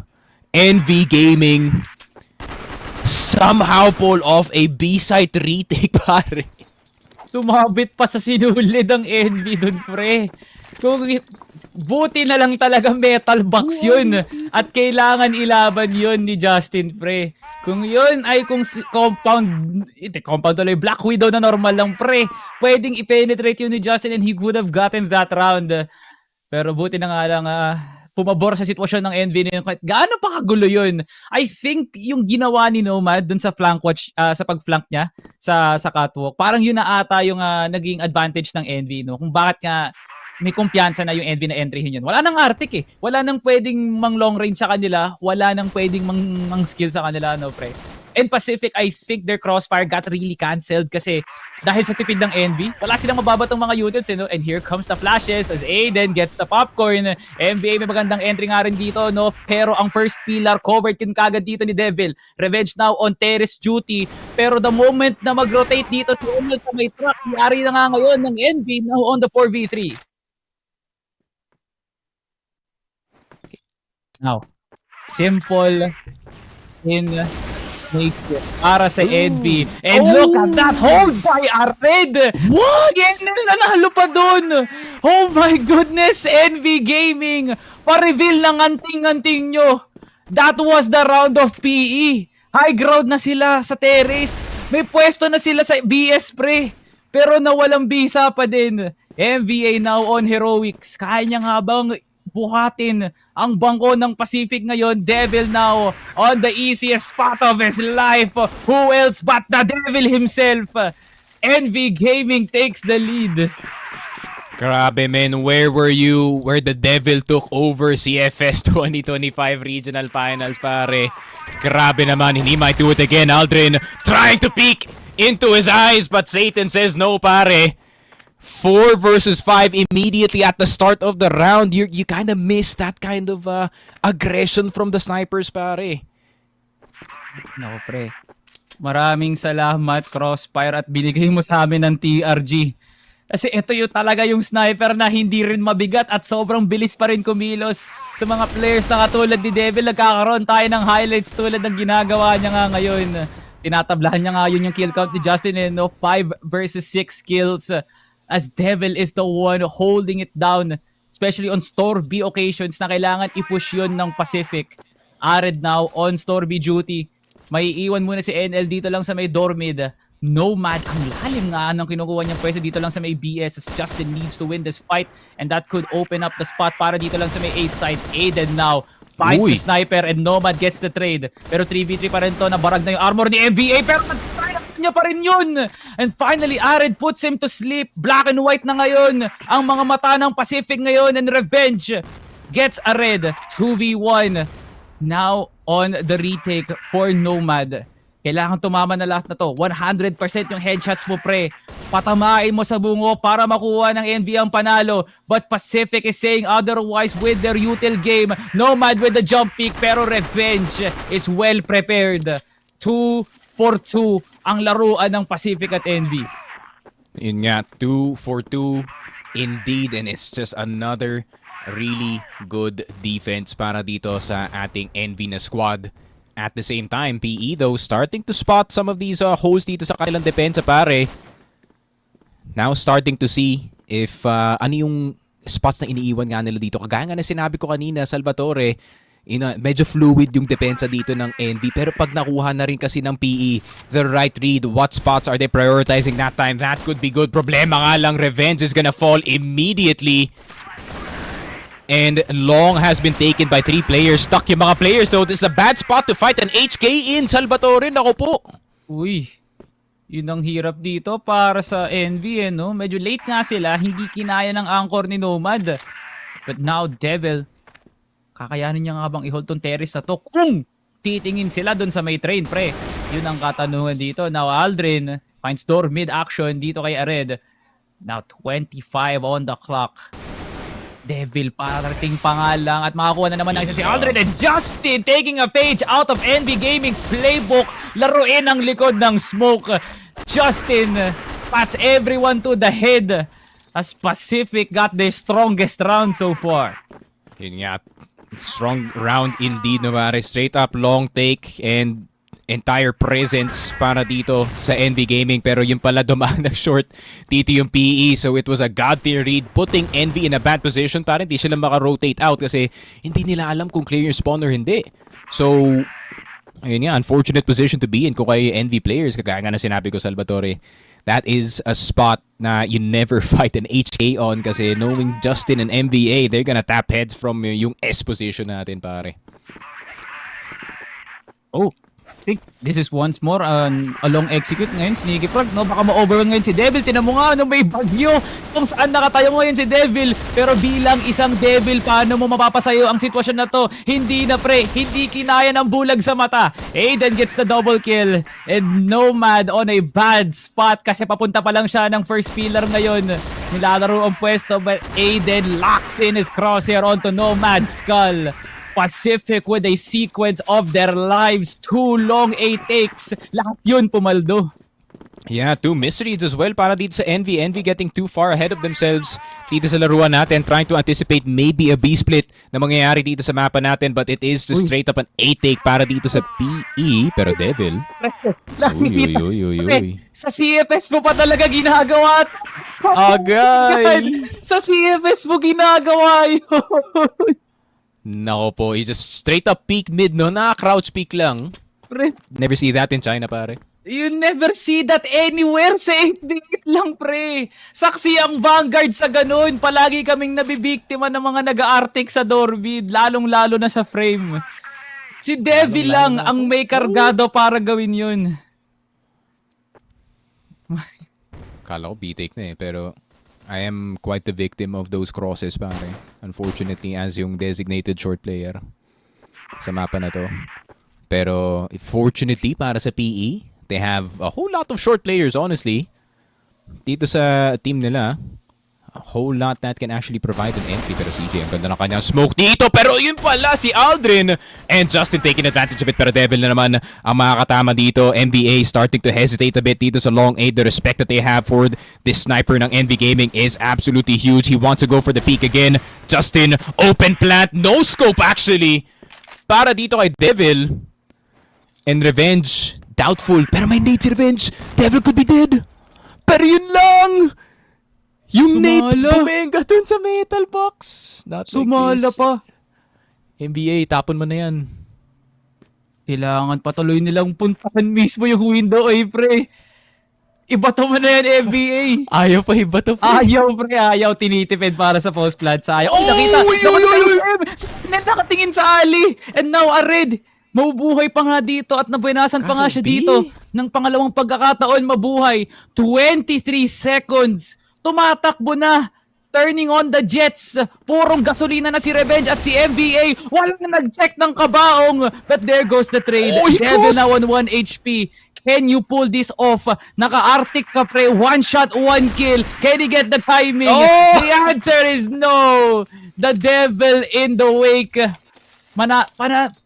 Oh my goodness, pre. Panandalian munang matutulog ang demonyo as Pacific escapes the round. Grabe naman yun, pare. NBA not holding his end of the bargain with the Devil, pare. Call him Constantine. Pero yun nga. Oh my. You like that? Pero yun nga, 11-5. Para dito kay Justin, it's been one of the main reasons why kung bakit ang annoying ng PE para dito sa depensa ng NB, no? Alam mo naman si Justin, he is also a very movement-oriented player. Medyo makulit siya na player, no? So mahirap talaga siyang hulihin. And not just that, you have NBA right behind you with an EBR, pare. Nako po. Paano mo pa naman pipigilan yan? Granted, ang ganda ng laro ni Devil, no? But still, feeling ko PE now starting to use more teamwork dito sa mapa natin. But that's not the teamwork I'm looking for, pare. Asan ang teamwork dun? Bakit si Aldrin lang ang pumimik dun? Obvious na dapat na may sniper dun. Justin is gonna get one, but CJ now a spotlight on his aura ngayon with that amazing hold dito lang sa may slide. CJ, kinakrouch pick na nga ngayon si Revenge, pero aggressive dito si Mr. Amores. Pero walang palagyan kay CJ. Envy now crawling back into the ranks para humabol sa lamang ng Pacific. What a hold by CJ. Grabe, alam ko na yung sinabi agad ni Aldrin dun. As soon as he got murked dito sa long, sabi niya, akin. My bad. That was the nasty. That was the most obvious my bad ever. No, the Aldrin overextension as is we see every single game, pare. Pero yun lang, hindi mo talaga mapipigilan yung Borabon paminsan-minsan. Pero 5 versus 5, bit more of a B presence para dito sa PE, no? Pero iniisip din nila, kailangan nilang kumuha ng presence dito sa short para, you know, mas malayo yung rotation sa mga players natin. And I think they also want to go for something dito sa mid. So, gonna have to be careful though. Especially dito kay Devil, ang ganda ng kanyang angle dito sa rampa. Kanina pa gumagana tong B-pushes ng Pacific actually. Gagawin nga nila to. Actually, ginagawa nga nila ngayon. And Justin, na para bang ginawang M4 yung USP. My goodness, Pacific. Yun na ata yung nakakawalang yang round na ginawa nyo. Clear ni Justin yung metal box nang siya lang mag-isa. Wala man lang smoke sa Dorby. And now Devil putting in the work. Pero si Revenge ang tatapos nito. What a first half by both Pacific and NV Gaming. good half kung ako ang tatanungin nyo. Pero this is still a game na kung saan ang pressure ay nasa Pacific, pre. Kasi no pressure honestly para dito sa Envy na manalo or matalo, no? I mean, this is really just a litmus test of how good this team is so far dito sa liga natin, but it seems like they want to overachieve a bit, and it would be nice kung makakuha sila ng panalo dito, pero Envy in a bit of trouble dito sa laruan natin. 3 points down, and now he's gonna have to work it on BL side, pero Devil gonna have to be him. Pero Aiden, grabe naman yung fast up na yun ng HK Min, dire-diretso. Yung recoil dun, no? Parang, akala ko si Kanu lang gumagawa nun, pre. Kung gusto nyo maliwanagan sa mga sinasabi namin ni Sneaky, manood kayo ng mga live stream ni Kanu. Paano niyang nagko-control yung mga ganyang klaseng barilan. Ano? Kasi, malalaman mong tumataas yung recoil mo pag tumataas yung pag lumalawak yung crosshair. Pero sa ginagawa ni Aiden, hindi man lang lumawak nga naman talaga. And he even got the headshot on the process. So now, Envy Gaming struggling to make a move dito sa face na to specifically. As they're not seeing anything from BS, no? At nakakalalim nga ng pwesto dito ang Pacific. Where is the defense? Envy Gaming Justin threading the needle dito lang sa window. At makakapasok nga ba sila ng ES? Konting buwelo pa actually, and they will get mid control anytime soon. Yun nga, no? Nakikita mo na yung Pacific now slowly starting to gain their confidence back, no? Dito sa Black Widow map, they're starting to take short control. They're starting to take more aggressive fights dito sa mapa natin. And that's not good news. Para dito sa Envy, no? You really want PE as far back as possible dito sa mga sides, considering you want them to play common angles para easily maklear dito ni Devil. Pero Devil, around the corner, has to be careful. Angle not taken dito ni Revenge. Justin, lucky to be alive, pero decides to play the exact same angle, pare. 40 seconds and PE no longer showing respect dito kay Devil. They want to fight.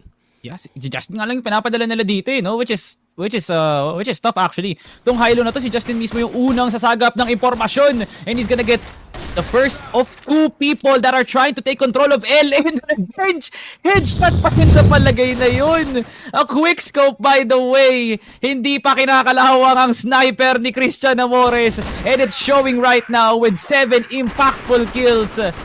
Oh my goodness, PE a hold of their lives doon sa LA. Ayun nga, and I think this might be PE back in their form, back on their usual dito sa mapa na to. Envy Gaming, granted, no, it was an exciting few rounds na nakita natin galing sa kanila, and an exciting compound, but still, feeling ko Pacific is now starting to close the vice grip on this team, pare. Pero titignan pa natin, Envy Gaming, this could all end in one B-hit 5-man unit, magkasama lahat-lahat versus a split defense. Pero tignan mo naman kung saan magagaling si Aiden dito. He is gonna have a field day, especially with this HK, pare. Nako po, he doesn't just want one, pare. Gusto niyang lapitan to. Lapitan ng mga players, and that's one. Can he get itong si NL? Taps are there. USB not gonna work. Nomad finally gonna take him down. Pero dahil nga sa early clue na nakuha dito ni Aiden, medyo matagal-tagal pang makakarating ng A-site itong Envy, pare. Okay. Pacific took the safe route, no? Hindi nila sinugod yung Stormy. Kahit ang lalim na sa RS slide ni Aiden, no? Yeah, that was risky. Pero I will take that. Sabi ni Aiden, I got my two. Mag-mamba out na kayo kung gusto nyo pang mabuhay ng matagal, no?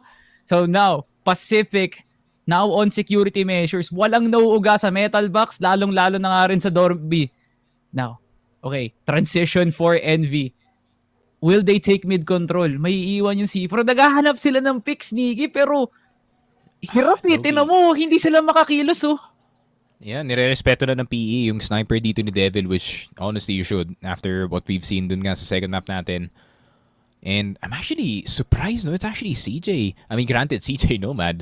Both attackers dito sa kanilang team, pare. But I feel like it should be itong si Devil actually looking for opportunities para sa team namin. I feel like they would have a better shot on an opening with Devil peeking around the corner with a TRG, pare. Okay.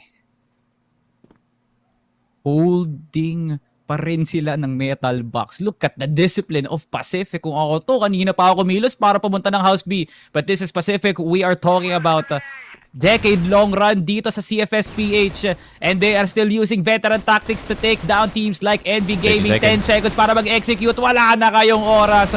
Wala kayong kalalagyan. Sabi ng Pacific, B is ours. And what a round para dito sa Pacific. Revenge. El Capitan is hyped up. Yeah, and I would be hyped up too. It's been a bit of a struggle para kay Revenge this entire series, but he finally got a number over dito kay Devil. Pero si Devil, mukhang di pa siya tapos dito. He still wants to direct the team to a victory para sa Envy. Pero with yung momentum na meron dito, ang Pacific Esports, medyo may hirapan ng Envy dito. And the fact na PE is now not afraid to go forward for individual plays dito sa mapa, that's a scary precedent para sa kanila, pare. Good flash. Absolutely good flash, pero I think it did nothing kasi wala namang i-execute na ginawa actually. Or was it just a fake out? Si Noma naghahanap ng pick. Okay, CJ. Okay, CJ. Parang yung flash na ata na yun was as an opening para ma-divert ang Pacific. I don't know actually, pero MVA was trying to take a deep position dun lang sa may bridge. Pero it didn't end well kasi maganda yung pag-anchor nila dun sa may slide. Now Devil gets the pick plus another one para kay Red. Now on the 4v2. Aldrin and Revenge. The longest standing players for Pacific. Needs to get it done. Pero Revenge, what a shot! Grabe nga naman, gininto ang kamay ni Revenge. And now, he needs to get 3 more. A 3-man execute here at B. Wala nang ibang titignan pang Envy kundi itanim ang bomba mismo. Pero isang malaking harang ngayon si Revenge para makapagtanim nga sila. And look at the double swing. Beautifully done by Envy Gaming. 4-round lead para sa Pacific. MPE, yun nga, 1 round drop once again against itong Envy. No, the more rounds they drop, the worse it is para sa kanila standing. So they need to end it right here, right now. Double flash on LA.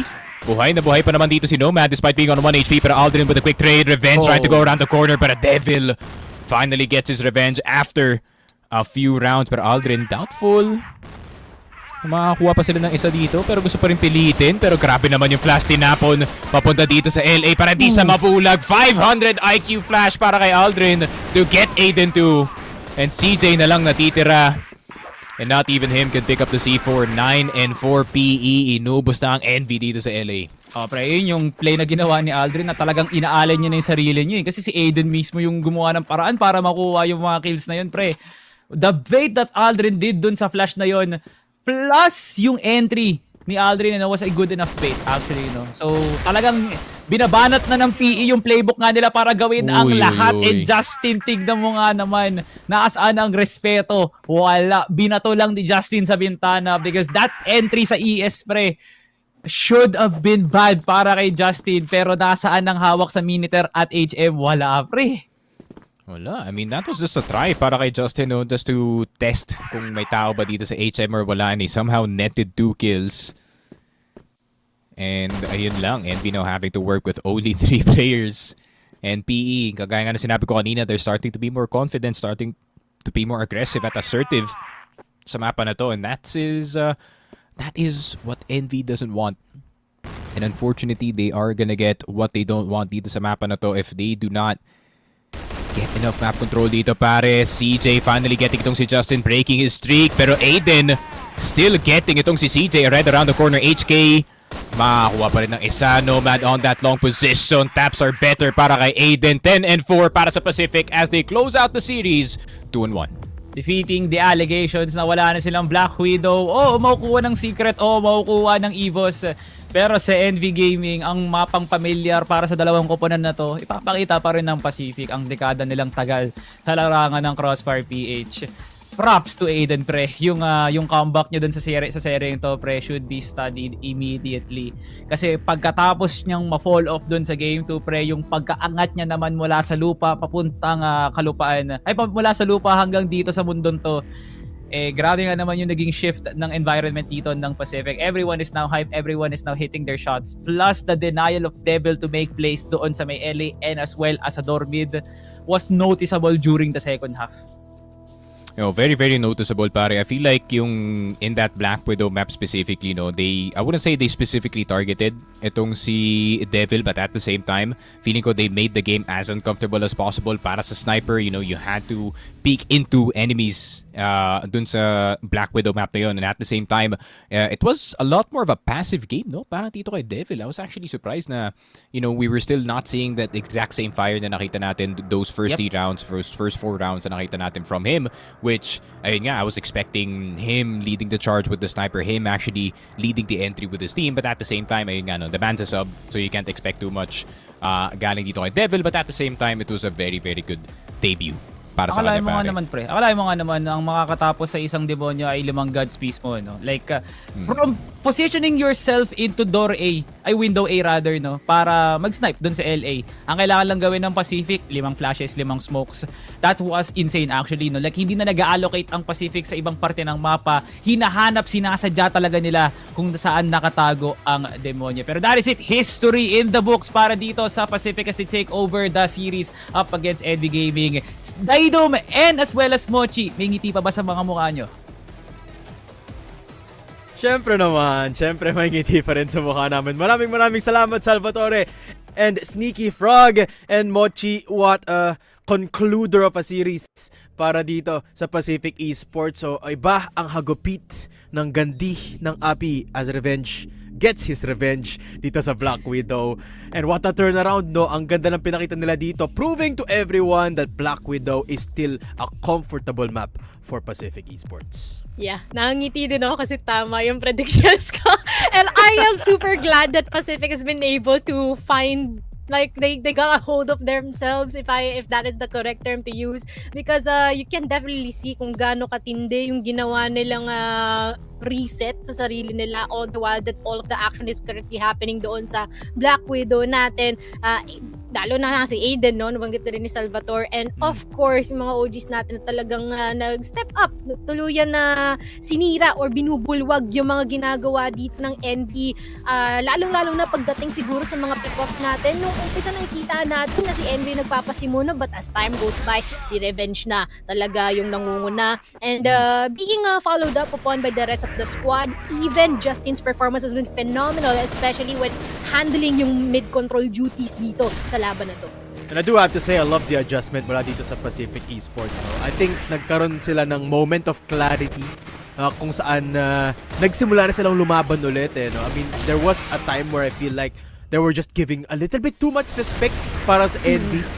And then, it came that time at naalala nila, teka lang, Pacific Esports tayo. Why don't we fight? Why don't we challenge the smoke? Why don't we put them in a weird position where they have to fight us?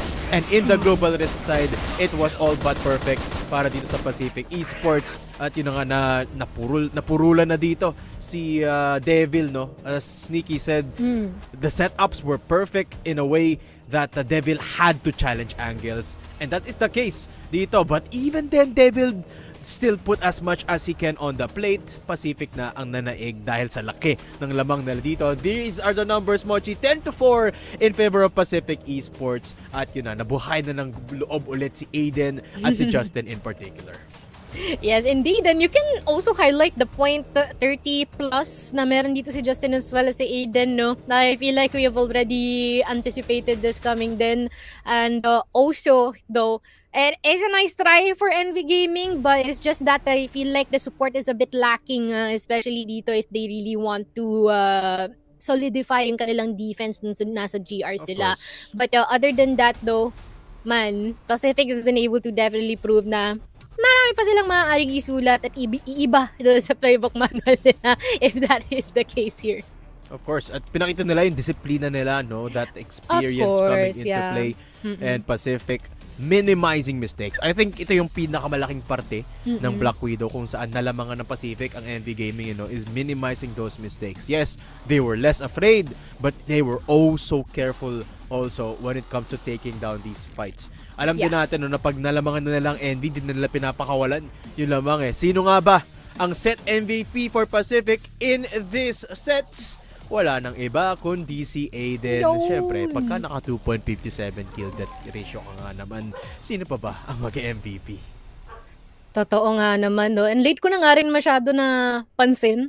Nakita mo ba yung util usage nila? Nasa 0.4 and 0.5 lahat ng mga membro dito Yep. for Pacific, which is just means na they already know which spots they should be taking care of, and hopefully deny or delay yung position nila. Nagawa naman nila na maganda, pero as that is already been said, ito nga ang meron sa highlights natin dito for Aiden, who's been able to phenomenally recover after quite a far up start dito sa mapa ng Black Widow. And I say, well-deserved MVP. No? Siya yung naging, siya yung Sobra. naging, kumbaga, patalim dito ng Pacific para makaakyat muli sa advance up against their opponents. That is NV Gaming, who were set for somewhat of an upset, pero Pacific showing us that they are still the same Pacific Esports to look out for here in Black Widow. At dahil dyan, Yun. we have a 2-1 victory in our match in favor of Pacific Esports, the most dominating of which was in Black Widow, kung saan Pacific ang naka 10-4 score, a 6-round lead para sa kanila. To be fair, props talaga kay NV Gaming, no? Kasi birang man na-stretch nila and quite of a really close match dito for Ankara and as well as New Compound. It's just that talagang naigihan sila o mas natimbangan ni Pacific Esports here dito sa Black Widow. Siguro dahil na rin sa possessed na experience nila in this map as well as New Compound. But, you know, it's, experience is definitely gonna be the buzzword dito sa seryeng ito. And maybe the sentence when it comes to minimizing your mistakes. Kasi nakita naman natin siguro natin yung unang pagkakamali is yung sadyang hindi na-check yung corners dito sa unang mapa. Yung pangalawa naman is medyo napangunahan ng gigil and as well as an anticipation dito for sa galaw ng NV Gaming. But dito naman sa ikatlong mapa natin, it's all-out strategy and all-out familiarization sa kung ano ang meron dito sa mapang ito at paano ang maaari nilang gawin dito. When all said and done, NV Gaming can learn a thing or two dito sa Black Widow. Dito pa nakita talaga ng Pacific yung diferensya ng taliman nila in this map and in Crossfire in general.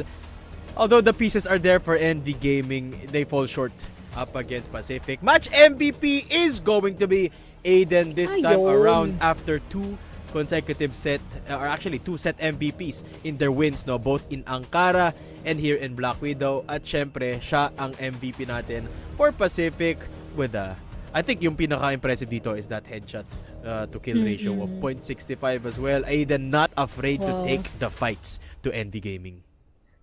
Yeah, I mean, it just boils down then to how confident he is sa sarili niya and as well as faith sa kanyang mga kasama. Of course. It's already been prevalent here for the last 3 maps na nakita natin siya, no? Sometimes, kahit na wala siyang suporta, as long as meron, alam niya or aware siya na may kalamangan siya sa pwesto niya, isusugal at isusugal niya ang kanyang mga laban dito. And of course, being alongside with the rest of the squad as well, tulad nga ni Justin and as well as ni Revenge. But yeah, I mean, pretty much kakalapag lang dito ni Aiden, no? And in the past 4 days, we've already seen him being able to reach this caliber of being hailed as an MVP dito sa ating serye, which is well done and well deserved of the recognition. And safe to say, Aiden is fitting like a glove and is very comfortable dito sa roster ng Pacific Esports. And I love it that moment, Mochi, na nakita natin nag-lock in na ang Pacific, no? Nagsimula na silang magtuloy-tuloy ng panalo nila up against NV Gaming after a long day of battles in 3 maps. NV, of course, will be toppled by Pacific Esports, and Aiden, of course, was the tippy top for Pacific Esports. Pero speaking of Aiden, balita ko, makakausap natin siya dito. Tawagin na natin si Aiden, ang inyong match MVP. Of course, Aiden, boss. Hello po. First off, Aiden, congratulations muna sa panalo nyo up against NV Gaming. Siyempre, no, Black Widow 10-4. It was a hard-fought series. So, props sa inyo, congratulations. May isa lang akong tanong para sa iyo, bossing Aiden. Ano po yan? We saw Pacific returning to form. It's a Black Widow, no? Nakita natin nahirapan tayo in New Compound, in Compound. So matanong ko lang, ano ba yung nagpahirap sa Pacific dun sa Compound na yun? Ano po? Tahimik lang po lahat pang wala pong gana. So, communication issues, nakita naman natin na-address na yun no? By the time umabot tayo sa Black Widow. Kaya nung sa Black Widow po, yun, sumisigaw na po kami lahat. Alright. Mochi. Question, sinong prime motivator sa inyong 5? Kasi ikaw na nagsabi, di ba, bumagsak yung moral niya sa second map. Sinong nagpasimuno nung boost na yon? Lahat naman po, halos. Lahat naman po kami. Okay. Very nice. Napansin din talaga namin napantahimik lahat nung second map. Very Right. nice. Communication is key pa rin talaga ng Mochi. Ito, Aiden, congratulations again. One last thing, kung may gusto kong i-shoutout, gusto kong pasalamatan, now is the chance to do so. Thank you sa mga nanood tsaka mga nakasupport sa Pacific. Ayun lang po. Alright. Okay. Maraming Exit lag ni salamat, Sneaky. Aiden. At congratulations yet again para sa inyong panalo. Wishing you nothing but the best for the rest of the group stage. Thank you Congrats po. ulit. Ayun. Communication is key and Pacific.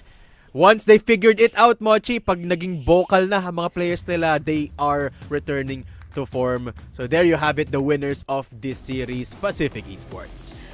Grabe no, minsan talaga yun lang yung kailangan mo, yung boost. No, kaya yung kalalaan kung paano nila makikerry yung sarili nila para mas Yes. lalo silang maging matindi sa mga performance nila. Sometimes simple things and that can change everything talaga. Oo guys, pero hindi lang Pacific ang winners for today. Pwedeng kayo rin ang ating mga viewers. At all you have to do is to play for days consecutively. Alam ko namang marami sa atin everyday nagko-crossfire dito, di ba Mochi? Tama. So all you have to do is, of course, to earn points by logging in to Crossfire by the Stove PC Client Launcher. Di ba Moch?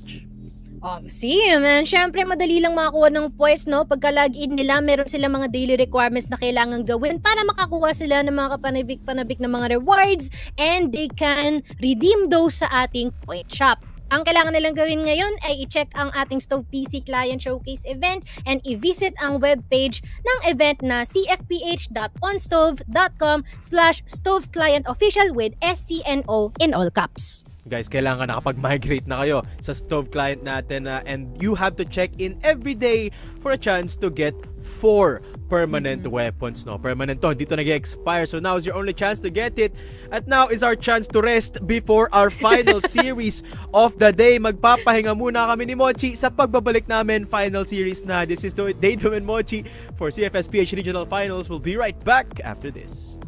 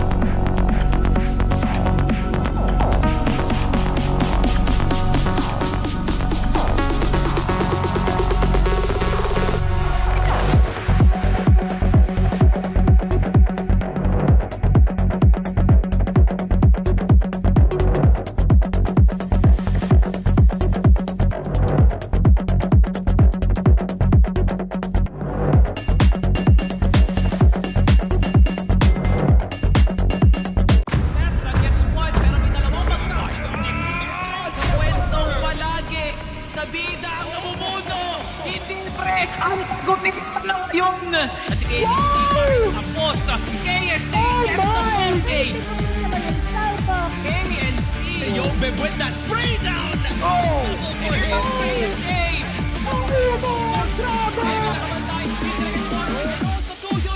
Will be the peak of Crossfire Philippines Valley.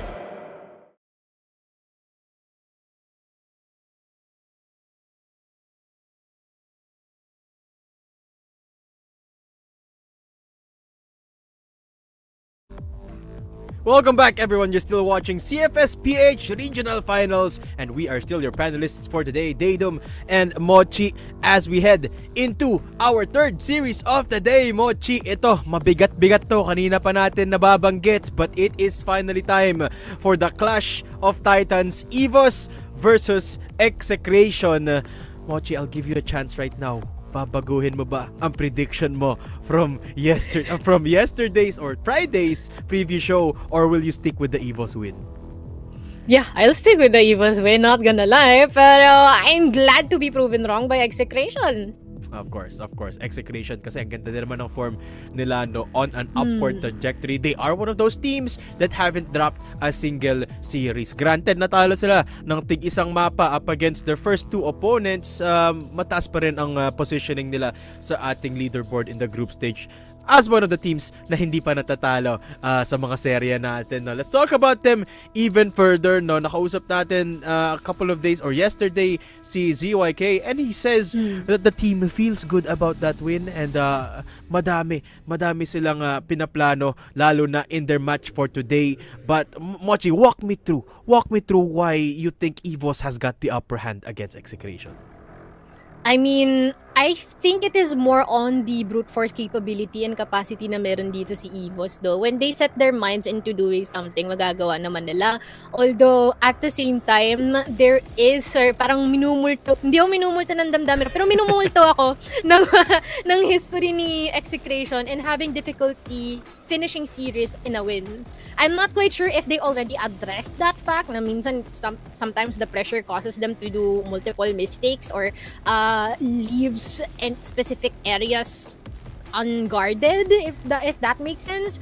But yeah, I am more than welcome na makita na if magkakaroon nga ba ng growth ito sa Execration or not, or if EVOS will suffer another loss in the standings, putting them or dragging them down. Lots of possibilities, not gonna lie. Yeah, and I think the biggest problem for Execration has been ramping up, to say the least. I mean, I'm looking at their match up against Gaon Gaming, no? Nahirapan sila in that first map. Pero nung nag-second at third map na tayo, nakabawi na.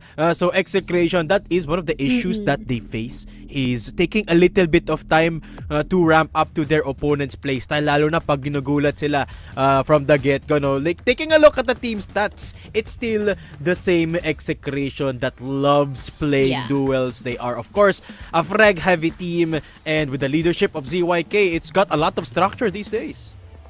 Of course, and I really do miss din yung mga pop-off scenes and episodes back in Masters nito ni FallX and ni CV, and hopefully we can see more of that as well. And other than that though, for A7J, I believe yung huling laban nila nag-pop off din to. It's been hailed as a MVP as well. So it's pretty nice seeing all of these players been able to find themselves and their spot din dito sa team na to specifically. And I vouch naman that they will carry on that trend pagkadating ng araw. And the integration of the new additions to their roster, no, D and Fall X, have been somewhat flawless. There hasn't been a big issue na nakikita natin that is caused by the integration of the new two players. In fact, maganda nga yung performance nila, no? Looking at the numbers of Fall in particular, second to the highest kill to death ratio. So it's still the same Fall that we've come to know and love, and of course the as consistent as ever as joining into the Execration roster, no. So I feel like nagfi-fit into their playstyle naman dito yung dalawa. It's a bit of an understatement actually. I feel like saktong-sakto yung playstyle nila for this. And Execration, I like that they're also very flexible when it comes to the structure of their team. Sabi nga ni ZYK, no, hindi sa kanya lang nalalaglag yung burden of that IGLing. Syempre, meron pa rin tayong support system that comes with the IGL and the communication, of course, which also very important. But the road is winding for Execration dito. Yes, kalaban nilang EVOS ngayon. Gonna be facing against MATTJESS, and then Vanguard, and then Envy, and then ang grand finale nila will be up against Team Stallions. Stallions. So question mark pa rin kung may pagpapatuloy ba nila itong lossless streak nila, especially against EVOS. Yeah, we are gonna be finding that out today. I believe daing nag-umaabang or nag-aabang nitong sereng ito, and I can't wait to see or witness ano nga ba ang baon nito ni Execration. Total, they've been highlighting or emphasizing that they're very much preparing these types of most especially na si EVOS ang makakatapat nila ngayon. Alright, let's have a deeper insight dito sa Execration, no? Kasi tawagin natin ang isa sa mga players natin na pwede natin kausapin from Execration, Boss Fall X. Welcome to the desk, Boss Fall. First off, congratulations dun sa huli nyong panalo up against Gaon Gaming and Pacific, no? Ito, matanong ko, Thank you. Boss Fall, you looked really good in those two series, albeit napastretch yung series natin into 3 sets. Okay lang, naipanalo pa rin, no? But we are going against EVOS this time around. Tanong ko lang, Boss Fall, what preparation went into preparing against EVOS? Ano yung game plan natin up against EVOS? Siguro, boss, more on fakes. Okay. Okay. More on fakes. Bait and switch. Siguro kasama ba itong strat na to na pag-fake yung sa i-fake nila? Ewan ko, Mochi, pero ikaw, ano tanong mo kay Boss Fall dito? Wait lang, parang duda ako doon. Fake Pero ba yung sige, pag-fake? Ewan ko. Fake ba talaga? Ewan ko din. Fake sa fake. Mind Fake sa games. fake. Mind games. Oh, very interesting. But ito pala, I've been seeing you that you're definitely a player to look out for kahit nung nasa kabilang bang ka pa. Kamusta naman ang mental stature natin ngayon amongst the team? Like, doing well naman ba? Yeah, doing well naman. Tsaka na-adapt na rin naman namin yung changes kasi yun nga, nagbago nga kami ng roster. So, ayun lang naman. Very nice. Alright. 3 buy, what a life. Ayun na nga, thank you for those insights, Paul. Now is your chance kung may gusto kayo shoutout at pasalamatan. The floor is yours. Shoutout sa pakabas namin dyan sa labas, dyan kila Iben, kila Kuya Terong dyan sa corridor. Sa girlfriend ko, shoutout sa'yo, I love you. And sa ICT 111. May pasalute. Syempre. Saludo rin kami sa inyo, Execration at Fall X. Maraming salamat and good luck for your upcoming series. Thank you. Thank you. Ay, may mga coach na naman, no? Ang daing coach! Pag may ini-interview, ba't sino kaya yun, no? Salvatore, no? And Sneaky Frog, of course. Sneaky Frog. But you love the banter here and you love to see in high spirits dito si Paul X. Yes. So excited to see just how Execration are going to perform against their opponents. Speaking of which are EVOS Esports, EVOS ARC Esports na nga sila ngayon. And what can I say, Mochi? After their first run up against Stallions, no, obviously medyo nahirapan sila 0-2 in their first series, pero mukhang bumabawi naman ngayon ang EVOS after that performance against MATTJESS. Yes, of course. And it seems like it will take some time, no? Na in order to recover from that as well, pero at least they're finally picking up the pace once again, no?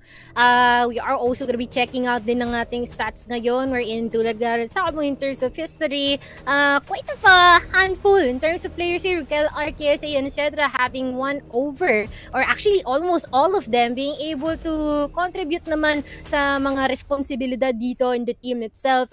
Although it's very, very worthy to highlight then KSA as a player, sobrang explosive, sobrang tindi, especially pag nakita niya or may confidence siya na kaya niyang mamain yung mga katapat niya, gagawin at gagawin niya. And of course, our boy Cetra here, who's been pretty much, I mean, arguably best sniper here sa PH so far. Yes, absolutely, no. EVOS definitely looked like they are still the same team na pinadala natin sa AWC, the same team that was the champions of Masters. And yun na nga, let's take a look at their data so far here in the group stage. Yun, dalawa na nakalaban nila, of course, Team Stallions and then MATTJESS. But I do want to say, in MATTJESS, record performances yet again for EVOS. And what can I say? Noon si KLR yung nagpakitang gilas up against MATTJESS. Yes. I mean, hindi lang calls, no, ang binibigyan ni Keller dito, but also the service na inaraw down yung batalyon na meron ang MATTJESS at the time. And pretty much it's been crazy to witness, no? I'm really thinking na malay mo, there's gonna be a closer matchup na meron in terms of our maps. Pero though, as much as possible, tinapos na agad ni EVOS yung laban nila noon at the time. And I can't wait to see anong ilalabas ng EVOS dito, no. We've seen some glimpses of experimentation up against MATTJESS. Nag-ibang baril minsan si KLR back in their match against MATTJESS. May nakita tayong Scarlight, may nakita tayong M4 pa nga dito, no, a throwback to the previous weapons as well as some new ones. So let's see, excited to see if there's anything new being brought up to the table katulad ng ginagawa ni Nice Katol in the other games dito. And si Lance din, no, with their different weaponry from Pervid. Big shout out to Pervid in Impact. But yes, excited for the match either way. Eto, may makakausap tayong matindi dito as an insider and a bit of info para sa labanan natin today from EVOS. Let's welcome to the desk, of course, si Coach. Andyan nga ba si Coach? Ay, hindi. Yun na nga. Si Coach. Akala ko si KLR makakausap natin. Pero si Coach 02. First off, congratulations, Coach, sa laban nyo against MATTJESS. Thank you. And ito, a big question lang. Vibe check lang muna tayo. How's the team feeling? As usual, mataas pa rin ang confidence level namin. The first loss, it doesn't affect us at all. Lagi naman ganun eh. Last couple of group stage, lagi kami natatalo sa pangalan nun, ang team na yan? Ubek. May bago siyang pangalan eh. Stallion. So, grabe ka, Coach. Lagi naman kami natatalo sa group stage, pero as the history, diba, alam niyo naman eh, history. Siyempre. Kaya si Madam Mochi, bilang ka na sa akin. Grabe ka talaga. Grabe naman sa bilang. Grabe ka talaga, Coach. You never fail. Never a dull moment with Coach Zirto. Ito, Mochi, may isa lang ako request kay Coach bago ko ibigay sa yung mic. Coach. Sige, go. Ito, meron ka bang message para sa mga kalaban? Wala na akong tanong. Ito lang, meron ka bang message para sa mga kalaban natin today na Execration? Sa Execration, wala. Kaibigan namin yan eh. Ito lang, sana si Aljo magbumata kayo kasi kahapon, Diyos ko, sakit sa ulo. Totoo. Ito, Mochi, I give you the floor. May tanong ka ba kay Coach? Ayan, eto Coach, ang tanong ko ngayon is, pinaghandaan nyo ba si Exe? Or as usual lang, yung ating operasyon ngayon? Hindi, lahat naman ng team pinaghahandaan namin. Pati yung actually, lahat pinaghahandaan namin. Kung hindi kami maghahanda, mahirapan kami mag-tripit yan. So, kaya nga Mochi, tayo mo sa playoffs dahil. Okay. Alright. Looking forward, Coach! Alright. I give you the floor, Coach 02. Kung may gusto kayo shoutout, gusto pasalamatan, now's the time. Alright, so shoutout pala sa mga fans namin, EVOS family, shoutout sa inyo, sa mga taga-Indonesia, shoutout sa inyo.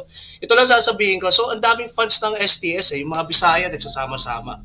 Yung mga Tagalog sa MACTA, yung mga Tagalog minsan sa Execration. So yung mga hindi nasasama dyan, yung mga walang team sa Crossfire, so Ilocano, Bicolano, Ilonggo, sa amin kayo, dito kayo kumampi, di ba? Maragin natin yung mga Bisaya, mga Tagalog, dito kayo sa EVOS Esports. Ayan. Okay, very nice words from 02.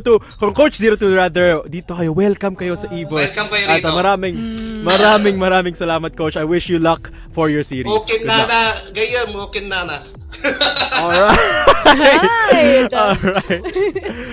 Alright, thank you, Coach. Never a dull time with Coach 02. Maraming salamat. Again, Coach 02 from EVOS ARC. Mochi, watch them daw, Mochi. Of course, attentively even dito. And we're really excited and looking forward din sa kanilang magiging laro dito ngayon. I mean, sila na nagsabi, they're pretty close with Execration themselves, which also means they already have an idea kung ano yung magiging galawan na baon ng Execration dito sa seryeng to. Absolutely, no? And let's take a look kung sino nga ba ang mga dapat natin panooring mga players dito. Of course, these are both star-studded squads, no? So sino nga ba ang dapat nating panoorin at pagtuunan ng pansin? At syempre, it's Zetra from EVOS and the super rookie ZYK. Man, this is gonna be quite of a crazy matchup, indeed, no? Especially, Cetra is also the person who tries to pull the very spicy pickles as much as possible, no? But here for ZYK, though, really curious din no, ang magiging baon ditong kanilang IGL, especially na when it comes to keeping themselves on check. Parang unti-unti na talaga nilang naiintindihan kung paano nila gagawin yon. And pretty much looking forward din kung ano ang magiging growth dito ni Execration pagdating dito sa seryeng ito, because it's gonna be really a tough one. Yeah, all things considered, this is technically still gonna be an uphill battle for Execration. No? Syempre, EVOS still the reigning champs. Yun na nga, sabi ni Coach, their goal is to go for that three-peat and maybe extend it even further. No? At syempre, gusto nilang bumawi with Stallions na nakalimutan pa nga ni Coach yung pangalan daw dito sa interview natin. No? Pero, Mochi, magtawag na tayo ng backup kasi it is a battle of the Behemoth. Salvatore, Sneaky Frog, anong manonostra nyo dito sa laban na ito? Let's start with you, Sneaky Frog. I think it is gonna be probably one of the more exciting games natin dito sa group stage, pare. Feeling ko this is gonna be one of those series as well na we're gonna see a lot of fighting and daming suntukan as well between yung dalawang teams natin. Salvi. Ayoko magsabi ng resulta, pero isa lang ang masasabi ko, purong kaguluhan lang ang makikita natin sa laban ng Execration at EVOS. Kung magulo yung interview, feeling ko magulo din yung mga mapanlalaroin na itong mga Ayun na nga. I was about to bring that up. No, there is a big chance na may makita tayong wrench thrown into this map dito. Baka may makita tayong bago. Kasi di natin alam, baka may niluluto itong dalawang to, no? I mean, when it comes to interviews, Mochi, we try our best para umungkat ng information. Pero magagaling magtago ng info itong mga ini-interview natin eh. Natatawa pa rin talaga ako dun sa sinabi ni Paul, no? Puro fake. Pero i-fake yung fake, no? So mapapaisip ka rin talaga. Which is definitely something to look out for, no? Grabe naman talaga. Yes, super exciting to see kung saan nga ba tayo magtutunggali. And we've already talked about this off broadcast, guys. And we know for a fact naman na EVOS have come to play up against Execration, no? So map Bito. Matanong ko sa inyong dalawa to, Salvi, Sneaky, may makikita ba tayong bago? Will we be seeing something along the lines of a Mexico to be picked up dito? To somewhat throw a wrench to the opposition dito? Feeling ko we're probably gonna see an appearance of sub-base. Fully knowing Execration now, probably capable of playing yung mapa na yun. I have a feeling na it is gonna be the usual bands, you know, Port, probably New Mexico or something. Actually, napapaisip ako, if you want a curveball, tas curveball yung usapan natin dito, I wouldn't mind the Eagle Eye para dito sa map 2 if ever Xing up pipili dito. Yeah, but we know Eagle Eye, a map where EVOS have sort of been building up for the past year also. Syempre, pinractice nila yan for Esports World Cup. Pero the band's coming through dito, Salvi, yan na nga, Eagle Eye. Uy, Execration picks it up. What do you think of this first map, Salvi? Okay, I like this first map, no. It's just giving me na challenge accepted para sa Execration. On top of that, talagang binigyan pa talaga ng paubayan ng EVOS, no, saying na sige na, simulan ko na yung pinakamahirap na side ng mapa na to. But with respect to Yobib and KSA with their prowess in entering the fights from LB to LA, no, parang nakakita ako dito ng isa pang paikot mula sa EVOS stratbook na pinapamalas dito ni Coach Shane. Ankara, we're going in for the pick ng EVOS dito, Mochi, and then for our decider map, Compound. But realistically, with Eagle Eye being left for the first pick dito, Moch, do you think we're gonna see a Game 3? Yeah, I mean, not gonna lie, there is a possibility of having a Game 3, pero let's see, no? Meron ako i-drop mamaya din sa predictions natin, but I am definitely interested sa kung ano yung baon dito ng Execration. I believe there's too many VODs din na meron dito for Execration to study upon kung paano yung galawan ni EVOS dito. And if Team Stallions has been able to crack the code on that one, I think that they can do it as well. Sneaks, if we go into Compound, who has the upper hand, EVOS or Execration?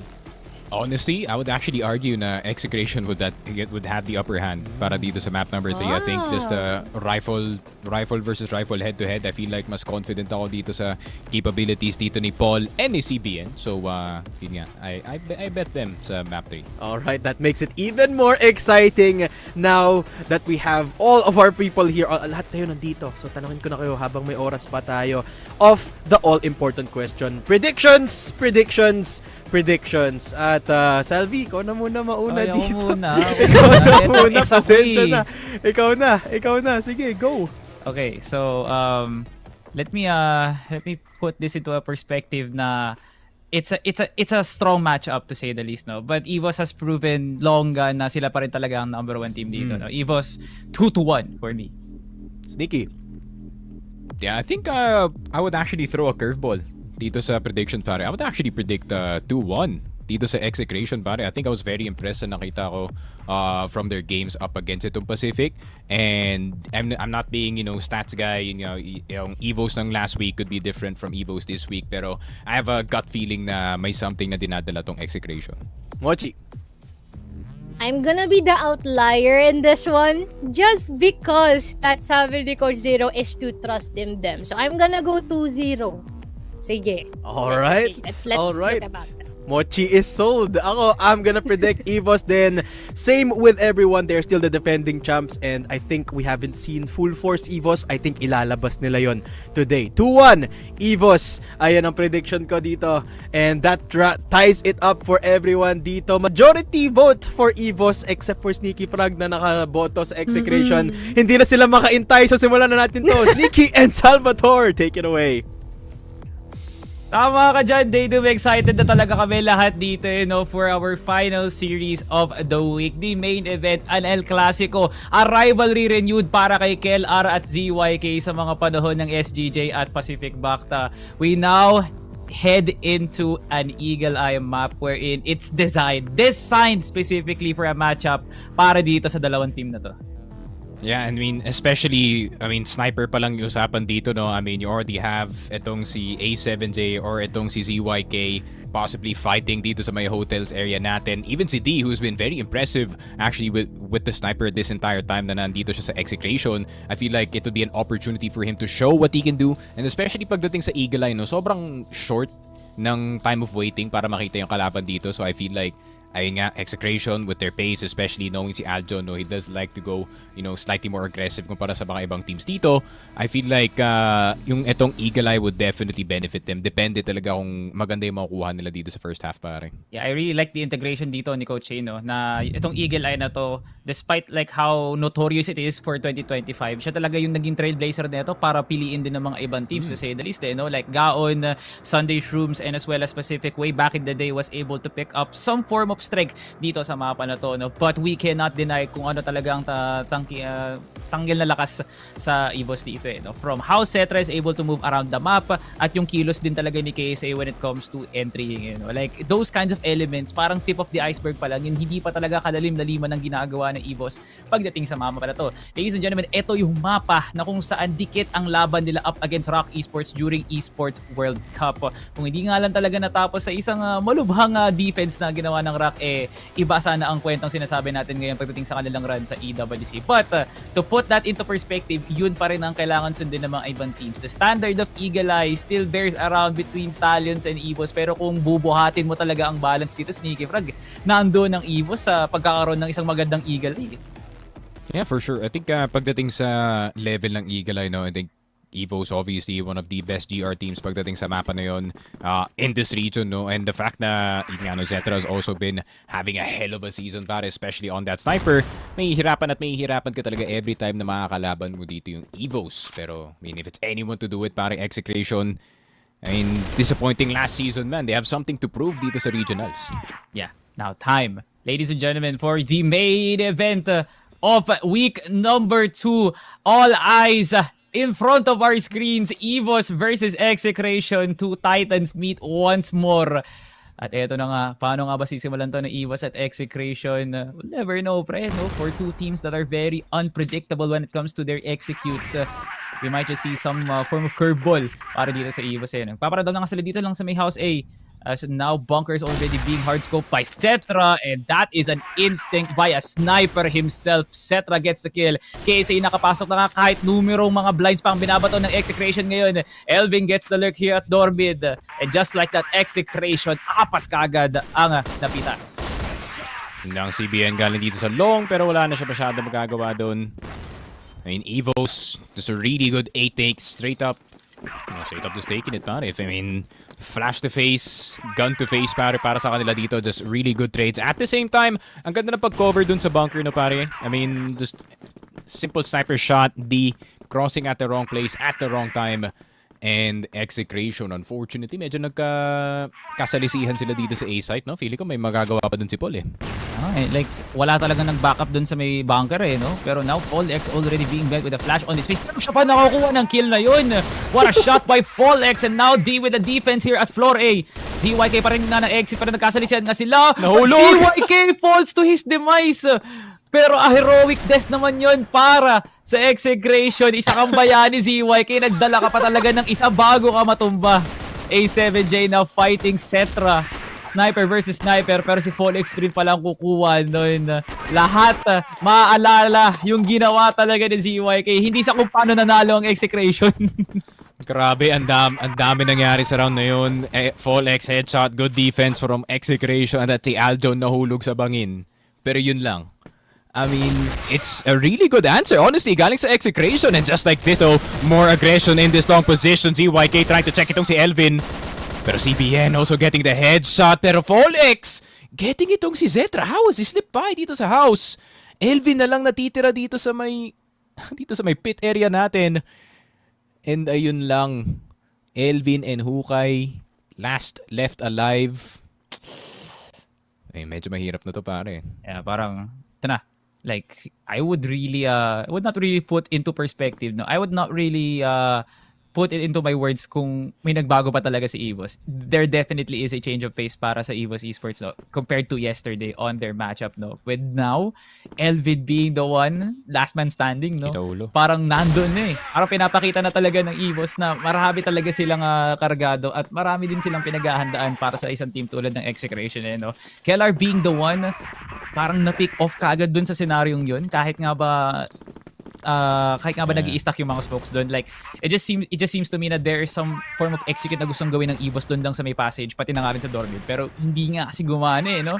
So that leaves Elvin open. Now CBN roaming down hotel. Makakuha nga siya ng isa doon, pero si CBN pa rin ang nakakuha doon. Here goes Yobib with the trade. As now a 1-for-1 is now being called here by EVOS. Can they execute LB rather? Parang possible pa rin actually kung makukuha nila sa A7J dito. Pero si Cetra, naispatan siya. Yun lang, ang hilito. Hinarangan mo pa yung kasama mo, men. Gusto lang bumalik ng hotel. Pero 1-for-1 isn't too bad. Don't CPN for KSA. Attacker versus attacker isn't too bad of a trade para dito sa mga players natin. Yung problema lang dito ng Execration, medyo maiging payat yung kanilang depensa dito sa B-site. Kasi, ayun nga, CBN, mainstay hotel player, ang hilito now having to watch two angles at the same time. Pero Fallex falls to the M4 and pati na rin dito si ZYK, and they are gonna start the assault dito sa hotel. A7J peeking around the corner. Zetra shot. Di na lang natitira dito, pare. Isipin mo, no? Tinitignan niyo yung BR dun. Tapos, hanya pang nagawa tumingin ng EV. Oh my God. That was actually insane from Cetra. And he gets another one. Not even taking a pixel peek, pre. Nirekta niya talaga kaagad na para bang ini-entry niya yung sarili niya gamit TRG. Yeah, Cetra, flawless 2K to end it off para dito sa EVOS, no? Tie game, actually, with the same setup from Execration, nung saan yung BR mismo aabangan nga nila with possible retaliation here from EVOS kasi favorite na tong hotel na to. Tinan mo, nasa na si KSA at Yobib, oh. Yeah, M4s too para dito sa EVOS. Honestly, wala masyadong nagbago, no? Galing sa lumang M4 tas sa bagong M4 in the balance changes. It's much more tight lang yung spray natin. Pero A7J, speaking of tight angle para sa kanya to take down itong si Zetra. KSA, Yobib possibly getting yung TRG, going for the peak, pero wala namin. Kalmado muna sila dito. Hindi nila pwede pulutin yung C4. Maririnig yan ni CBN. Yeah. Ito, no? Nakahawak pa rin, no? Hotel. ang dalawang miyembro dito ng EVOS, no? With Keller and Elvin doing the lurk for it. Pero this is a good immediate smoke actually, no? From Execration. So now, nire-respeto na nga nila si Yobi dito lang sa may LB. So wala nang maghahawak dito for Execration. They might just be waiting for those entries here at Hotel. And they're using the time, which is good para sa Execration. They're now using tactical approach. Ang EVOS, wala pang execute na ginagawa dito. Pero ZYK, hindi sumusunod sa batas. Wala ring narinig. Pero nandun din si Yobi para makuha ang mabilisang trade. At least Execration found one in this 3v4. Yun nga, it's a way better spot para sa Execration, honestly. 3 versus 4, and just like that, grabe naman si A7J. Simpleng swing lang dito kay Yobi on the TRG. M4, or 2 M4s last left alive para dito sa EVOS. Pero CBN around the corner, HK doing heavy damage, heavy headshots, and of course, one of the highest headshot percentage players para you give him an HK. Yan talaga yung mangyayari dito. Grabe, no? Grabe si CVN. Magba-birthday na't lahat magpapasko pero hindi pa rin yan ngingiti kasi ang tanging pake niya lang dito is maglaro ng Crossfire, pre. No? Like, could you have imagined that hold dun sa hotel? Ako matutuwa ako doon, but for CVN, it's a regular Sunday para sa kanya. So now, Execration would once more a hold dito lang sa may hotel. Pero si CBN na lang ang matitira dito. And A7J with a Crossfire dito lang sa may cable. But yeah, cool setup para sa Execration and EVOS. Got what they wanted. The headshot machine ng Execration wala na. At ngayon, malilipat na ang attention natin dito lang sa may bunker as Elvin. Now looking towards a pick dito lang kay FallX. Advantage para kay Paul. Pero tinan mo naman kung gaano siya ka-aggressive sa pag-scout out kung may magbaback-up dito kay Elvin. Because pwedeng ratulin pa rin to ni Elvin no? Oh, for sure. Pero kalmado lang si Elvin dito as in ipis kung ipis. Pero alam kasi ni Paul Alam ni Paul that there could be a person around the corner and nahanap na nga si Elvin. He's far too familiar with EVOS para palagpasin na pwedeng flank na mangyari doon. Pero Kellar, papasok na nga dito sa site. A7J, 1 HP, buhay na buhay pa rin dito si Angelito. Somehow, some way. How is he alive? Takes a USP para matapos ang kanyang buhay. Zetra hitting the shot on D. Curving yung Colt at the right time. ZYK, FallX na lang natitira dito. Si FallX, inahawi pa rin yung mga B players. Pero si Zetra, Kellar from the behind. Pero ZYK, si Aldo na daw bahala. 1 versus 2, KSA, the only one left alive. HK sa kanyang kamay and a singular flash. Anong magagawa na dito? Lawak ng cerebral cortex dun ni ZYK, no? Like, yung delay na ginawa ni A7J dun, it was an act. Talagang nag-actingan lang dun si A7J. That hold from KSA as well was even good para talaga madelay yung mga pasok doon ng EVOS. At dahil doon, na-hold sila doon sa EV. And ZYK had the perfect timing to get that roam. Had they pushed even further, kahit nga sa RS mismo ng Execration, mawawalang bisa yung ginagawa doon ng Execration. If they committed towards exit, easy A site na yun actually, no? So, Execration played the cards right. All of the utils in the world, ginamit nga talaga nila. And another pick here by Cetra and KSA as they look for the opening, and the entry of KSA has been flawless with 2 headshots already recorded. Elvid, napakalalim na nga dito sa exit. A7J and CB, and last man standing, mabilisan din kaagad tinanggal ni Elvid si A7J. Now a 1v4. Yeah, I mean, someone needs to tell etong si D to chill, man. Kasi you don't need to hard swing para dito sa LA, no, pare. But at the same time, I think he's trying to provide the distraction para sa kanilang top A player.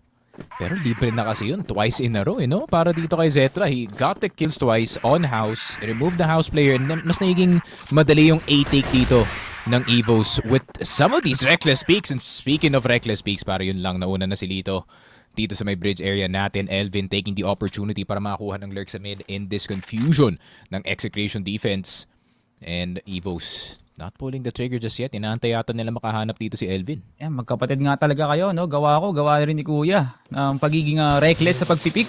Like, A7J had no business. Actually, yes, Arctic nga siya doon. But still, like, it's not like the usual angle para kunin yun, actually, no? You could have picked out during hotel. At Elvin, man, talagang tagong-tago yung ingay ng paneto, at tingnan mo nga naman yung effort na ginawa ni Elvin para makuha ang HM. And Elvin with the alert of his life to propel EVOS to tie the game.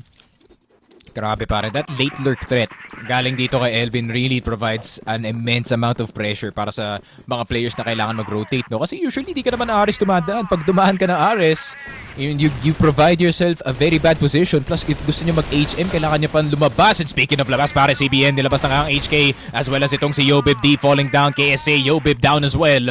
3 versus 4, half HP para dito kay Zetra.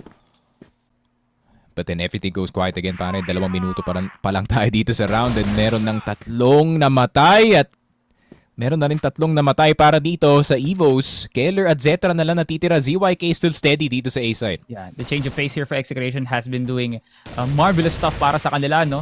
Pero hindi lang ganun kabilis yung mga reaction time nga nila para mag-respawn nga kagad.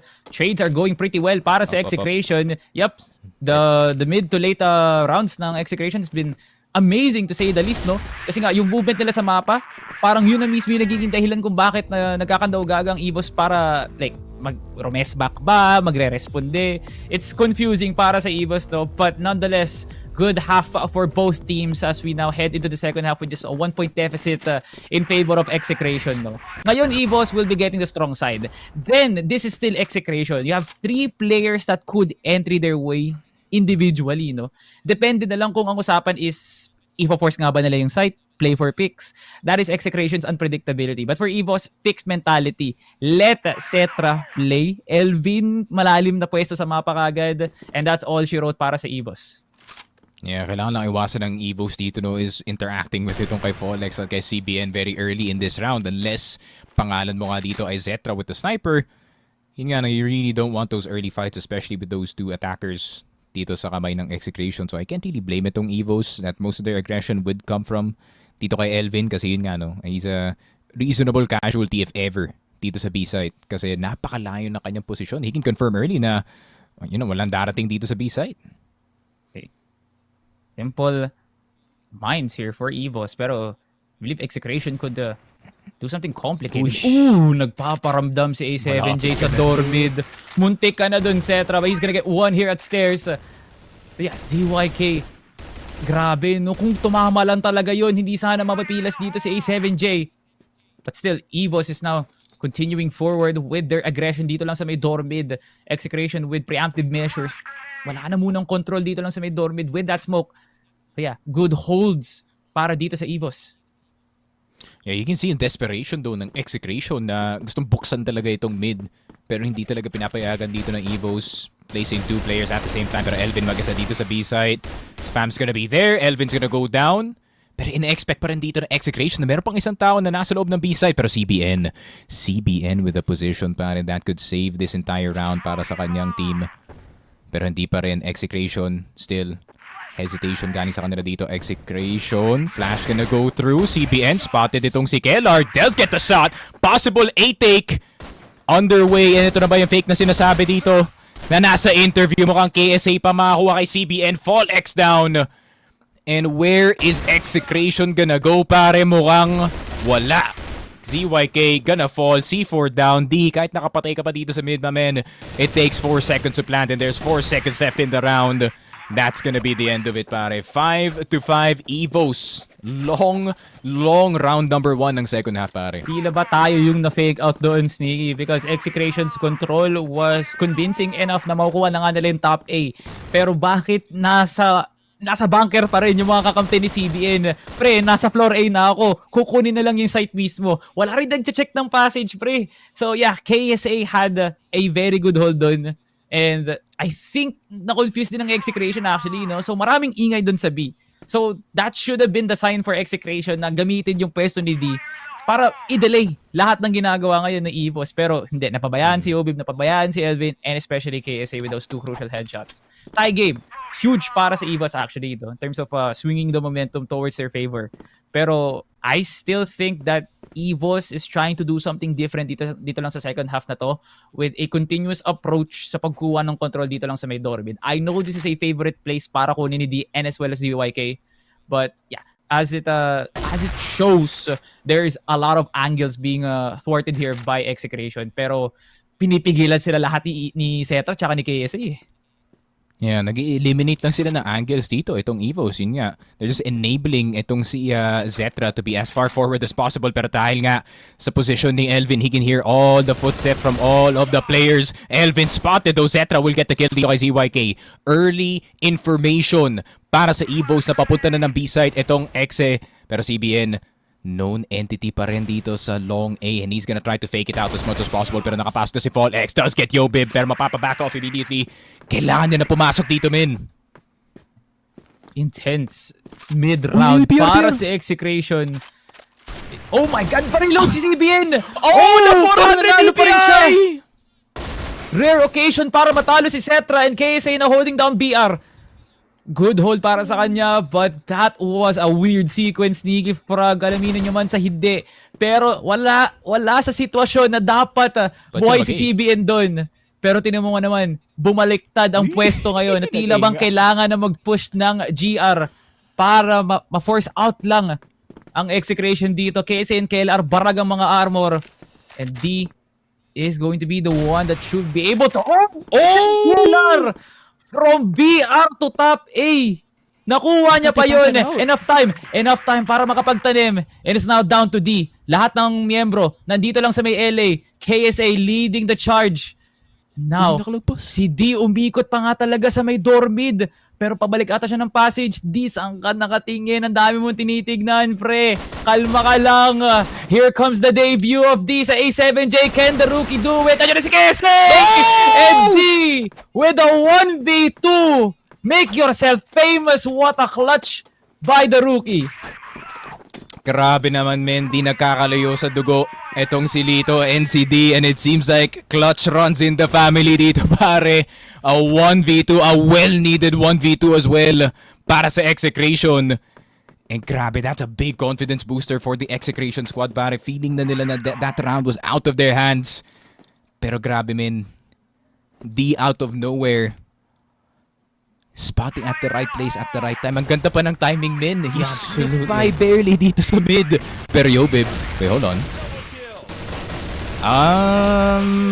Not the best push galing dito sa Execration. 2 mid, 1 or 2 in A. Tapos meron pang lumabas ulit dito sa my house. A questionable gaming. Salvatore. Yeah, parang no arguments made there. Totally agree ako dun, pre. Wala nga man lang smoke sa HM or flashan man lang actually, no? Like, that's not an Execration that we would like to see in the following rounds. So sana ito na nga yung adjustment phase nga nila para ayusin yung door mid push nila. Hotel control? Now, Elvin, nakaangat na nga dito ng tower kahit pa paano. Now A7J with a very good quick scope here at house. Pero napaka-aggressive dito ng EVOS. They're trying to take control of LA. Napaka-delikado nito. Actually, walang mag-hold ng top A. And they get the punishment with CBN and ZYK combining their forces. Fumble by EVOS. Masyadong pabor sa side ng Execration yung util na ginamit nila pan-delay sa house A. And now D finding off Elvin. And there is Execration with the return attack. 7-6 Execration. A well-needed reply dito sa game natin. And at the same time, yun nga, no, EVOS maybe overplaying their hand. Dito sa long A natin, nakuha niya na yung long A control, nakuha niya na yung house. What is there to get at that point? ZYK taking down itong si Zetra early. Big pick off. Pwede na nilang kunin yung hotel pero Elvin nalaban pa rin dito kay D. And yun na nga, they finally take that hotel position. Yobib nandito na nga to provide backup. Pero yung problema dito, Salvatore, sobrang spread na ng defense. At nakuha pa ni Aldon si Yobib. Nako po. Yup. Yeah, super rookie. ZYK. Na para bang ang daliri sariwang-sariwa pa. Paul X now with a headshot. Yeah, 3v1. KLR, what could you possibly do? And there goes two captains trading haymakers. KLR gets it. 2v1 na to. But Folex with a push. Execration foundation round to set up the 8-6. Momentum swing. Heavily favored dito sa Cavite squad na to. Yun lang. Parang egol naman pare. You press tab tapos nakita mo kalaban mo sa 1v2 CBN and Folex. Yikes. Yeah. For sure pare. I would... Tingnan mo pa yung headshot pre oh. Tingnan mo yung headshot. 8 and 10. It's absolutely insane. You give these kids HKs pare and they're gonna go possibly CFS. We might not be sure. Pero yun nga, EVOS Still not done dito sa mapa na to. And fully knowing Zetra and his capabilities, pare, he can still turn the tides dito sa laruan natin. But speaking of turning the tides dito kay Elvin. Meron pang isang tao na nasa loob ng A-side, and that's gonna be Zetra under the stairs. But is he gonna get hunted down? No, he won't just yet. USP nakuha. Colt actually nakuha pa dito ng isa kay D. At KSA mahuhulog na rin. Execration with a hell of an A-take. Spotted pa si Yobib sa loob ng smoke. And mapapatawan na lang yung Execration dito, pare. This might be the map. Pre, mali ata tayo ng pag-call dun kay D, no? Dapat hindi natin siya binibigyan ng brake fluid. Purong gasolina lang talaga, no? Mala diesel yung takbo niya dun sa bunker, pre. Like, talagang tinanggal niya yung anchor dun ng EVOS. That, to everyone sa naglalaro ng BL dito, is tough to take. Kasi ang dami mong head glitch from window to exit, from floor A. Lahat ng yun, pwede kang mapilas kung mali yung positioning mo, no? But for D, it was absolutely no issue. Parang ang ganda na nga rin ng smoke doon ng EVOS para madali, no? But it was not enough because D was on a roll and Cetra already got picked off. Kung hindi mo kayang i-1v1 si Cetra, i-4v1 mo, sabi ng Execration. Nessie, kaya ba bang bumalik ng EVOS dito sa laruan natin? ZYK almost catching si Elvin. Not even a foot. Actually, that would have killed si Elvin knowing na barag na nga siya dito. Pero Yobib, forward position for the rifler dito ng EVOS dito sa long. And that's why this A defense is so strong. No way, Cetra. Yun lang. No way you jump again. Kung ikaw si CBN, nakita mo na si Cetra, pare. Let's not get a bit too frisky dito, man. Pero ako, like, pag kumama yun sa ginawa ni Cetra, I'm convinced that this man is a waller talaga, no? Fall X had no business winning that angle. Isipin mo, pre, kailangan na lang talaga pindutin ni Yobib yung left click niya. Siya pa yung naging dehado doon. Kaya, EVOS looking not really good here unless Kellar does a miracle defense dito lang sa may EV. Ito na. There goes the delay. Flash is being thrown out here by Execration as Cetra wins the duel up against A7J, forcing the 4v4. Cetra nakahawak pa rin dito sa may BR. Deadly angle para dito sa EVOS. They need to rely on that one sniper that they have para mapigilan ng two-man push dito ng Execration. Kela gets a pick but Folex with a quick trade. Pero nandun pa rin si Cetra, hindi pa rin nahuhuga. And there goes the timing. Si CBN, nilalasan nga ngayon si KSA. He gets the tap and the 180 over Elvin. Double para kay CBN. 15 seconds left. ZYK with a poetic finish as the captain sets sails into this series. 1-0 para sa Execration. Jesus Christ, CBN. Grabe naman. What a 2K to end it off in this Eagle Eye game. And it's not just a 10-8, pare. 10-6 ang usapan natin dito sa Eagle Eye 2.0. Execration looking so damn good dito sa mapa na to. EVOS, they had their strong points as well, no? Pero EVOS, by the tail end ng mapa natin, they were actually getting played with. Yun nga, no? Napapansin mo, mas forward na ang kanilang positions. They're a bit more desperate to find map control. And parang naman sa Exe, they're just hanging back, looking for mistakes dito ng EVOS, which we really do not spot itong team na to being in that position often, no? Dito sa liga natin. Yeah, magnetic ang tutok talaga ng players ng Execration dito, no? When they know it's their map. That Eagle Eye had like this sort of connotation, no? Na pag Eagle Eye, dapat sa EVOS na yun, kahit sino pang kalaban mo, no? Like, this is the Execration that pushed the limits of Ubek Maniac last time during CFS PH Masters and now Team Stallions, no? Dun din tayo talagang naguluhan sa eksena ng Crossfire Philippines, no? Like, how Execration is able to do that in Eagle Eye is beyond me. Pero, nangyari, pre, ginawa na naman nila sa isa pang top team dito lang sa tournament na to, no? And EVOS, despite how innovative their strats are during the first half, hindi siya nag-translate sa isang magandang second half naman, no? With Cetra, despite getting the picks, wala pa rin talaga, pre. Yeah, and I wasn't the biggest believer, no, ng roster na to, in all honesty. Questionable para sa akin yung acquisition dito ni D. I think si A7J was a really good addition to the team. Pero hearing about him being the main sniper ng roster, no, didn't really instill much faith para sa akin dito. But hey, Execration with a roster na I wouldn't say we expected them to be rolling with the punches kung kalaban nila yung EVOS. It's been impressive so far para sa kanila. Impressive indeed, no? Like, I feel like their flowers right now, parang well-deserved naman eh. Kasi hindi ganun kadali na tanggalin yung anchor ng EVOS Esports. Pero yun, we've said a lot. Sneaky Frog, gusto ko naman malaman ng insights dito ng ating maigiting na panel, no? Daydom and Mochi, kamusta kayo dyan? Okay naman, Salvatore. Maraming salamat, Salvatore and Sneaky Frog. And Execration on a warpath. Mochi, nagulat ka ba doon? Kasi ako, kanina nakabukas na yung labi. Ewan ko, hindi na naman alam mo, sorry na agad.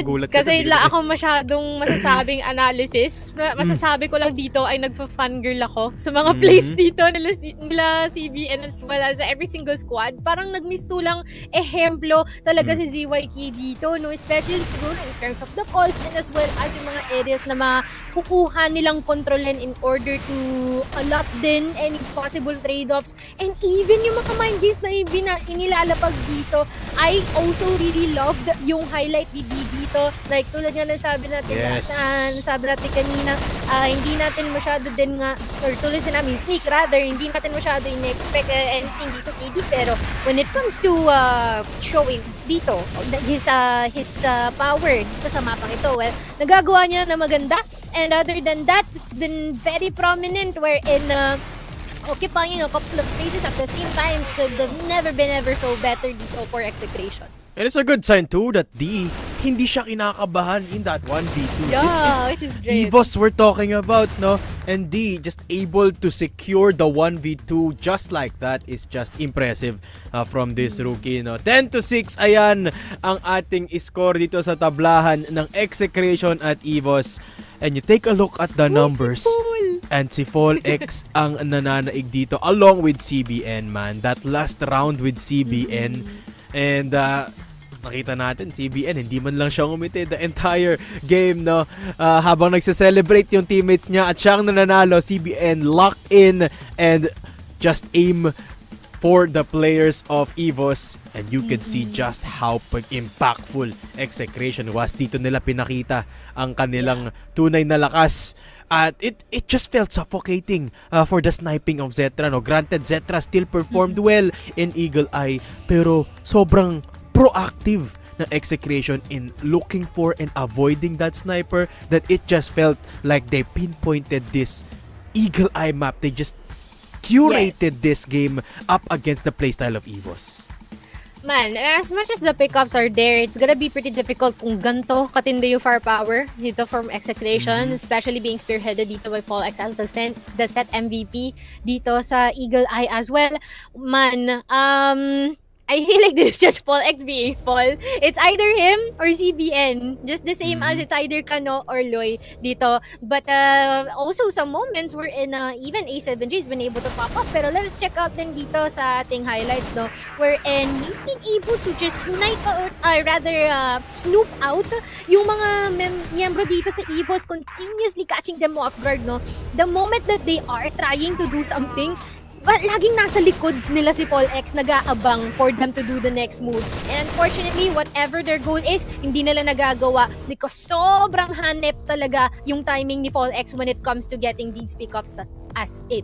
Ayun na nga, no? XM made the playstyle in a way that it feels like EVOS are playing straight into their hands. That concludes Eagle Eye. Nako po, mas iinit ang labanan. When we return, it will be Ankara. 1-0 na ang score natin in favor of Execration. Magbabalik kami after this break.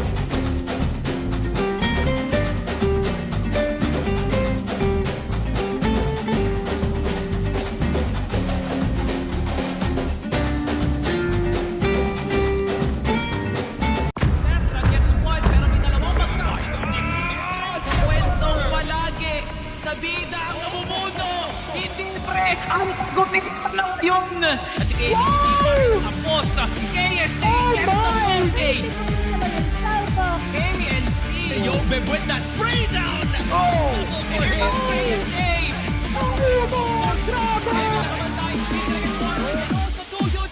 Will be the peak of Crossfire Philippines, pare.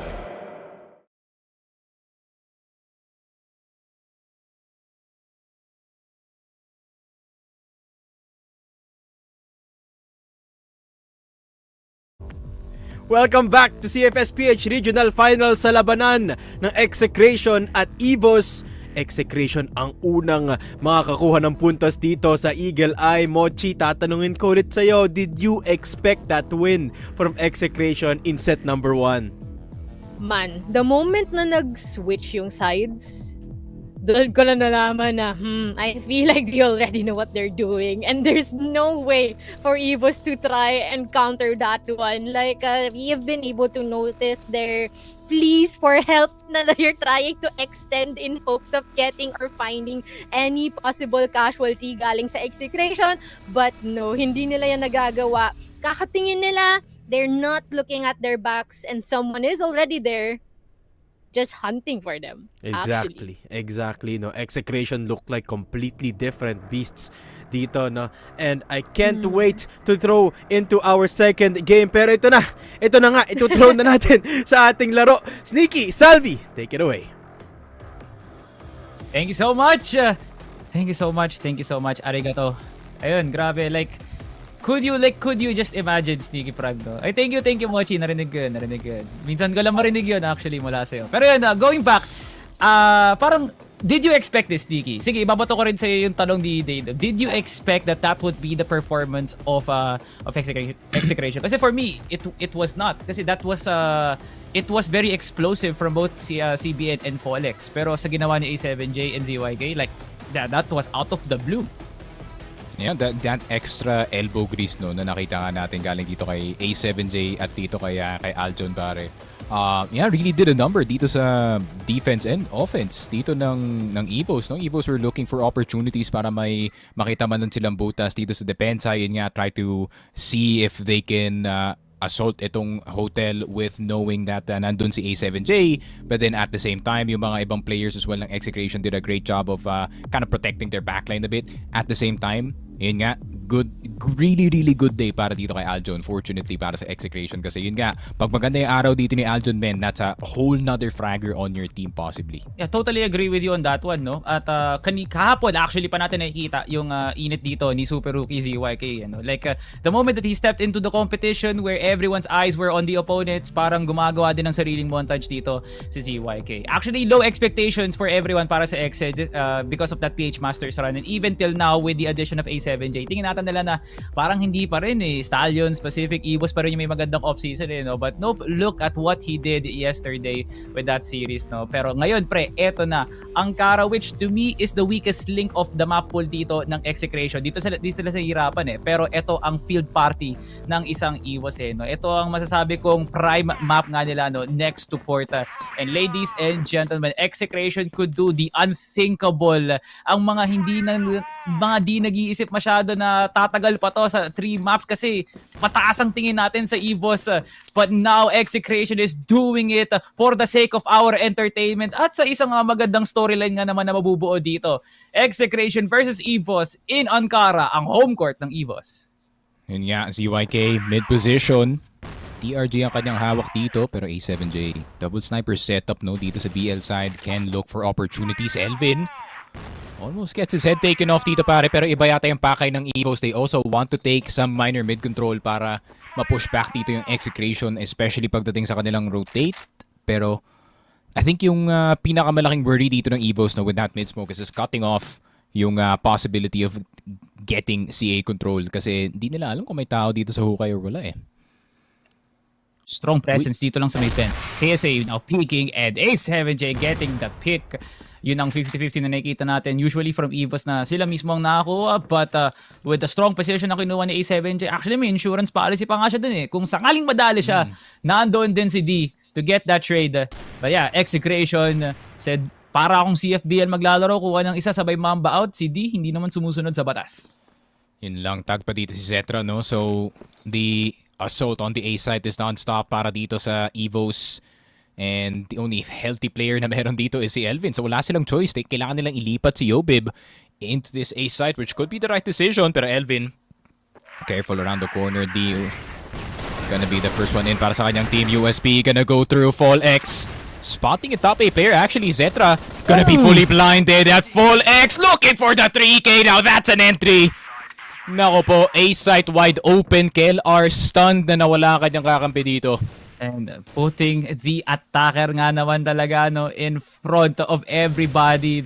Every player, si Folex ang halimbawa. Pag tinignan mo sa diksyonaryo, ang litrato ni Folex ang makikita mo. ZYK, now on the run. Pinatuba ang kapwa niyang kapitan. And what a start by Execration off the back of Folex. Amazing entry at A site.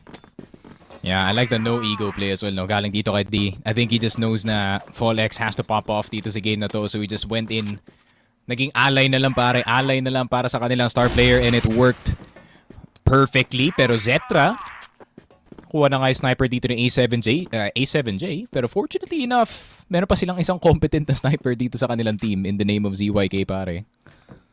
Yeah, like yung absolute rule ng pagkalaban mo yung EVOS is sinira ng Execration na para bang hindi sila sumusunod sa mga commandments At isa doon is wag mong pickan si Zetra sa mga long angles Like look at the challenge by EVOS in the early game Like talagang nire-risk nila yung pwesto nila for the sake of information and at the same time for that early access Ginigigil ngayon yung second mid and he challenges CB, and what an ego by KLR. Pwede na sanang bumalik ng HM but he chooses to risk his life. At ngayon, 4 laban sa 4. EVOS wants to take control of CA. They might just be able to do it para mas up ang lason dito. Pero tinan mo naman ang mga kulay na orange dito lang sa may B side. Sneaky Frog. 4 ang nakatayo sa hotel. Meron pa silang second mid control dito, pare. So ZYK can cut off some of these rotations na nakikita natin from high mid. And Elvin paparating na nga dito sa loob ng site, but it might be a bit too late actually. Elvin di pa nakapasok dito sa loob ng batteries. Pero yun lang, slips on by Folex. HK in hand, gets itong si Elvin. Pero di, mahuhulog lang rin dito. CBN, Folex, yun lang ang pangalan na nakikita natin sa kill feed. Salvatore, Zetra na lang natitira. And it's a fresh head going into yung hotel area natin, and it's still a headshot para kay Folex. Grabe naman ang ginagawa ng Exe.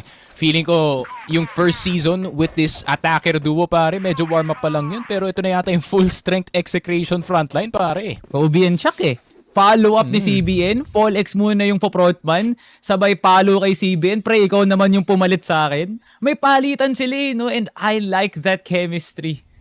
Man, oh my goodness, Execration.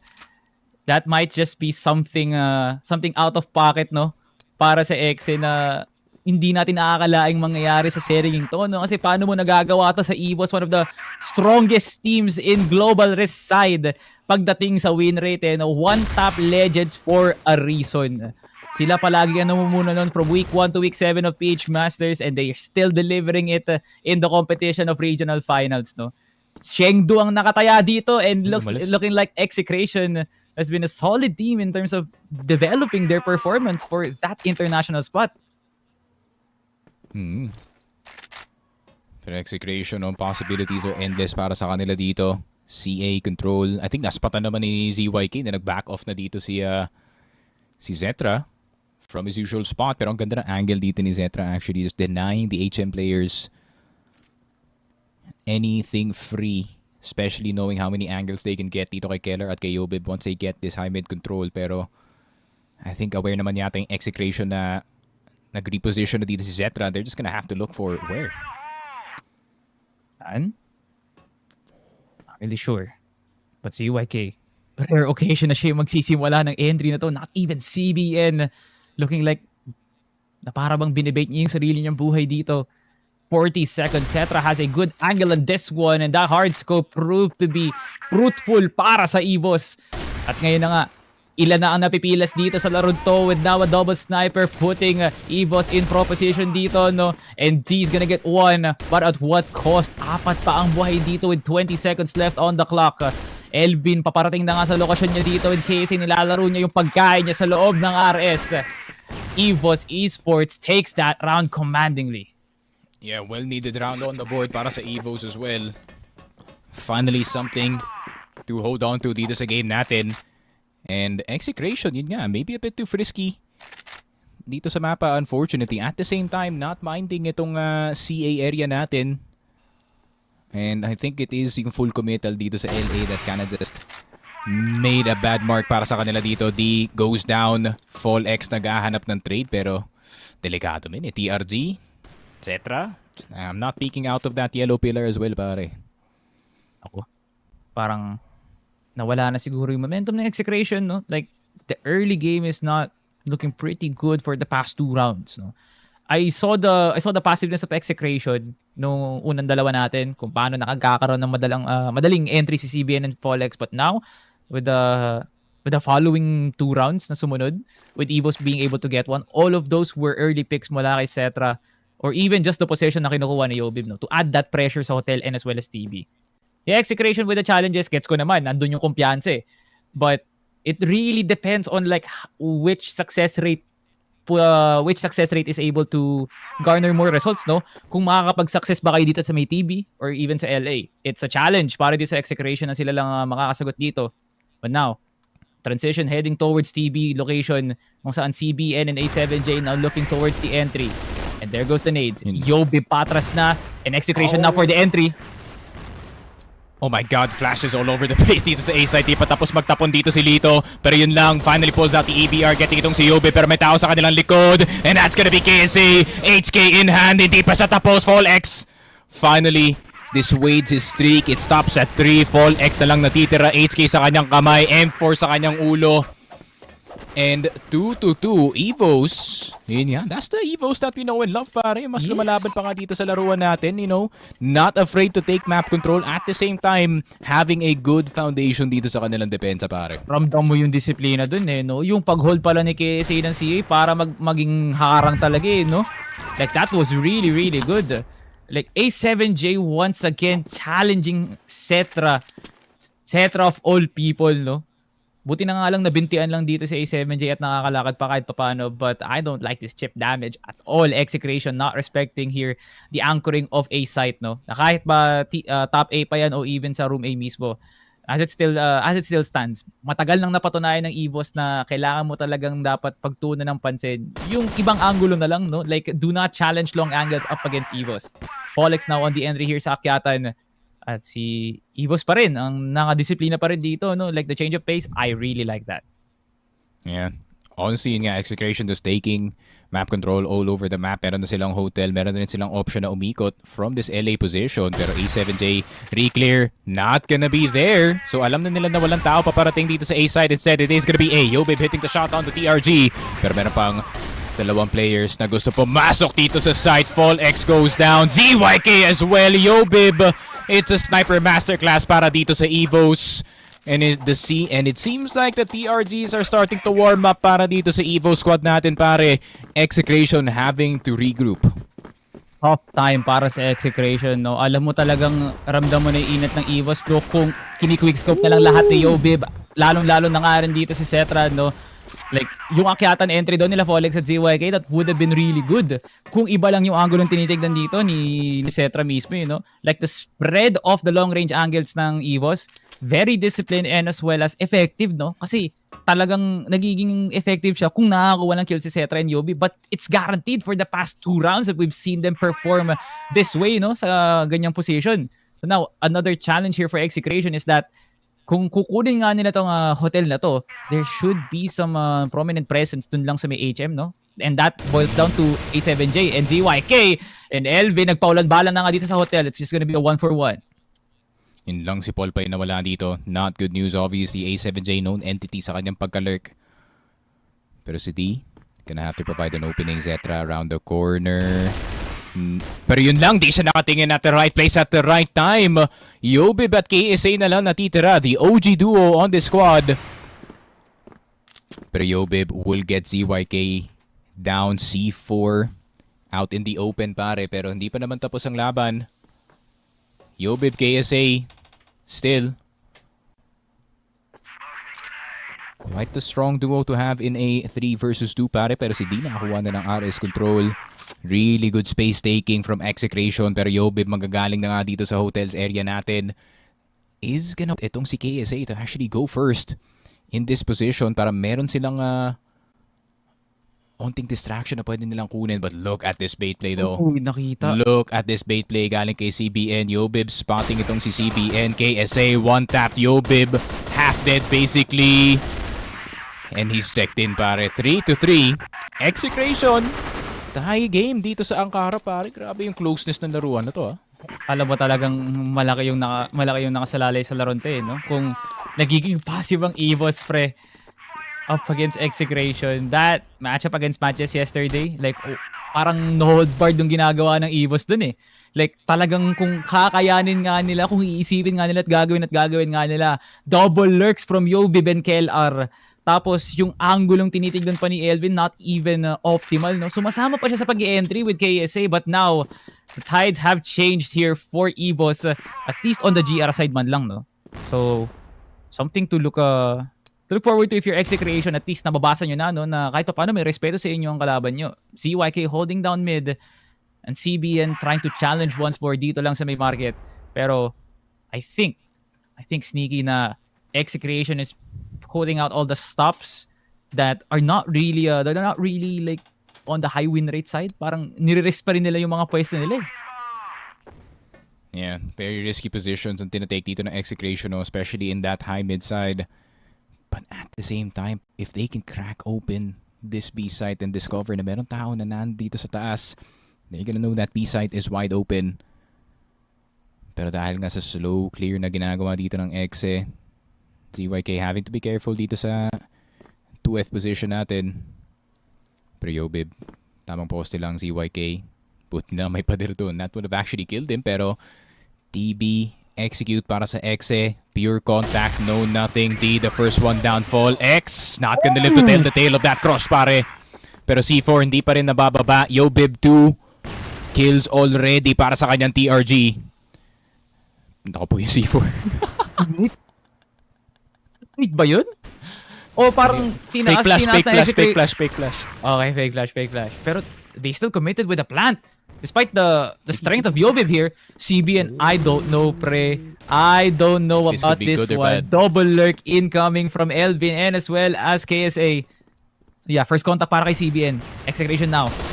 On defense, and he's just only gonna get one. ZYK now with the crossfire. A7J pala! Tumingin kayo sa likod. Is A7J wreaking havoc on the backside. 12 seconds left. Elvin.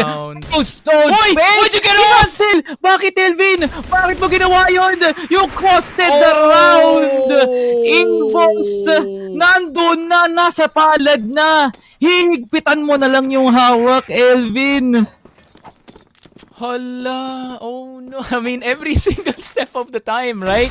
Pag nasa HM yung kalaban, nandun yung plant, you just go for the full defuse. Zetra will get Aldon, pero I don't know, man. Hindi ma-explain ng analysis yung nangyari. Ay. I need a second. Oh man, sige. Kailangan muna nating i-take in yung nangyari na yun, pre. Like, oh my God. Like, malino sana yung ginawa ni A7J doon, pre. But it was so good na parang hindi niya sinasadyang manalo siya doon. 'Di ba? Grabe naman, the Angelito aura is off the charts para kay A7J. But let's see what this crossfire looks like on this A site. Flashes are gonna start to rain saktong-sakto sa mukha dito ni Elvin. Elvin nakapeak pa rin. KSA, yun nga, still getting two. Di makakalagpas, and 4-4 EVOS thwarting a good old A execute, pare. Mabilis ang agad kinover up ng EVOS yung pagkakamali nila dito with that good of a hold sa A site. Came to put on a stamp dun sa may A site na kanina pa nga gustong pagganahin ng Execration dito. It worked one time, pero hindi na pwede mangyari ng pangalawang beses, no? Cetra, man, what are you doing dito sa may TB? You are gonna get one, but that is not the spot I'm looking forward to. And Yobib natagalan sa pagbalik ng RS, and D gets the punishment. Nakahawak pa rin sila dito ng HM. Can CBN and D respect this one? KSA now on bench duty, so magkakapalitan lang dito si KLR at si Elvin mismo. So yeah, a lot of risks being thrown out of the wind here by both EVOS and Execration. alay ang buhay para sa panalo. Yun ang iniisip ng dalawang teams na to.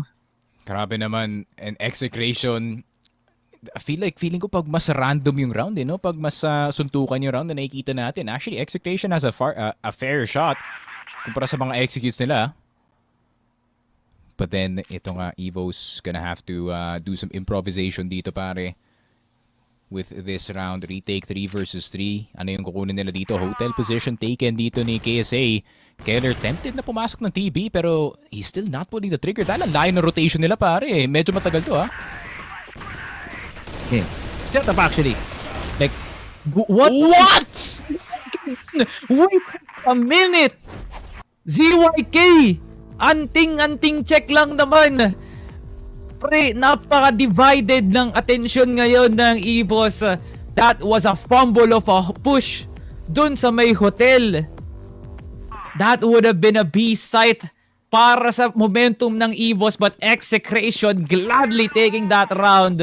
Strong side for the Cavite squad. Grabe. And you can see the smile sa mukha ni ZYK. He just knew what he did dun sa round na yun. And feeling ko when you see Aldon smile, pare, that's not good news. If you are the Evo squad, it means he might have the game handled, pero depende pa naman. It is still the half turn. The second half could be different. Evo is also very good pagdating sa kanilang BL setups. Problema nga lang, Execration, D and Fall X in vents. Mahirap pong lagpasan. Fall X, first one in. D can get the second one. Fair trade. C4 down. A site potentially taken dito ng EVOS, but still, pwede madelay dito yung C4 take. Kellar, nasa loob na ng site known entity. Desperado na ang EVOS na makapasok ng A. And mukhang hindi pa yata to ang round na makukuha nila unless Zetra can get something going. Si Elvin nag-iipis sa kabilang side ng mapa and alam to ng Execration, buhay na buhay pa siya. That's why they're checking their behind. Lito will fall. Naging 1v2 bigla para kay Aljon. What is happening? Zetra turning this round around and he gets the quick scope. Grabe, EVOS. Execration na mismo lumapit sa inyo, pare. Sinadya na ng Execration na lumapit sa crosshair ng EVOS. Tama ka doon, Sticky. Zetra with a hold dun sa may boxes, pre. He had no issue holding that, pre, na kahit nga ba tatlo ang ipasugod mo. D with a very good position dun lang sa may vents. And finally, A7J. Namarkahan na ng choke yung blackboard niya, pre. Finally, a mark towards the side of Execration's pick. Kanina pa gusto nilang makuha yun. Pero iba na ang hihip ng hangin ngayon. Apat na ang nakatao. There now goes the lineup dito lang sa may room 80. Gets 1-for-1. Pero dito na nga si Paul X. Hindi niya makukuha yung spray transfer. Palyado ngayon ng EVOS kasi nga 3 kagad ang namatay para sa kanila. 3 pa ang masustansya para sa Execration. As they're now looking towards this rotation. ZYK! The tower position para kay ZYK. Not a lot of times na nakikita mo yun. Pero ilalabas yan na nga talaga ang tinatago niyang anting-anting dito. Men, what a 2-day stretch para kay Kapitan. This is Execration. Not even at their peak. Oh my God. Grabe, men. Grabe na si General ZYK. He even has the haircut for it. A7J will fall. Respeto pa rin dito kay Elvin, though. He is 10-5 dito sa game natin. So, kailangan pa rin maging very careful dito ng Execration. Di pwede magpakita ng kahit anong kamay dito. Kahit anong information, Elvin. You probably spotted yung ulo dito ni CBN. So, you do know na at least one of the players is in that top A position. So, 45 seconds. Not much time. Pero, I wouldn't say it's losable, pare. Yeah. With something that Elvin is known for is separating fights and having no issues taking 2v1s. Pero sa HP na meron ka, this is absolutely risky. At tinan mo nga naman, ang ginamit ni CBN. Ilang beses niya pinindot yung left click niya, isang beses lang. This man is absolutely accurate. Hay, nako nga naman talaga. Isipin mo, pinanalo ni CBN yun para sa Execration, pero ningiti man lang, wala talaga. Pre, no? Kay Candy lang ningiti yan. Yun lang. Locked in lang pagdating sa laruan natin. Locked in lang sa work. Pero sa EB, yingiti at yingiti. Palagbag talaga yan si Boss CBN. Yun lang. Pero ZYK, A-site this time, no? 4-1 defense. Grabe ka na, Aljon. Okay, the ego. Is The ego egoing is crazy, talaga, pare. pre. That is insane. Malay Yung mo, tipong diba? kailangan talaga ng Crossfire sa HM, no? Tingnan mo, oh my God, yes! Yes, CYK! Yan ang gusto kong makita sa'yo. Ibang klase ang Aljon pag naligo talaga. Men. Yeah, Execration. Yeah, welcome back to Crossfire Execration. Na-miss namin kayo. Now, this is the X we expected, no, from that prior season when they had itong si Dre at si Kid from Hell, pare. But it seems like, yun nga, no, 2 Manileños out, you put 2 Cebanos in. Seems like it's the equation para sa mga teams natin so far dito sa regionals, pare. The exception of EVOS, who only is spotting 1. Pero man, Execration though. Uy, Olex. Oh, what a shot dito kay Zetra! How did that happen, D? Getting itong si Yobib, they're just gonna back off. Pre, parang hindi, oh my God, pre, pag Oh my God. tumatama yung mga ganong bala ni Folex, pre, alam mong lumiliyab na yung buong katawan netong lalaking to. Hindi lang si Zetra ang may kakayahan pumlik ng 180, pre. Man, talagang fueled by Sting. Itong si Folex, Elvin now last man standing for EVOS. A second half that was supposed to be on the hands of EVOS being noted as one of the strongest teams as well, na hindi lang sa GR but as well as entering here specifically sa Ankara, getting bulldozed by the headshot duo of CBN and Folex. Grabe, tanggal bungo na talaga dito ang EVOS, and they desperately need for someone to pull them out of this bad situation, pare. Pero A7J saying that it's not gonna be Yobib this time, not the Dark Prince. 4 versus 5 immediately at the start of the round. ZYK naghahanap na rin ng isa dito. At makakahanap pa siya dito kay KSA. Round the corner, CBN not expected. Pero nakuha pa rin ni Zetra. Zetra's really trying, man. Really trying his heart out para maipanalo yung game na to para sa EVOS. Ito yung hirap dito no? Isa yung gumagana para sa EVOS. Pero tila 3, isang buong makinarya ang gumagana para sa Execration. Man versus machine. Now EVOS just trying to do their best in order to hold on sa mayroong pang lakas dito si Zetra. And A7J with the perfect timing para tumingin dito sa may TV. Good hold din para kay D. Bomb drop para sa EVOS. At ayan ang paulan dito ng Execration. Nakababa na ang bandila dito sa Ankara. Execration claims territory.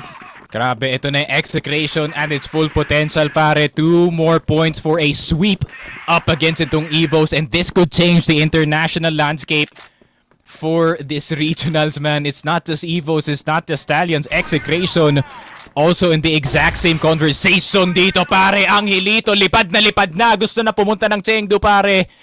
And it seems like Zetra not gonna be the savior for this round. And issues on the side of EVOS here.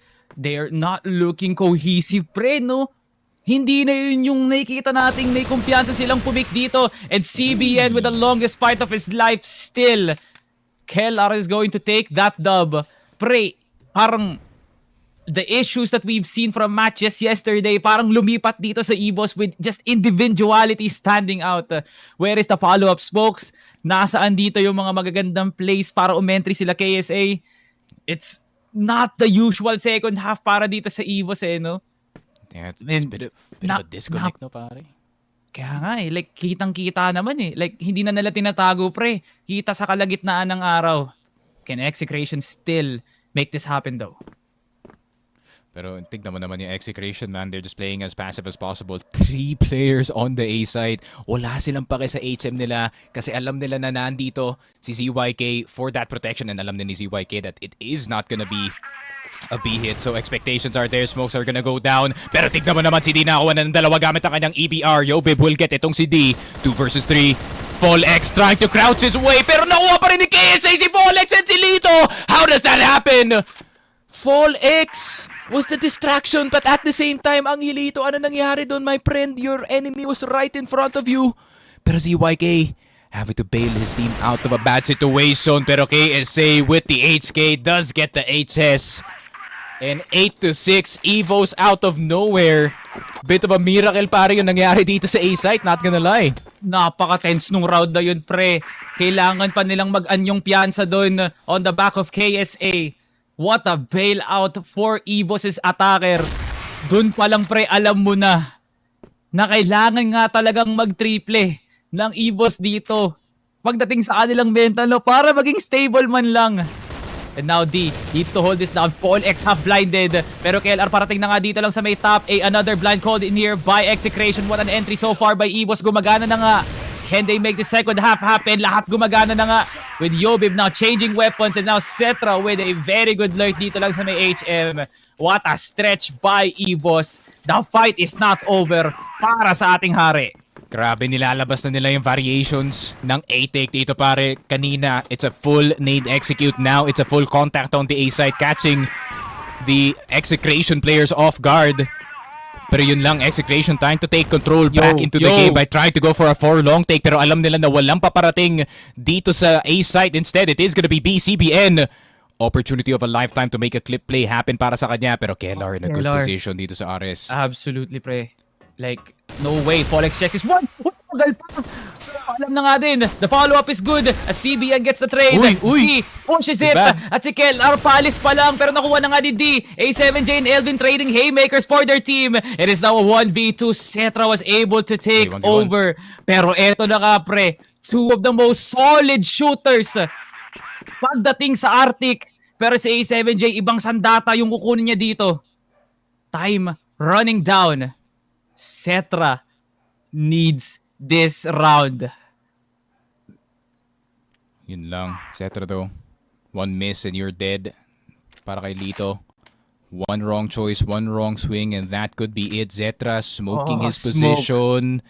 Pero 14 seconds na lang natitira. A7J also a master of the smoke and mirrors dito pare. Pero looking at the wrong direction entirely.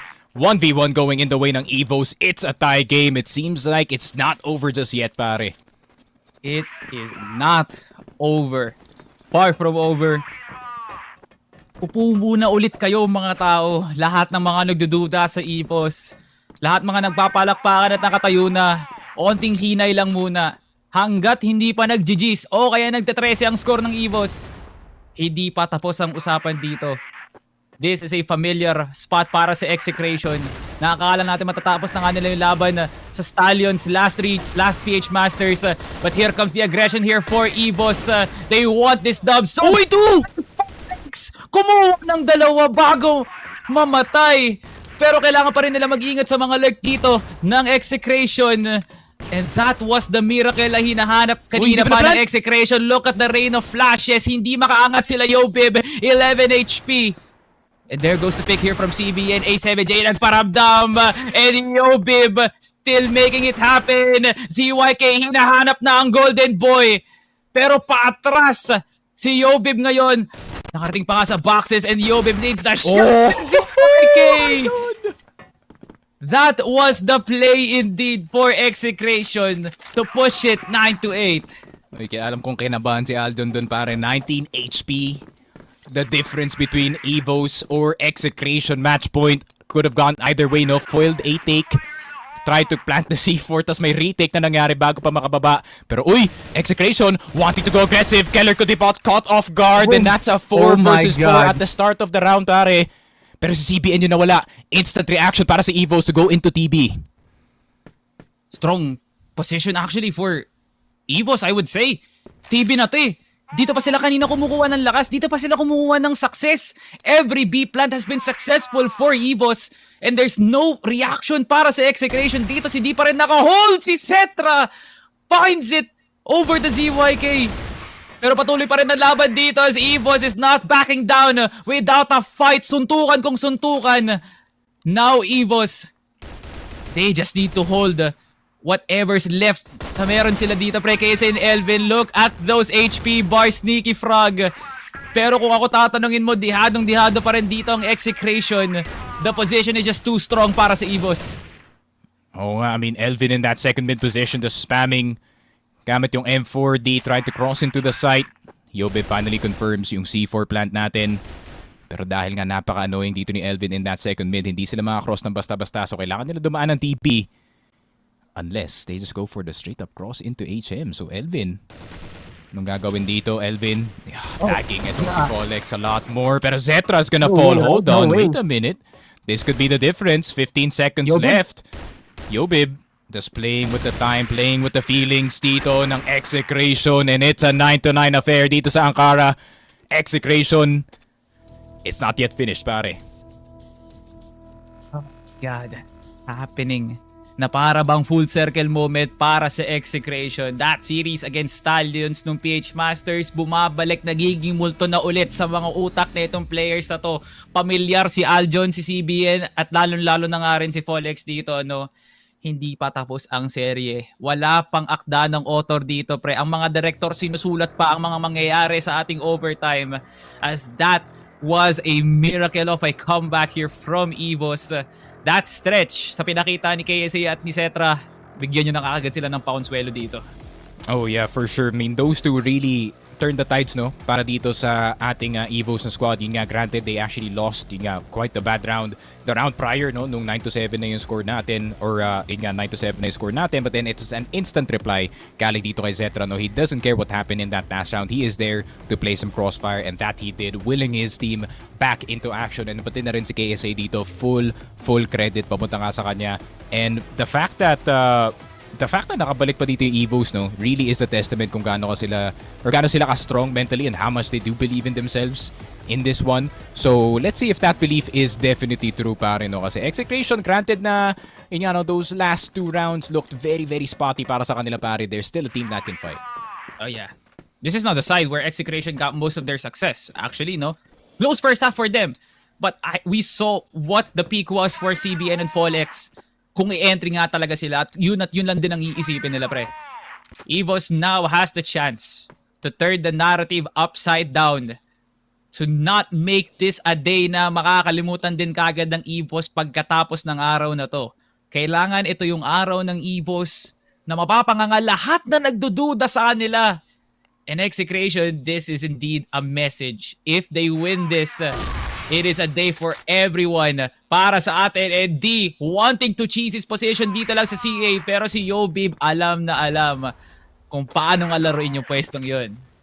Yeah, no lower mid player, no, para tulungan dito si D to cross into sight. ZYK all the way dito sa kanilang arches position. So, not the best spacing, no, but at the same time, can't blame si D for looking for an opening dito sa mapa natin. So, back to the quietness para dito sa Execration. No? If A is not gonna work, might as well go the B direction. Pero Yobib, we careful with that spot dito sa may towers area natin. Pero once na ma-realize dito ng Execration na, okay, wala masyadong tao sa hotel, wala masyadong tao sa B long potentially. So, baka pwede nating lapitan to. A lot of time being burned here by Execration. Dito yung mga usual na fast X6 na nakita natin mula sa Execration eh. Like, kanina pa nga nila ginagawa yung mga mabilisan na pag na-pick off kagad ng isa, abante na muna, atras mo na ng konti, sabay abante dun sa kabilang parte ng mapa. Yeah, the respect is now prevalent here for Execration. They need to make this a move. Walang nag-i-smoke, walang nagpa-blind at sumala si Yobib. And that is now the spot na hinahanap ngayon ng Execration. And where is now the reinforcement para dito sa EVOS? Kailangan dihado dito ang Execration. Look at the position that they're having so far. No lurks whatsoever. ZYK now on the late entry. At si Cetra hindi makapwesto. Hello. And ZYK cancels the second mid. Pero may follow-up dito ni Cetra. Look at where KLR and the rest of the crew is going. KSA and LB paparating na nga dito sa TB. At nakasalalay dito si CBN para madepensahan nga to. Double entry now for A7J and Cetra as well. A7J with the defense of his life. Look at the time. Lahat ng oras pabor para sa kanila. What a retake by EVOS. Grabe, down to a split second. Instant clearing itong TB natin. Instead, hotel is gonna be a problem, no? Dahil nga dito kay ZYK. So as a unit, pumasok na lang dito ang EVOS in this TB position. At the same time, good presence galing kay Zetra on high mid to take out one of yung top B players natin. And I was actually surprised na buhay pa dun si Zetra, fully knowing na Execration has all that space to take dito sa kanyang side. But then it's the respect, no? It's the respect on that TRG, pare. Hindi mo talaga alam kung tatama siya o hindi. Nandoon lang din talaga si D. That would have been a situation where EVOS would be having a hard time. Pero that pick was indeed something warranted para sa EVOS no? Yung pag-pressure nila kay A7J na nakakakuha nga siya ng kills doon, but you can never really escape your way out of a two-man entry as deadly as KSA and Elvin. Hindi nga na-hold ni CBN mismo yung TV, no? So that was the second layer actually ng paghihirap doon ng Execration. And now EVOS is now looking like there is a good amount of respect here dito lang sa may B-side kasi wala silang pinapadala sa HM, no? Wala rin din si Yobib. Yeah.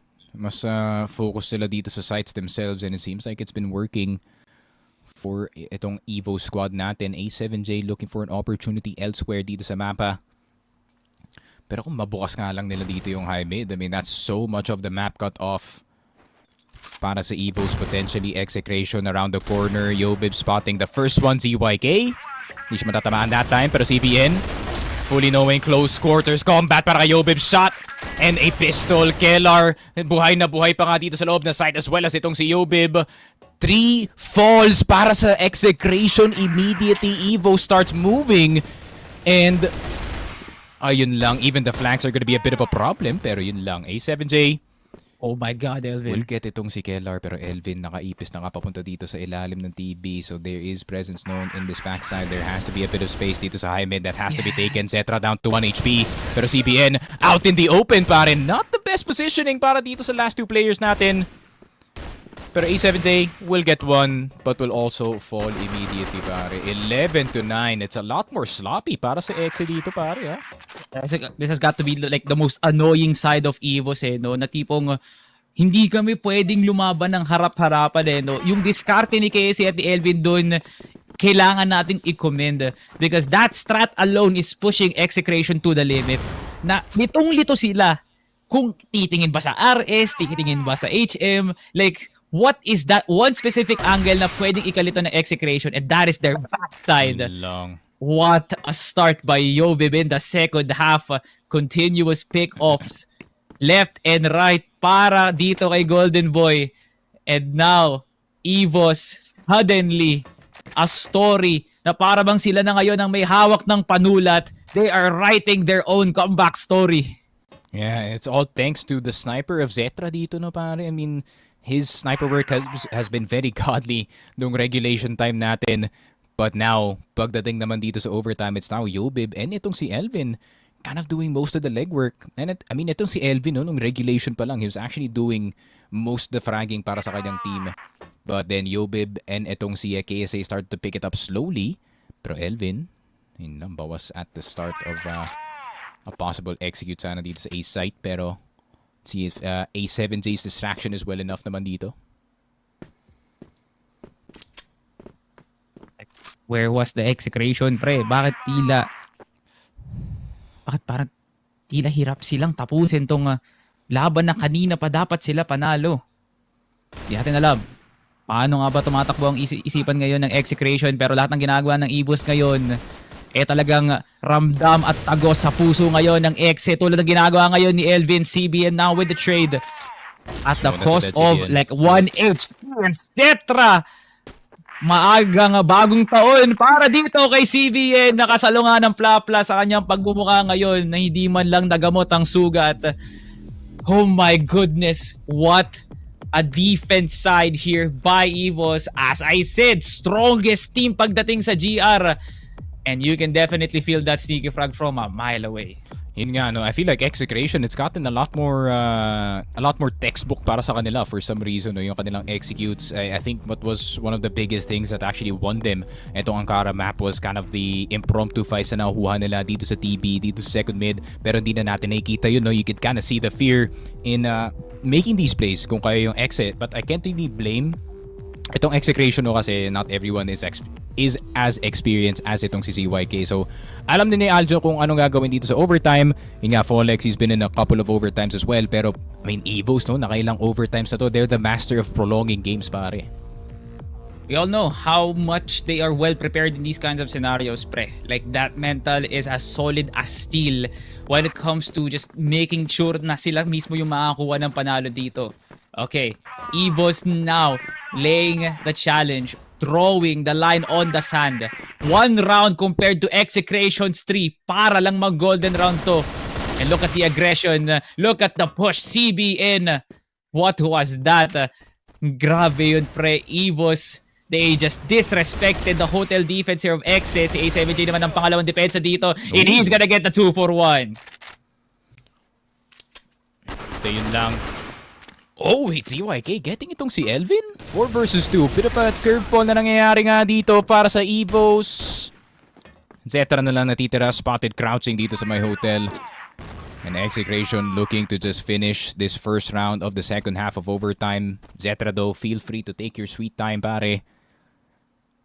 It is up to you to possibly use the rest of the time in the round para gamitin na to talk to your teammates. Pero A7J spotted sa high mid. CA challenge gonna be there. Not really a tap walk para kay Zetra. He actually wants itong si A7J to peek into him. Pero mapapabalik dito si A7J, known entity. Quick scope. There it is, Zetra. An attempt to finish this game early. Dami-dami pang oras dito. Ako bubibilis ang tibok ng puso talaga sa mga ganitong klaseng scenario, Sneaky Frog. Like, a Cetra that has a hold of his own Arctic. Hiwa-hiwalay na miyembro ng Execration. Oh my God. This has to be... Kailangan may trigger warning nga naman talaga yung mga ganitong laruan, pre. What could Execration possibly do in a Cetra na kanina pang ang nagpapaliyab ng mga tao? Dito, no way! Cetra, you finish this off para sa EVOS, di ba? Hindi to maaari. Execration, lahat talaga ng parte ng katawan, mapapakamot kayo sa kung paano kayo nilapastangan ng EVOS heading into the second half. Cetra, nasa kamay niya na nga. Panalo, Paul Legs gets the timing. May pangpiyansang dala ngayon ng Exe. Grabe, nakapagpigil hinga. Ang round na yun, pare, you could feel the inevitability ng clutch dito ni Zetra. But then Folex a bit too smart, just staying dito sa may batteries areas natin, making sure that he is in cover. So para naman dito sa EVOS, I mean, a singular round, no? Pressure is not on them at all para ipanalo yung game na to. So they can still kind of mess with yung Execration plenty dito, pare. You know, try to force some reactions galing sa kanila. Oh yeah. Pero no, I mean, single high mid player. I mean, CBN, actually, I'd be pretty happy with yung defense na to kung makatama dito si Aljon. That's going to be a good boost, actually. Like, totally agree with you na momentum-based talaga tong half na to eh. Like, etong specific overtime na to, pre. Like, I just know that one specific play that could put Execration on top, no? To make this a golden round. The most justifiable way para matapos ang Ankara. Let me see that A-hit. Yeah. I just know that A-hit na kanina pa nga pinapakita ng EVOS na epektibo nga naman. Gawin nyo lang ulit. But there is a good amount of respect. Market position para kay KLR. Timing nga ba para kay CBN? And CBN already in 1 HP territory, pre. Literal. KLR still full. Pero grabe nga naman. What a spray down. The chip damage strong para sa EVOS. Gapang na nga. Is Execration, sapat nga ba yung tao nila dito? CBN, iba pa rin yung angulo tinitignan. He's still gonna get KSA though. At hindi pa nga siya tapos na kalahati niya pa nga si Obib. And ZYK na the second layer of offense. ZYK na 1-5 HP. May impormasyon pa rin ng EVOS ngayon kung sino ang barag para sa Exe. Pero paparating pa lang ngayon si D. Walang kalason-lason. Rekta kagad sa pagbubuka. Si Cetra. Si Cetra ang napilas dito. And Execration now doing everything that they can. Kela with a double kill. That was insane for the captain of EVOS. Pero may hawak pa rin na position ngayon ang Execration. D now, the rookie. Lar wins it. As Elvin gets the final kill. You do not mess with the Kings. The second game heading towards EVOS. Grabe, parang na-figure out na yata ng EVOS what Execration was doing. And you can see this multiple times, pare, na ginagawa nila sa loob ng mga sites. They are willing to take the site itself, but at the same time, they're willing to go for that slow roll, no? Papasok nga dito sa A, whether it is B. Hindi, willing sila hindi magplant ng C4 agad. They're gonna fight for map control and gusto nila maging sure yung kanilang pag-take dito sa loob ng mga sites. Which is very, very impressive though, considering na Execration, they're also a heavy fighting team, pero ayun nga, they kinda just got outgunned dito sa overtime, pare.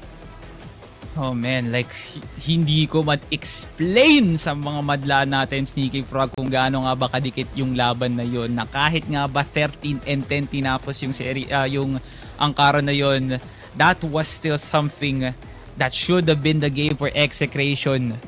Isipin mo pre, yung ginawa ni Aljon, yung ginawa ni Folex, all for it to fall over during overtime territory, pre. That was tough to swallow kung ikaw ang Execration, pre. Isang gamot yon na hindi mo gugustuhin kainin sa umaga, pre. Like, imagine in a scenario where everyone was already celebrating the demise of EVOS. Bigla na lang napaupo lahat ng mga tao at napadoble ng isip kung dapat nga bang gawin namin to.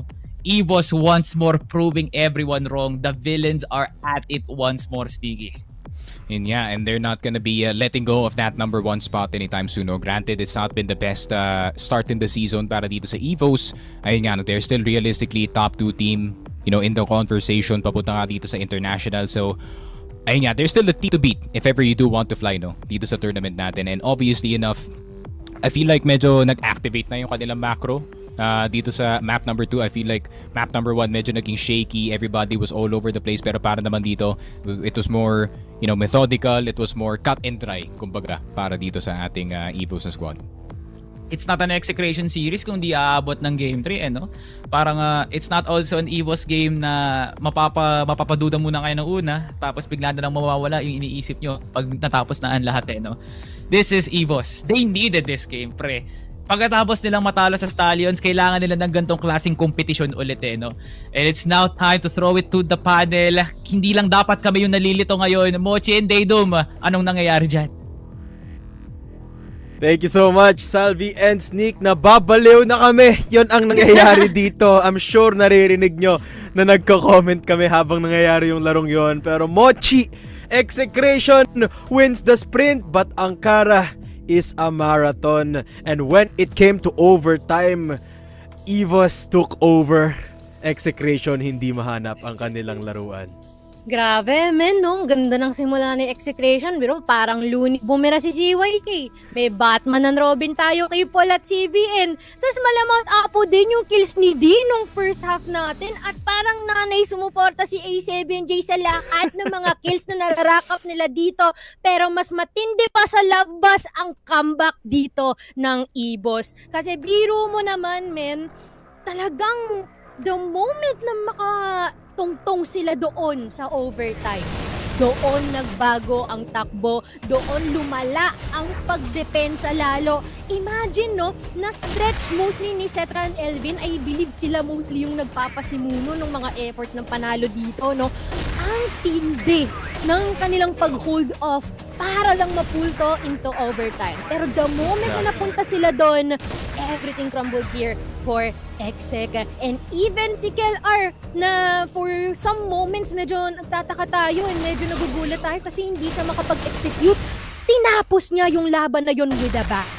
Exactly. Zetra, Elvin, they stretched this series, but once we came to overtime, si Yobib na ang naging taga-bira dito ng EVOS. Tuloy-tuloy lang ang laban hanggat hindi pa tapos. EVOS keeps it alive.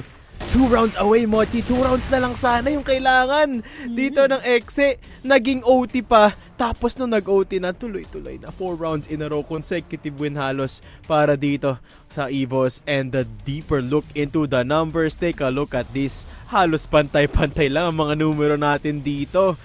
Ang hirap nga ipinta kung gaano kadikit ang laban natin. Pero EVOS ang mananaig. Tutungo tayo sa ating pangatlong set, Mochi. Totoo, no? And I feel like a lot of people are gonna be excited for our next set as well. And I'm not gonna lie, when it comes to the headshot rate natin, mataas-taas yun nandito sa Execration. Talagang nagkaroon lang ng problema when it comes to handling yung depensa dito ng EVOS and also being outmanned. Minsan dinadaga sila, no? Lots of stuff for Execration to worry to the point na became just too much and it became a loss here on the map of Ankara. Yes, exactly. EVOS barely keeping themselves afloat in this game, pero I have a feeling, Mochi, na by the time umabot tayo sa Compound 2.0, baka iba na ang storya ng EVOS dito. Buhay na sila eh. Gising na ang mga hari ng Crossfire Philippines. And I can't wait to see what they have in store for us. Sino nga ba ang MVP para sa laruang ito? And it's no other than Zetra, the man who kept EVOS afloat and the man who draws it to a close. A 1.5 KD. Kahit anong iba to ng Execration sa kanya, si Zetra pa rin laging pumapalag eh. Ang tindi talaga, no? How Zetra's been able to hold out up to this point. Nang ganito katagal, ganito katindi. Yung kanyang laking pagtanggi sa mga binabato nga ng Execration. And alam mo, every time na yung camera napupunta kay Zetra, matik may patay. Imposibleng wala. I never seen him miss a shot except, ay hindi! Si Yubib pala ang nakamiss ng isang shot na yon, hindi siya. Parang lahat talaga ng mga tama niya dito is sa kanya at kanya lang talaga. Definitely a declaration of war and as well as advantage pagka si Zetra ang kasama mo in the team. And man, boy, do we love to see that always. Exactly. And this is a perfect example of this playstyle rather ni Zetra is a perfect example of why EVOS are masters of extending the game, masters of giving you just enough hope to think na mananalo na kayo and then swiping it away from you. This Parang is sila yung classic na-fake, no? EVOS. Aray ko po, Mochi. Aray ko. Ang sakit naman nung Ako din sinabi nasaktan mo. ako nung naisip ko yun, man. Parang dapat hindi ko na rin binanggit. Pero it's just the second map, though. So, malay mo naman. Pwede pang ma-fake dito ng Execration. Tingnan natin anong sinabi ng comment section habang nagbabakbaka ng EVOS at Execration. Let's feature a comment. Ito, galing kay Madam Claire Navarro. Kailangan ng mga gantong laban ng EVOS para mas masubok at masanay. It's actually great that Execration is giving them a hard time in these matches. I absolutely agree, no? And this will step up our competition even further. Pataas, no? And 100% true. Kailangan na isa-challenge lagi ang EVOS. Yes. And yun nga, no? Yun din yung nagiging gasoline nila para mas lalong silang humarurot, if that is the correct term. And I think we've already been able to witness that time and time again, proving a lot of people wrong. It's been like the bread and butter ng EVOS dito sa CFC dito sa Pilipinas, which is, man, crazy and as well as well played. Alright, that concludes set number 2. And my only wish is that you give us more overtime, give us more overtimes, give us more rounds. Pero bago yan, magpapahinga muna tayo. Pagpahinga muna natin si Sneaky at si Salvatore. We will be right back with CFS PH Regional Finals, so don't go anywhere.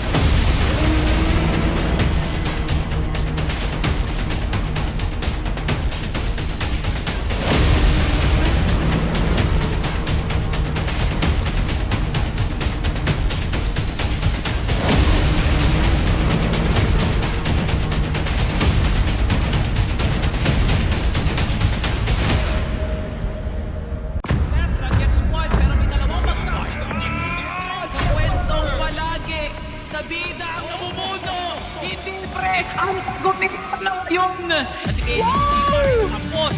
KSA gets the 4K. KNP. Yo, babe, with that spray down! Oh! For him, KSA.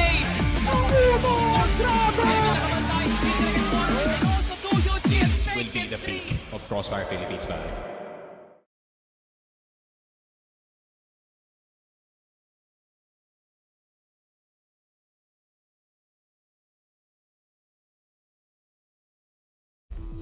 Sa karera ng EVOS at Execration, EVOS ngayon ang nangunguna, Mochi. Ang tanong, kaya pa ba tumakbo ng Execration o tuluyan na silang napilayan? Welcome back to CFS PH Regional Finals, guys. Quick disclaimer, hindi pa to finals ha. Yun lang yung pangalan ng tournament. It just feels like the finals, Mochi, because it's a raw and drawn out series between these two at hindi nagpapatalo ang EVOS sa Execration. Yeah, the race still continues dito sa ating serye. Huling serye natin ngayong gabi. And after neto, siguradong maraming tao ang matutulog ng mahimbing dahil sa sobrang tindi ng mga aksyon na nangyari dito ngayon. With all of our mouths just being surprised, to. Nakanganga lahat ang sambayan ng peoples natin. And right now, I am really curious if nakapag-recover ba si Execration after that massive loss on to OT sa ating huling mapa. All things considered, Mochi, ito, sasabihin ko lang, in the games na nalaro ng Execration all throughout group stage, they've always closed out map number 3s. Lagi nilang naipapanalo.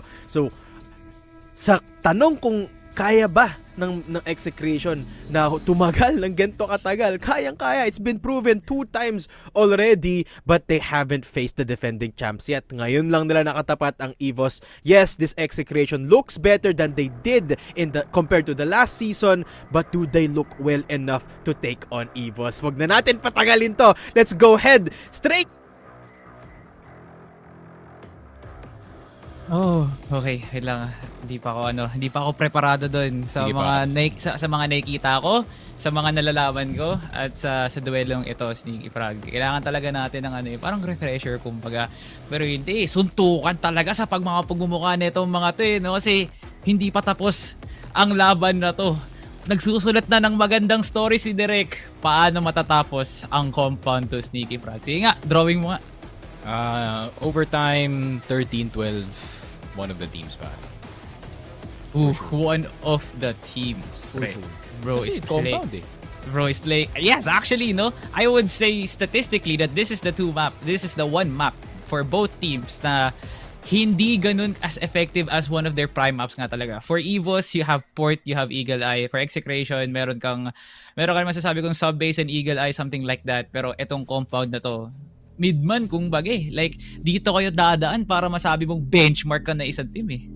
That is true. Yun nga, compound has kind of become yung, I wouldn't say great equalizer natin. No? I think that is still yung mapa ng Black Widow, but I feel like compound with yung limited sightlines at yung nga, new and improved B pillars and yung CB natin, I feel like it's a lot more playable para sa mga para sa BL especially. Ayun nga, they get to take itong pillar super early, granted may onting angle nga doon, no, sa may story dito sa window, but I feel like overall the map is a lot easier to play para dito sa BL, pero may balance changes din naman para dito sa GR, making it a lot easier to defend, especially pagdating nga dito sa A side. So ayun nga, first half is probably gonna answer most of our questions. Depende talaga kung it is gonna be a one-sided affair or it is gonna be just a pure bloodbath na hopefully it's the second option, pare.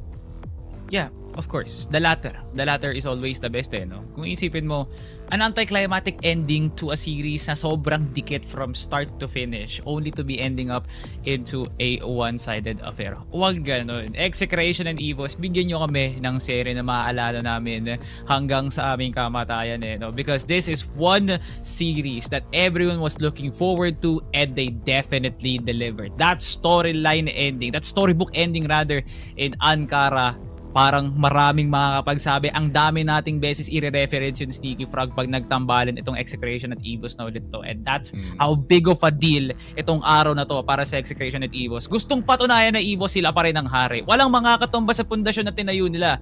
Gusto ng Execration bumawi, tanggalin lahat ng mga pagdududa nyo during PH Masters. Ito na ang bagong anyong Execration. And that is just the story. That's just the story. Wala pa nangyayari dito, Sneaky Frog. I just can't wait for Compound, pre. Yun nga, Compound gonna be a very telling conclusion dito sa dalawang teams natin. At the same time, we could also take a look at yung levels between yung dalawang teams natin. Arguably, I think Execration should be should be top 4, should be a playoff team. Same para dito sa EVOS, pero ito yung series na nagpapakita sa atin kung ano talaga yung tunay na level ng Execration. Kaya ba nilang makaabot dito ng top 2? Can they even win this entire tournament, pare? This could be answered in this map number 3. Masasagot nga bang lahat ng katanungan na oo naman, kaya tumutok na kayo sa huling duelo ng EVOS at Execration para sa panapos ng araw ng linggo. What a main event so far, Sneaky Frog, at nakakagalak, nakakatuwa na front and center tayong nanonood ng gantong klaseng Crossfire. ZYK now opening up against Cetra of all people. ZYK, dinaan sa gulang. Uy, tinamaan pa dun si Killer, pare. That was supposed to be a B split, now turning into an A side take.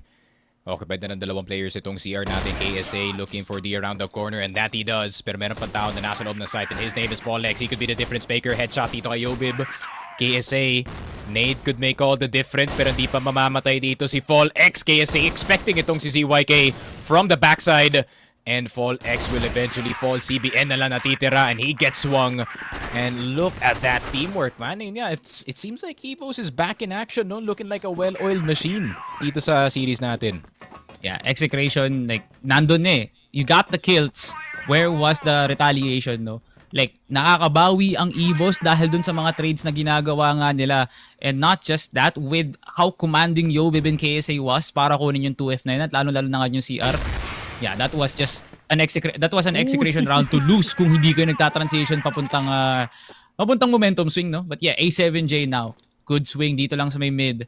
That's one. Nakita na natin yun, Sneaky. With how aggressive Execration is in the early runs, hindi naman nila nababawi during the second phases of the game.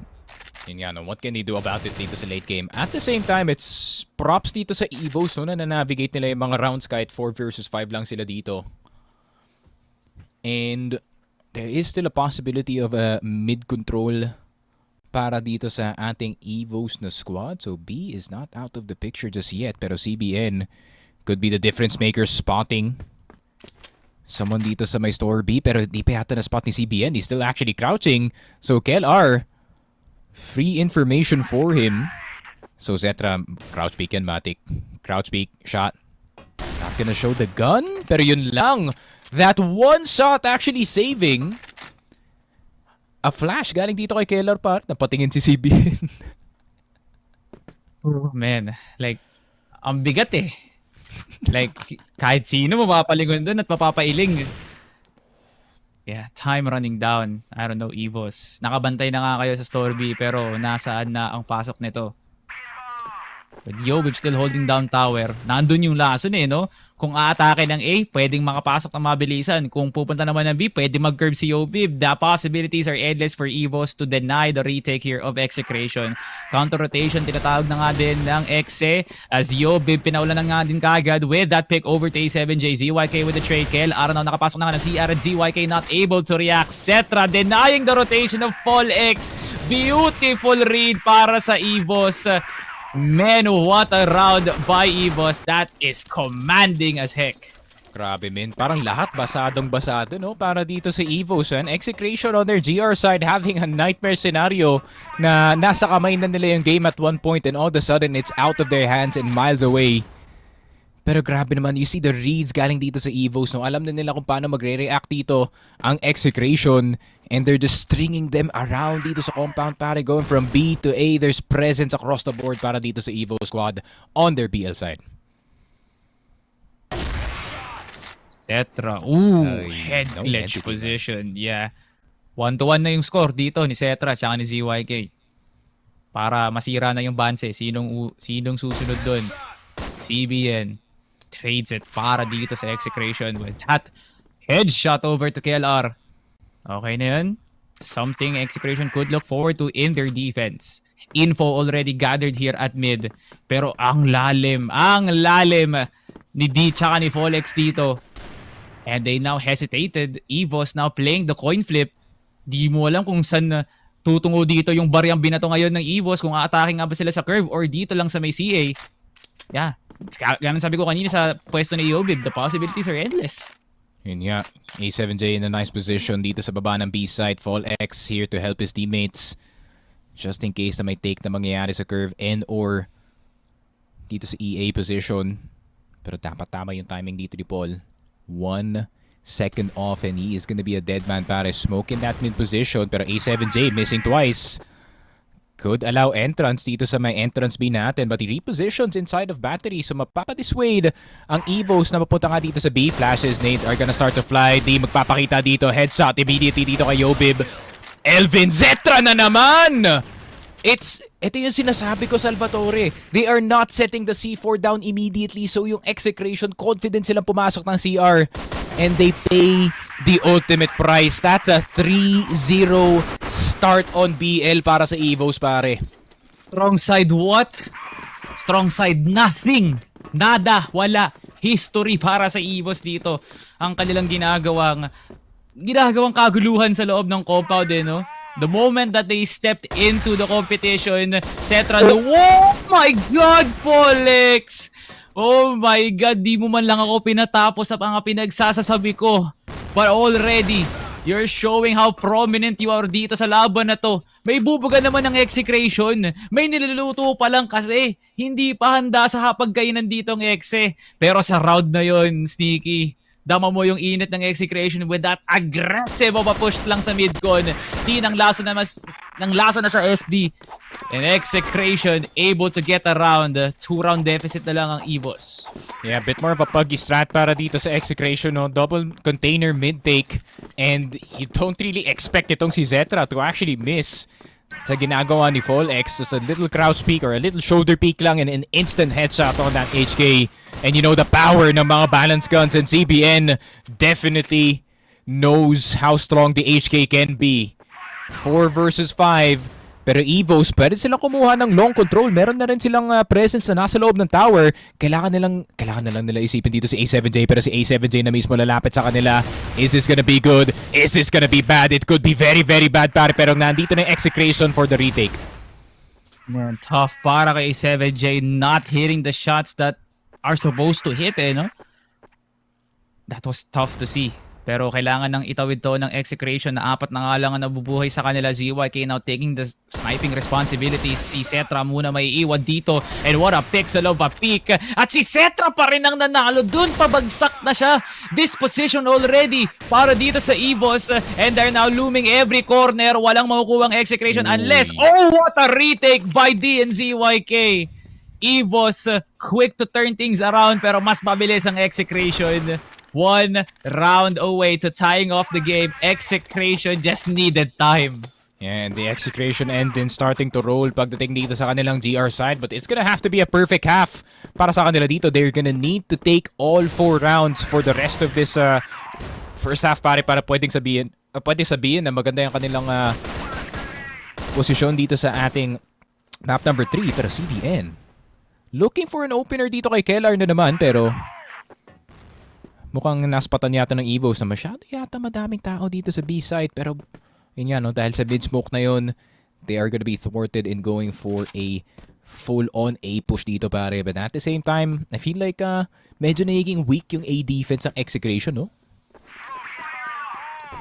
Kung pinipilit ng EVOS like, they're just trying to gather some form of intel, no? Parang nabibigatan nga bang Execration dito? Tanging nakakabawi nga lang talaga sila sa mga fights na yun. KSA entering now with a USP. KSA hindi pa tapos.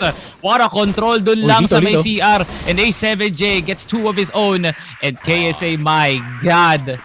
Grabe nga naman. Tumba lahat ng gustong tumesting dito kay Kian. EVOS claims a 2-round lead. Execration, grabe nga naman, tiba-tiba na. Yeah, taking notes out of him kay Justin kanina, no? It seems like the USP is the most preferred entry weapon dito, pare. Full X, gulat na gulat sa loob ng Z na merong lumabas na KSA sa kanyang screen. Ay. It's getting painful para sa Execration. I mean, 4 rounds already conceded pagdating dito sa first half nila, and which is not ideal for a new compound game. Pero ngayon, mapapatahimik sila. First time I've seen Execration actually go quiet for a bit. Pero ZYK, CBN, for good reason pare. Nakuha na nila si Zetra at si KSA, two of their biggest problems inside this EVO squad. Keller gusto pa lumaban.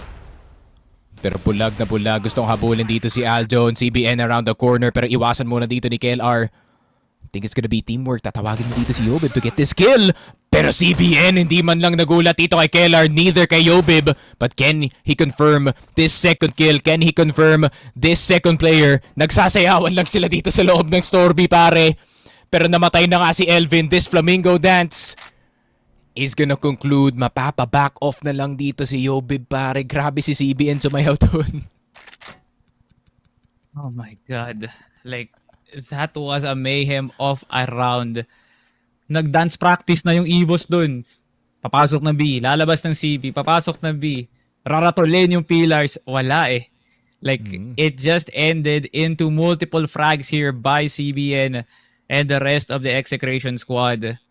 Like, I cannot even di ko ma-imagine pre na umabot sa gantong punto na dapat si Yobib pa mismo ang matira. Wherein Yobib was the one who was very aggressive on the prior rounds, di ba? Like, yeah. I don't know, man. EVOS. Nasa lalaki Yobib. Flash. Already spotted na ngayon. And A7J. Grabe nga naman yun. What a movement by A7J.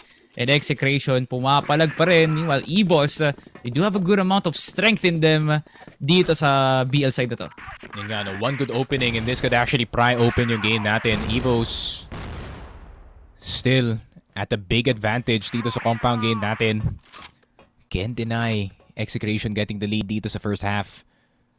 Pero CBN has to be careful. Head is a known entity. Yobib around the corner. TRG nasa kanyang kamay. Walang tulong dito sa CBN. So he's gonna have to do it all on his own. KSA around the corner. CBN, can he get the second one? Mukhang hindi. Meron pa bang nasa loob ng B-site and his name is EYK. ABR front and center. Pero mukhang mali ang posisyon dito ni Aljon. Pero tama ang baril ni Fall X. Pero Zetra babalik rin ng isa. C4 down out in the open. Zetra grabs it. What is happening? And nasa A-site si Elvin. Si Elvin dun. What is happening, buddy? I don't know, pre. Adapt na tong nakikita ko. Napakagulo. Slow pace na adapt. 5v5 pub game. Eto na yun. Para sa ating game number 3. A7J and D. The Brothers versus Cetra. Ang pagmamayari mismo ng manufacturer ng TRG. Like, I don't know, man. Like, EVOS just knows the bounds already sa pag-i-entry nila pero hindi na na-maximize the jump spotting. Hindi, nako. Antayin mo na yung kapatid mo. Mag-double pick na lang kayo kay Cetra. And now, 50 seconds. 50 seconds. As EVOS is now relying on Cetra's movement lito. and yung pagkuha niya ng space in order to clutch this out. Ingay ni Cetra. Man's not top walking. Ala, naganap ng play. Oh my God, he's actually looking to fight here. Zetra. 1 versus 2. Waiting for that second player. Flash nade gonna go through A7J. Bawas na dito si Zetra. Door is no longer wall bangable. A7J. Quick scope could be the difference, pare. Kaya pala nagparinig si Zetra. Hindi siya nagtatago ng footstep dito, pare. He wants the fight. And he knows in this new update, pare, yung C1, C2, and C3 hindi na pwede i-wallbang. And yun lang, took full advantage of it, pare. Hindi kaya na magkapatid. Pre, partida, magkadugo na yun. Wala nang mas makapal pa kundi dugo mismo. Oh my God, CBN now holding it. KSA quick trade. Sakit sa ulo ang Execration ngayon pero kailangan na nga nilang itawid. Mental down, momentum already swung in the direction of Tondo. EVOS Men, kailangan pagkalabas ni Cetra, may Lambo, sangkaterbang pagkain at insurance plan. Cetra, 3 games consecutive showing why he's the best sniper currently sitting here sa regional finals. Yung impact damang-dama. Men, Elvin holding pillars, Fall X, hindi kaagad nahanap yung trade pero buti na nga lang makukuha niya nga yung kill na yun. Now on the 2v2. Star players still alive for both teams. Now on the 2v2. Ang laki ng harang ng smoke. Di makapasok si A7J. Kailangan ito balon. He has to send it himself, pare. He cannot wait para dito kay Folex na gumaba. Flix is actually gonna miss para kay Cetra. It's a 1 versus 1 Folex opportunity. And he does get it and plenty of time to defuse para kay Paul. 5-4, and I'm not gonna be happy kung ako yung Evo Stone. A missed shot galing kay Cetra was all the difference. Men, okay. You said 13-12, may mananalong team, overtime. I just know it's just gonna go there, pre. Wala nang ibang direction to. That first half was not for the faint of heart. Hindi pwede sa malalambot na puso yung gantong laruan ng Execration at EVOS. Oh my God, what a day. Grabe nga tong Sunday na to, Sneaky Frog. What a day to celebrate Crossfire Philippines. Sapat na sapat ang oras na binigay sa atin para magpahinga at enjoyin ang Crossfire. Ito ang talentong Pilipino. Pero isa lang ang uuwing panalo dito with both teams with something to prove. May papatunayan ang Execration pag nanalo sila dito at ganun din ang EVOS. Now with the attack at LA, bantay lang sa mid-con. The respect here for Execration to not set up the Crossfire. They want that retake so bad. Grabe. EVOS, no? Full on backline defense with the exception of dito kay Kellar all the way in storage. Pero kita mo naman yung B-side ng mapa, storage as much as possible. EA lang dito si Cetra. And he is even gonna get ZYK. Grabe. The pre-aim on that TRG. Blink and you miss it, pare. There is a reason for you to hate EVOS. Feeling ko dahilan lang yun sa sobrang galing nga nila maglaro at dinudurog nila yung paborito mong team. EVOS, you cannot deny the macro that they have in order to make the enemies look weak nga naman, pre. And now, they are using that as fuel para talaga ipangalandakan sa mga tao na kami pa rin ang number 1. And now, this is a push waiting to be called by Execration. Kel, isa lang ang makukuha niya sa pag-hold ng CB. Pero tumatakbo ang oras, Execration. Can they make it work with a low HP Fall X? Walang Arctic sa A7J. EVOS now on the high ground. Yeah, bit of a deep smoke as well dito sa A-side. Papapasmoke na rin ng LA. Itong si Cetra, pero be hit pala to this entire time. KSA with an opportunity of a lifetime in this corner. Elvin also spotting that this could be a B hit and they line up para kay KSA. The HK doing damage. A7J na lang natitira and a flash to the feet of KSA. Rings the beginning of the end ang round natin. 6-4 EVOS. Naandito na sa kanilang strong side, men. GR and Execration, no, hell of a task ahead of them para makabalik sa game natin. And baon sa limot ngayon ng Execration. What went wrong on that early run where everyone was already in prime position para umentry? It still was not enough. EVOS, the mid-round calling by KLR. Ito nga naman talaga ang dinadalang pangalan ngayon ng EVOS. Sa kung paano sila nagsisimulang malakas, ganun din sila katindi tumapos. Execration out of the picture already. Sa usapang momentum, ano pang playbook ang ilalabas nila dito? Hold ng mid-con, hold ng CA. They need to rally over Cetra muna. Si Cetra muna yung kailangan nilang tanggaling harang. Yun nga, pero tignan mo naman yung dalawang nakaharang sa harap ni Cetra, men. KLR doing it para sa kanyang homie. And look at that flick. Galing kay Cetra, kaya pinoprotektahan itong sniper ng EVOS, pare. That nothing to emphasize. Alam nyo kung ano yung ginawa ni Cetra at hindi biro yun. Gawa sa bakal. Gawa talaga sa wire tong katawan ni Cetra. Kasi robot kung kumilos eh. program para talaga maglaro ng perfect na Crossfire tulad din dito na ginagawa ng iba niyang mga kaumpi pa. Scalar was able to get the hold pero was only able to get one. At least that's something else here for EVOS. Now on the 2B for Elvin. Walang respeto. Look at the... Alam ko, pupush na yung exit no? But Elvin says otherwise. And what a hold dito lang sa may wall. And that is amazing here for EVOS. 3-round lead para sa mga Leon. Yun nga. And this is why EVOS is one of the best GR teams, no? Dito sa tournament natin. Yun nga, you can see the patience from the team. They really... probably one of the most patient teams dito sa entire tournament natin. No? They really do like to hold far back as much as possible, pero they can also do stuff like this. Kala kay Yobib, unfortunately, could not get that first shot. Para KSA looking to cover para sa kanyang teammate, pero opportunity para sa Execration. Pero KSA, fully knowing that he needs a pick here, is gonna stay. KSA? Wait. Binitawan niya yung HK niya. Para saan? Para sa USP pero isa lang ang makukuha niya doon. Entry not looking too good here for EVOS para talaga depensahan yung store B. Hindi sapat yung mga backup na tinatawag nga nila. Execration was able to make the punishment. Kel are now on the backstab. Grabe nga naman yung nilayag niya para lang sa RS control. Ngayon, 3 pa rin ang buhay. Good amount of firepower para sa Execration. Cetra and ZYK. Frame lang nga naghihiwalay para sa kanilang dalawa. Now, time running down.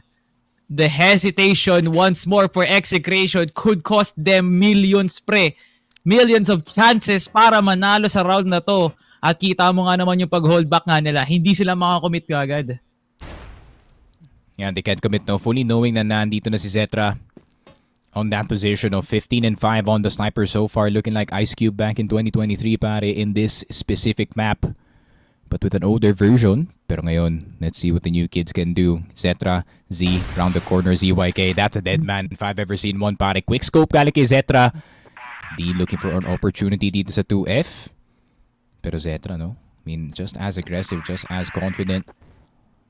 Pero problema lang, di covered ang kanyang backside dito. So he's gonna have to be worried about itong RS.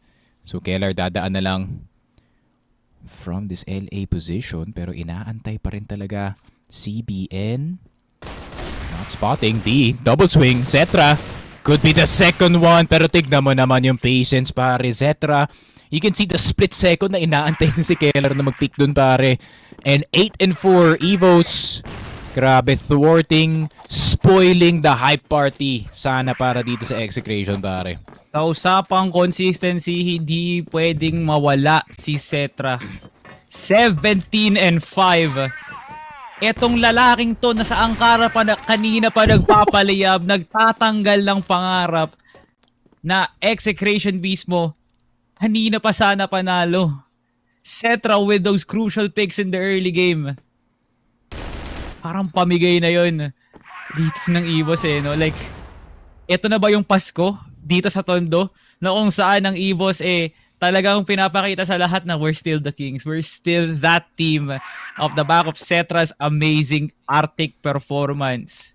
Lahat tayo, maski kaming dalawa ni Sneaky, pati na nga rin yung panel, maaalala tong araw na to because that performance is generational. 18 and 5 in game 3 to close out yung series natin. I mean, that's already a good stat line para sa kanya pare. And the fact that, or the way that he does it as well, hindi lang exclusive sa mga picks. He also does his clutches. He also does yung mga aggressive openings para sa kanyang team. It's rare to see a sniper. Kasing galing nga dito ni Zetra pare. And fortunately, he lives in the Philippines. Man. Oh, Yobib now on the second run. Doon sa layer up sniper dito lang sa may Storby at si Zetra. Pinapanindigan niya talaga yung pwesto niya. No, hindi siya takot na i-hold yun kahit gaano pa ka-risky. My God. Execration. What is happening? Ito ang nangyayari sa kanila. Kita mo, Sneaky, the moment na natila si Zetra, anong nangyari? Nanalong Execration. Yeah. And a lot rides on yung sniper dito nga ng EVOS, no? But then at the same time, we're also seeing some action galing dito kay KSA. Yobib now starting to get some picks as well. So ito yung delikado para dito sa Execration. Granted, you can win multiple rounds in a row dito, but EVOS heating up slowly, pati yung mga cold players natin dito. And, ayun nga, it's a lot more quiet of an Execration, pare, which we didn't expect dito sa compound. I was expecting na, ayun nga, more B fights, more mid fights para sa kanila dito, possibly in curve, pero wala din. Yung the Zetra sniper really pushed them back by a whole mile, pare. Naalala mo ba, Sneaky, when was the last time na nagkaroon ng bad game si Zetra? Sabihin mo sa akin ngayon. As soon as we said that, pre. As soon as we said that. Feeling ko ang bad game ni Zetra nung smiley pa lang siya. Nung hindi pa siya nag-grind ng competitive Crossfire, pre. Yun yung pinaka-bad game. Kasi inaaral niya pa lang no? Di ba? Yeah.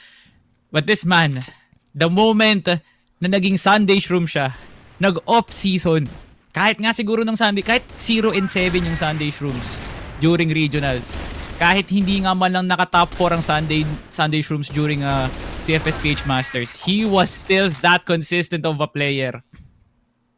And I just can't wait, pre, na mag-prime tong si Zetra. Kasi pasimula pa lang siya.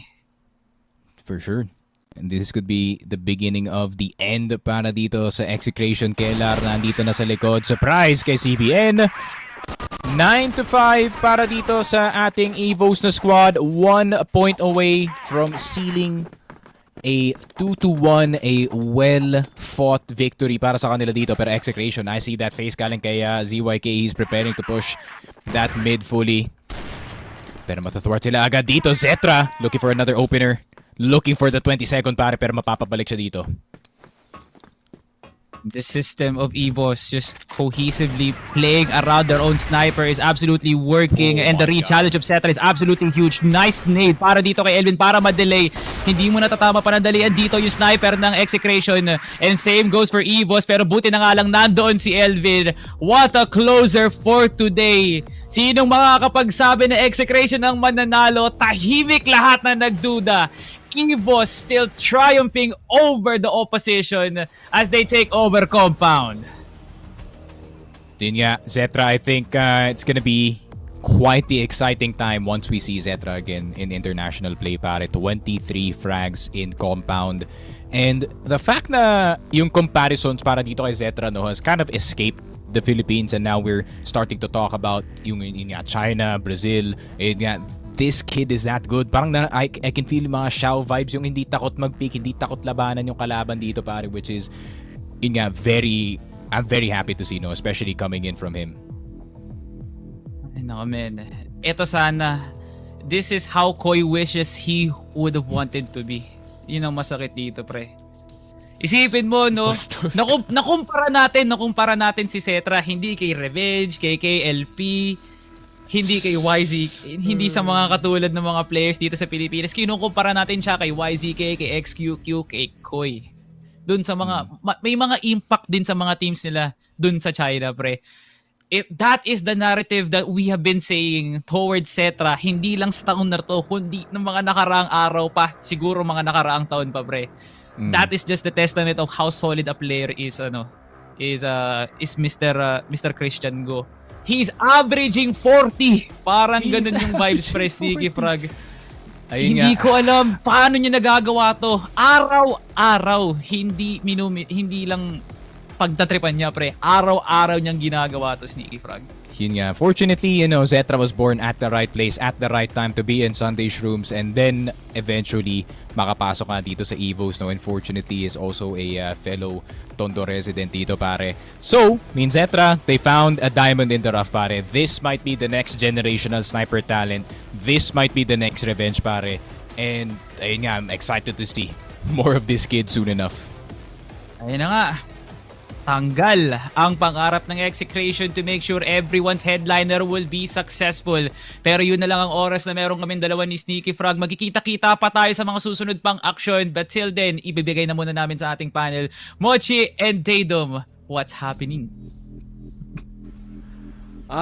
Ewan ko rin, but that was a statement series from EVOS. Maraming salamat para sa napakagandang pagkobera ng seryeng yon, Salvatore and Sneaky Frog. And if there was any doubt in your mind kung na-dethrone na ba ng Execration ng EVOS, dapat yun ang burahin yun.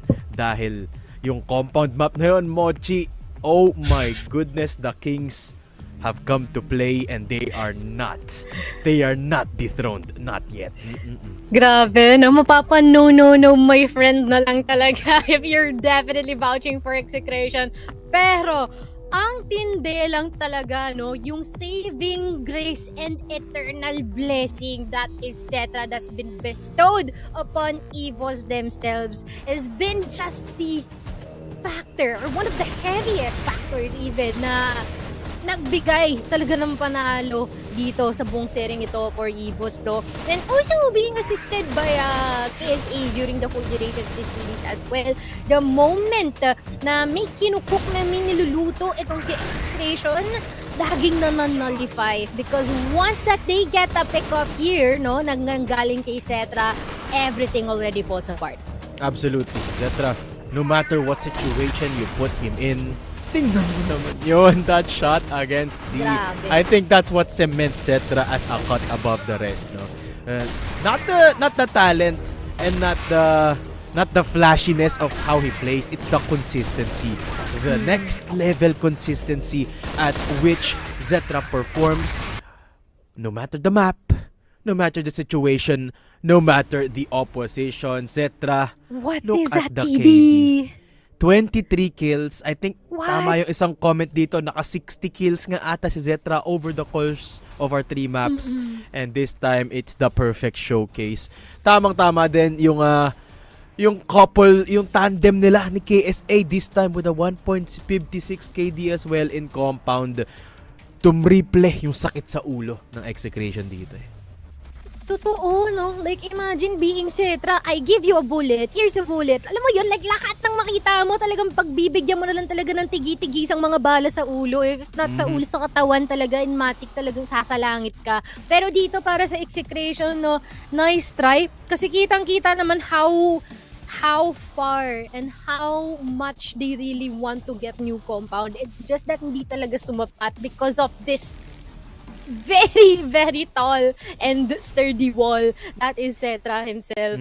Pero, men, di na ako magtataka sino nga ba MVP dito. Wala na pala isipan mo, Chi. Sigurado na si Cetra yan. Of course, with a 3.29 kill to death ratio, the anchor, the sniper. What can I say? Cetra is here. Yeah, the man, the myth, the legend. Lahat na, sige. Lahat na ng magagandang salita. I-alay na natin kay Cetra. And you can see as well just the impact that this man provides over any and all situations. The highlights speaks for themselves, no? It's just ewan ko, how do you describe a performance like this? Even in the 1v2, naghanap ng kalaban yung magkapitid ni D at ni A7J. Ewan ko na lang kung gaano ka walang mintis, kung gaano ka nauubusan na ako ng salita dito kay Cetra. Ganang kakalupit, bossing! Ano bang kinakain nito? Boss, ano bang sikreto? Tanong natin yan mamaya, no? Pero ang resulta ng bakbakan na ito, Mochi, wala nang iba. EVOS ang aangat 2-1 up against Execration. Alam mo, kanina tinatanong na natin, have the international landscape been tipped in the presence of Execration? The answer is a resounding no after that Ankara map, the turnaround, the 13-10 win, and then the Cetra show in compound. Definitely. And I think yung ina-adapt mong salita is godly, no? Parang sobrang tindi ng power niya, sobrang tindi ng consistency, and even tulad nga sinabing walang mintes, no? Flawless, and kung meron man is very, very minimal. Parang di na natin talaga mapapansin because of how much he moved mountains here for EVOS. And the moment that new compound was already there, it's been bad news for Execration. Lapit na, touch and go na sana for Execration. Back in Ankara, no? 9-9 scoreline, 9-8 scoreline actually. Ganda ng simula nila. Isang round na lang sana, Execration could have taken it all. But Ankara is still EVOS's playground, man. You got to give them credit, no? EVOS, kahit sabihin natin na they are an unconventional team when it comes to addressing the public, they are definitely living up to their words. The bite just as hard as the bark, and Zetra is a god. 2.03 KD, 1.2 kill per round, and that sniper, that TRG as well. Perfect playstyle dito kay Zetra. With the new weapon, with the new sniper, and with the same team on his back, it's just EVOS Esports, of course. EVOS ARC, rather, that is still on top para dito sa ating group stage up against Execration. Some of the highlights para dito kay Zetra, no? Across all maps, mapa Eagle Eye, mapa Angkaramanyan or Compound, Zetra has, will, and will always perform. Men, lahat ng mga magagandang salita na sabi na natin, kulang na lang magtayo tayo ng parang rebulto ni Zetra. So, Pwede naman! Sabi natin dito, ang tindi talaga ng taliwa dito, especially when it comes to all those pickups and the sniper plays and multiple kill round after round. And man, grabe. Ito si Zetra, ano yan ice cold in his veins. Ano lang yan Legit. calm, composed. Pero alam ko, naririnig niya na tayo, napapangiti na yan si Idol. Napapangiti na yan. Can't wait to have him on the panel dito later on to ask him a couple of questions. I don't know, how do you even get into that kind of flow state? Pero ito na, ready na siya. Nakikinig ko na ang boses ng idolo nating lahat. Zetra! Welcome! Uy! Si Coach. Andyan pa nga si Coach. Shoutout din kay KR, of course. Pero Zetra, first of all, congratulations in that win. Ito lang, isa lang yung tanong ko. Simple lang Simple lang yung tanong ko sa'yo, Zetra. Zetra, nakakaramdam ka pa ba ng kaba? Kinakabahan ka pa ba, boss? Medyo po. Medyo? Kinakabahan ka pa ba? Hindi po nakapag-warm na yun? Ayun. Okay. Nakapag-warm up ka ba today, Zetra? Nag-warm up po talaga. Nang sobra. Parang obvious naman, Mochi, no? Na nag-warm up si boss. Obvious naman. Mochi, what's your question? Question ko, anong iniisip mo the whole time dito sa seryeng ito? Kasi biro mo na ibigay nyo yung ikalawang mapa nyo, and nakabangon kayo muli, napulin yung overtime ninyo. Ano po, naka-focus lang po ako sa playstyle ko. Yung trabaho po kasi sa team, kailangan ko lang po tumama, tapos magbigay po ng info sa kanila. So yun po, yung ginagawa ko po. Uy, ba't sinasabi mo? Bawal! Okay lang yun. Yung ginagawa ko po, yun po. Kung baga naka-focus lang po ako sa pagpatay. Yun talaga. Taga-menus. Yun yung trabaho niya talaga. Yeah, and I think that's the philosophy of EVOS sa ngayon, no? Take every round as it is. Never mind the score, never mind the opponent. And I salute you for that, Zetra, no? Zetra, ito, I'll give you the chance kung may gusto kayo pa-shoutout, kung may gusto kang banggitin, batiin, now is the time to do so. Shoutout po sa mga supporters ng EVOS. Pagpatuloy niyo lang yan, ito lang po yung unang panalo namin. Pangalawa, mas gagalingan pa po namin, yun lang po. Saka, okay. Mga Ilocano, Bicolano, sa Ilonggo. Shoutout na po sa mga Ilocano, Bicolano, sa Ilonggo. Suportahan niyo po kami. Okay na? Di ba? Meron pa na? Okay na si Coach. Si Mochi daw, si Mochi, shoutout mo din. Ay, shoutout po, Ate Mochi. Opo, nag-0 po ako. STS, sabi mo, mag-practice na.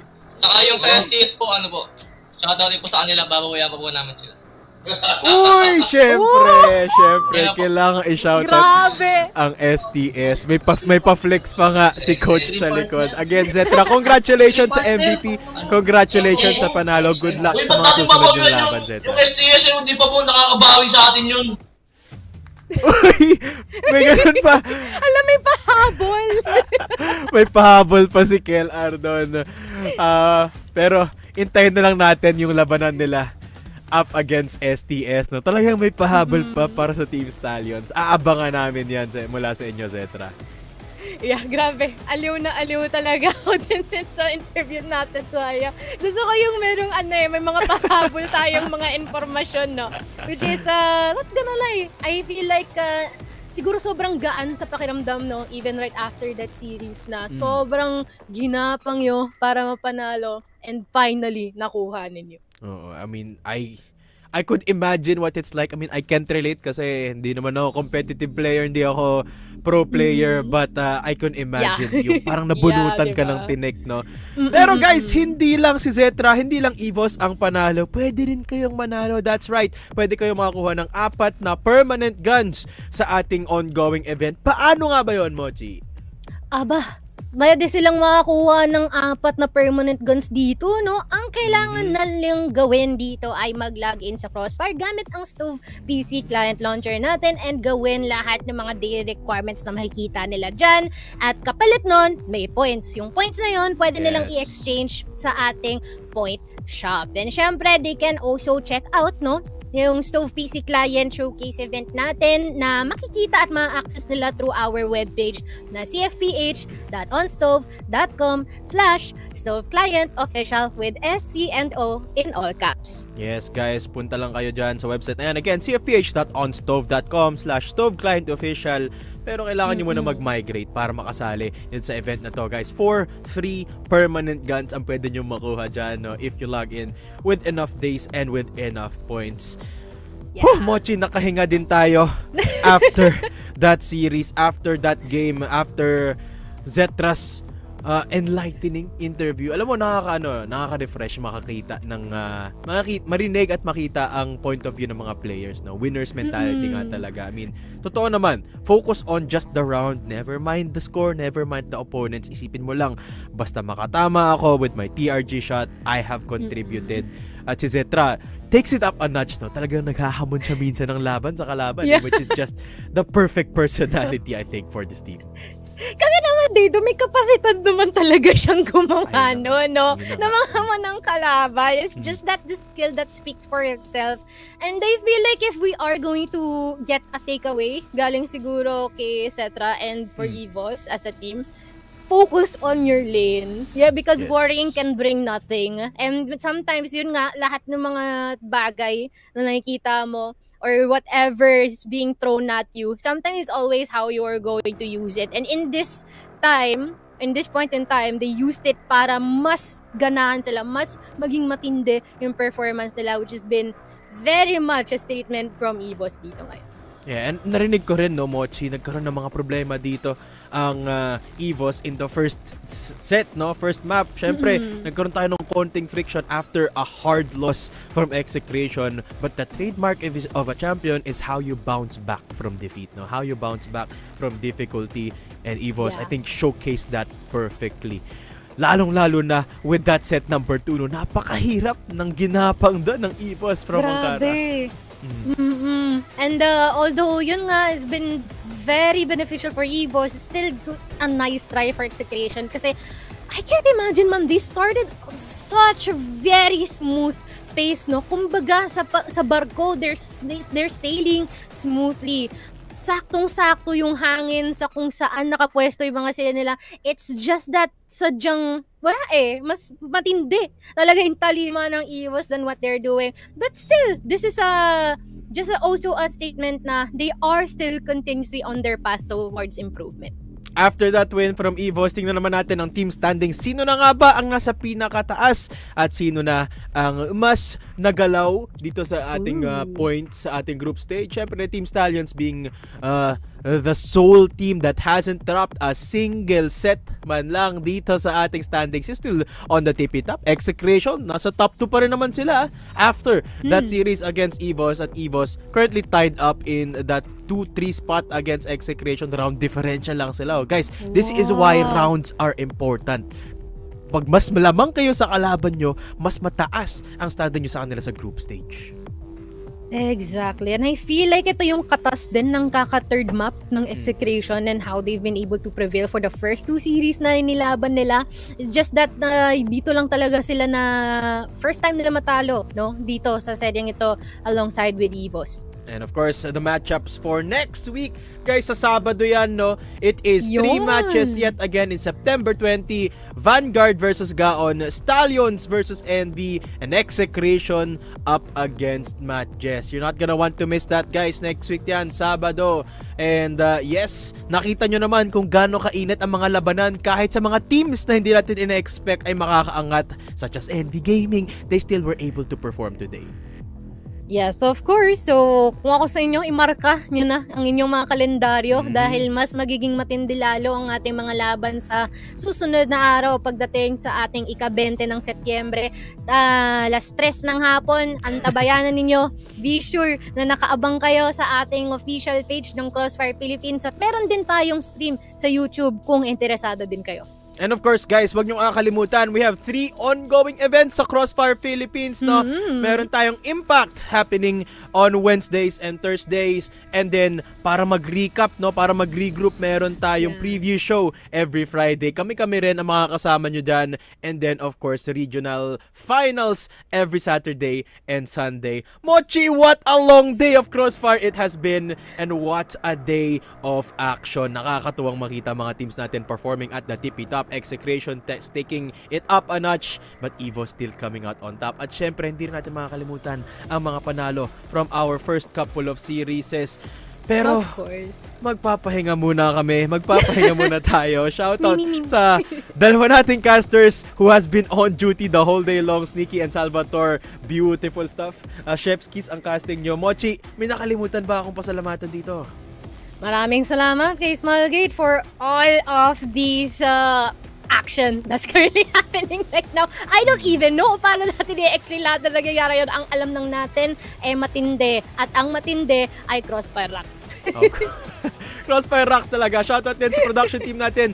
TNC has been giving us the best broadcast possible. At maraming salamat syempre. Shoutout sa inyo sa Crossfire community natin, sa mga lahat ng taga-suporta. See you guys again next week. Wednesday ang panimula ng Impact. So andun kami ni Mochi. We'll see you until then. And then of course in regional finals next week Saturday. Until then, pahinga muna tayo guys. Pahinga na tayo. Tulog na. May pasok pa bukas. Maraming salamat sa pagtutok. This has been Regional Finals Week number 2. Thank you for tuning in. Bye-bye. Cetra gets one, pero may dalawang magkasunod. Kwentong palagi sa bida ang namumuno. Hindi pre, ang gutis lang yun. At si KSA, tapos KSA gets the 4K. KNP, yo, babe, with that spray down. Oh, KSA.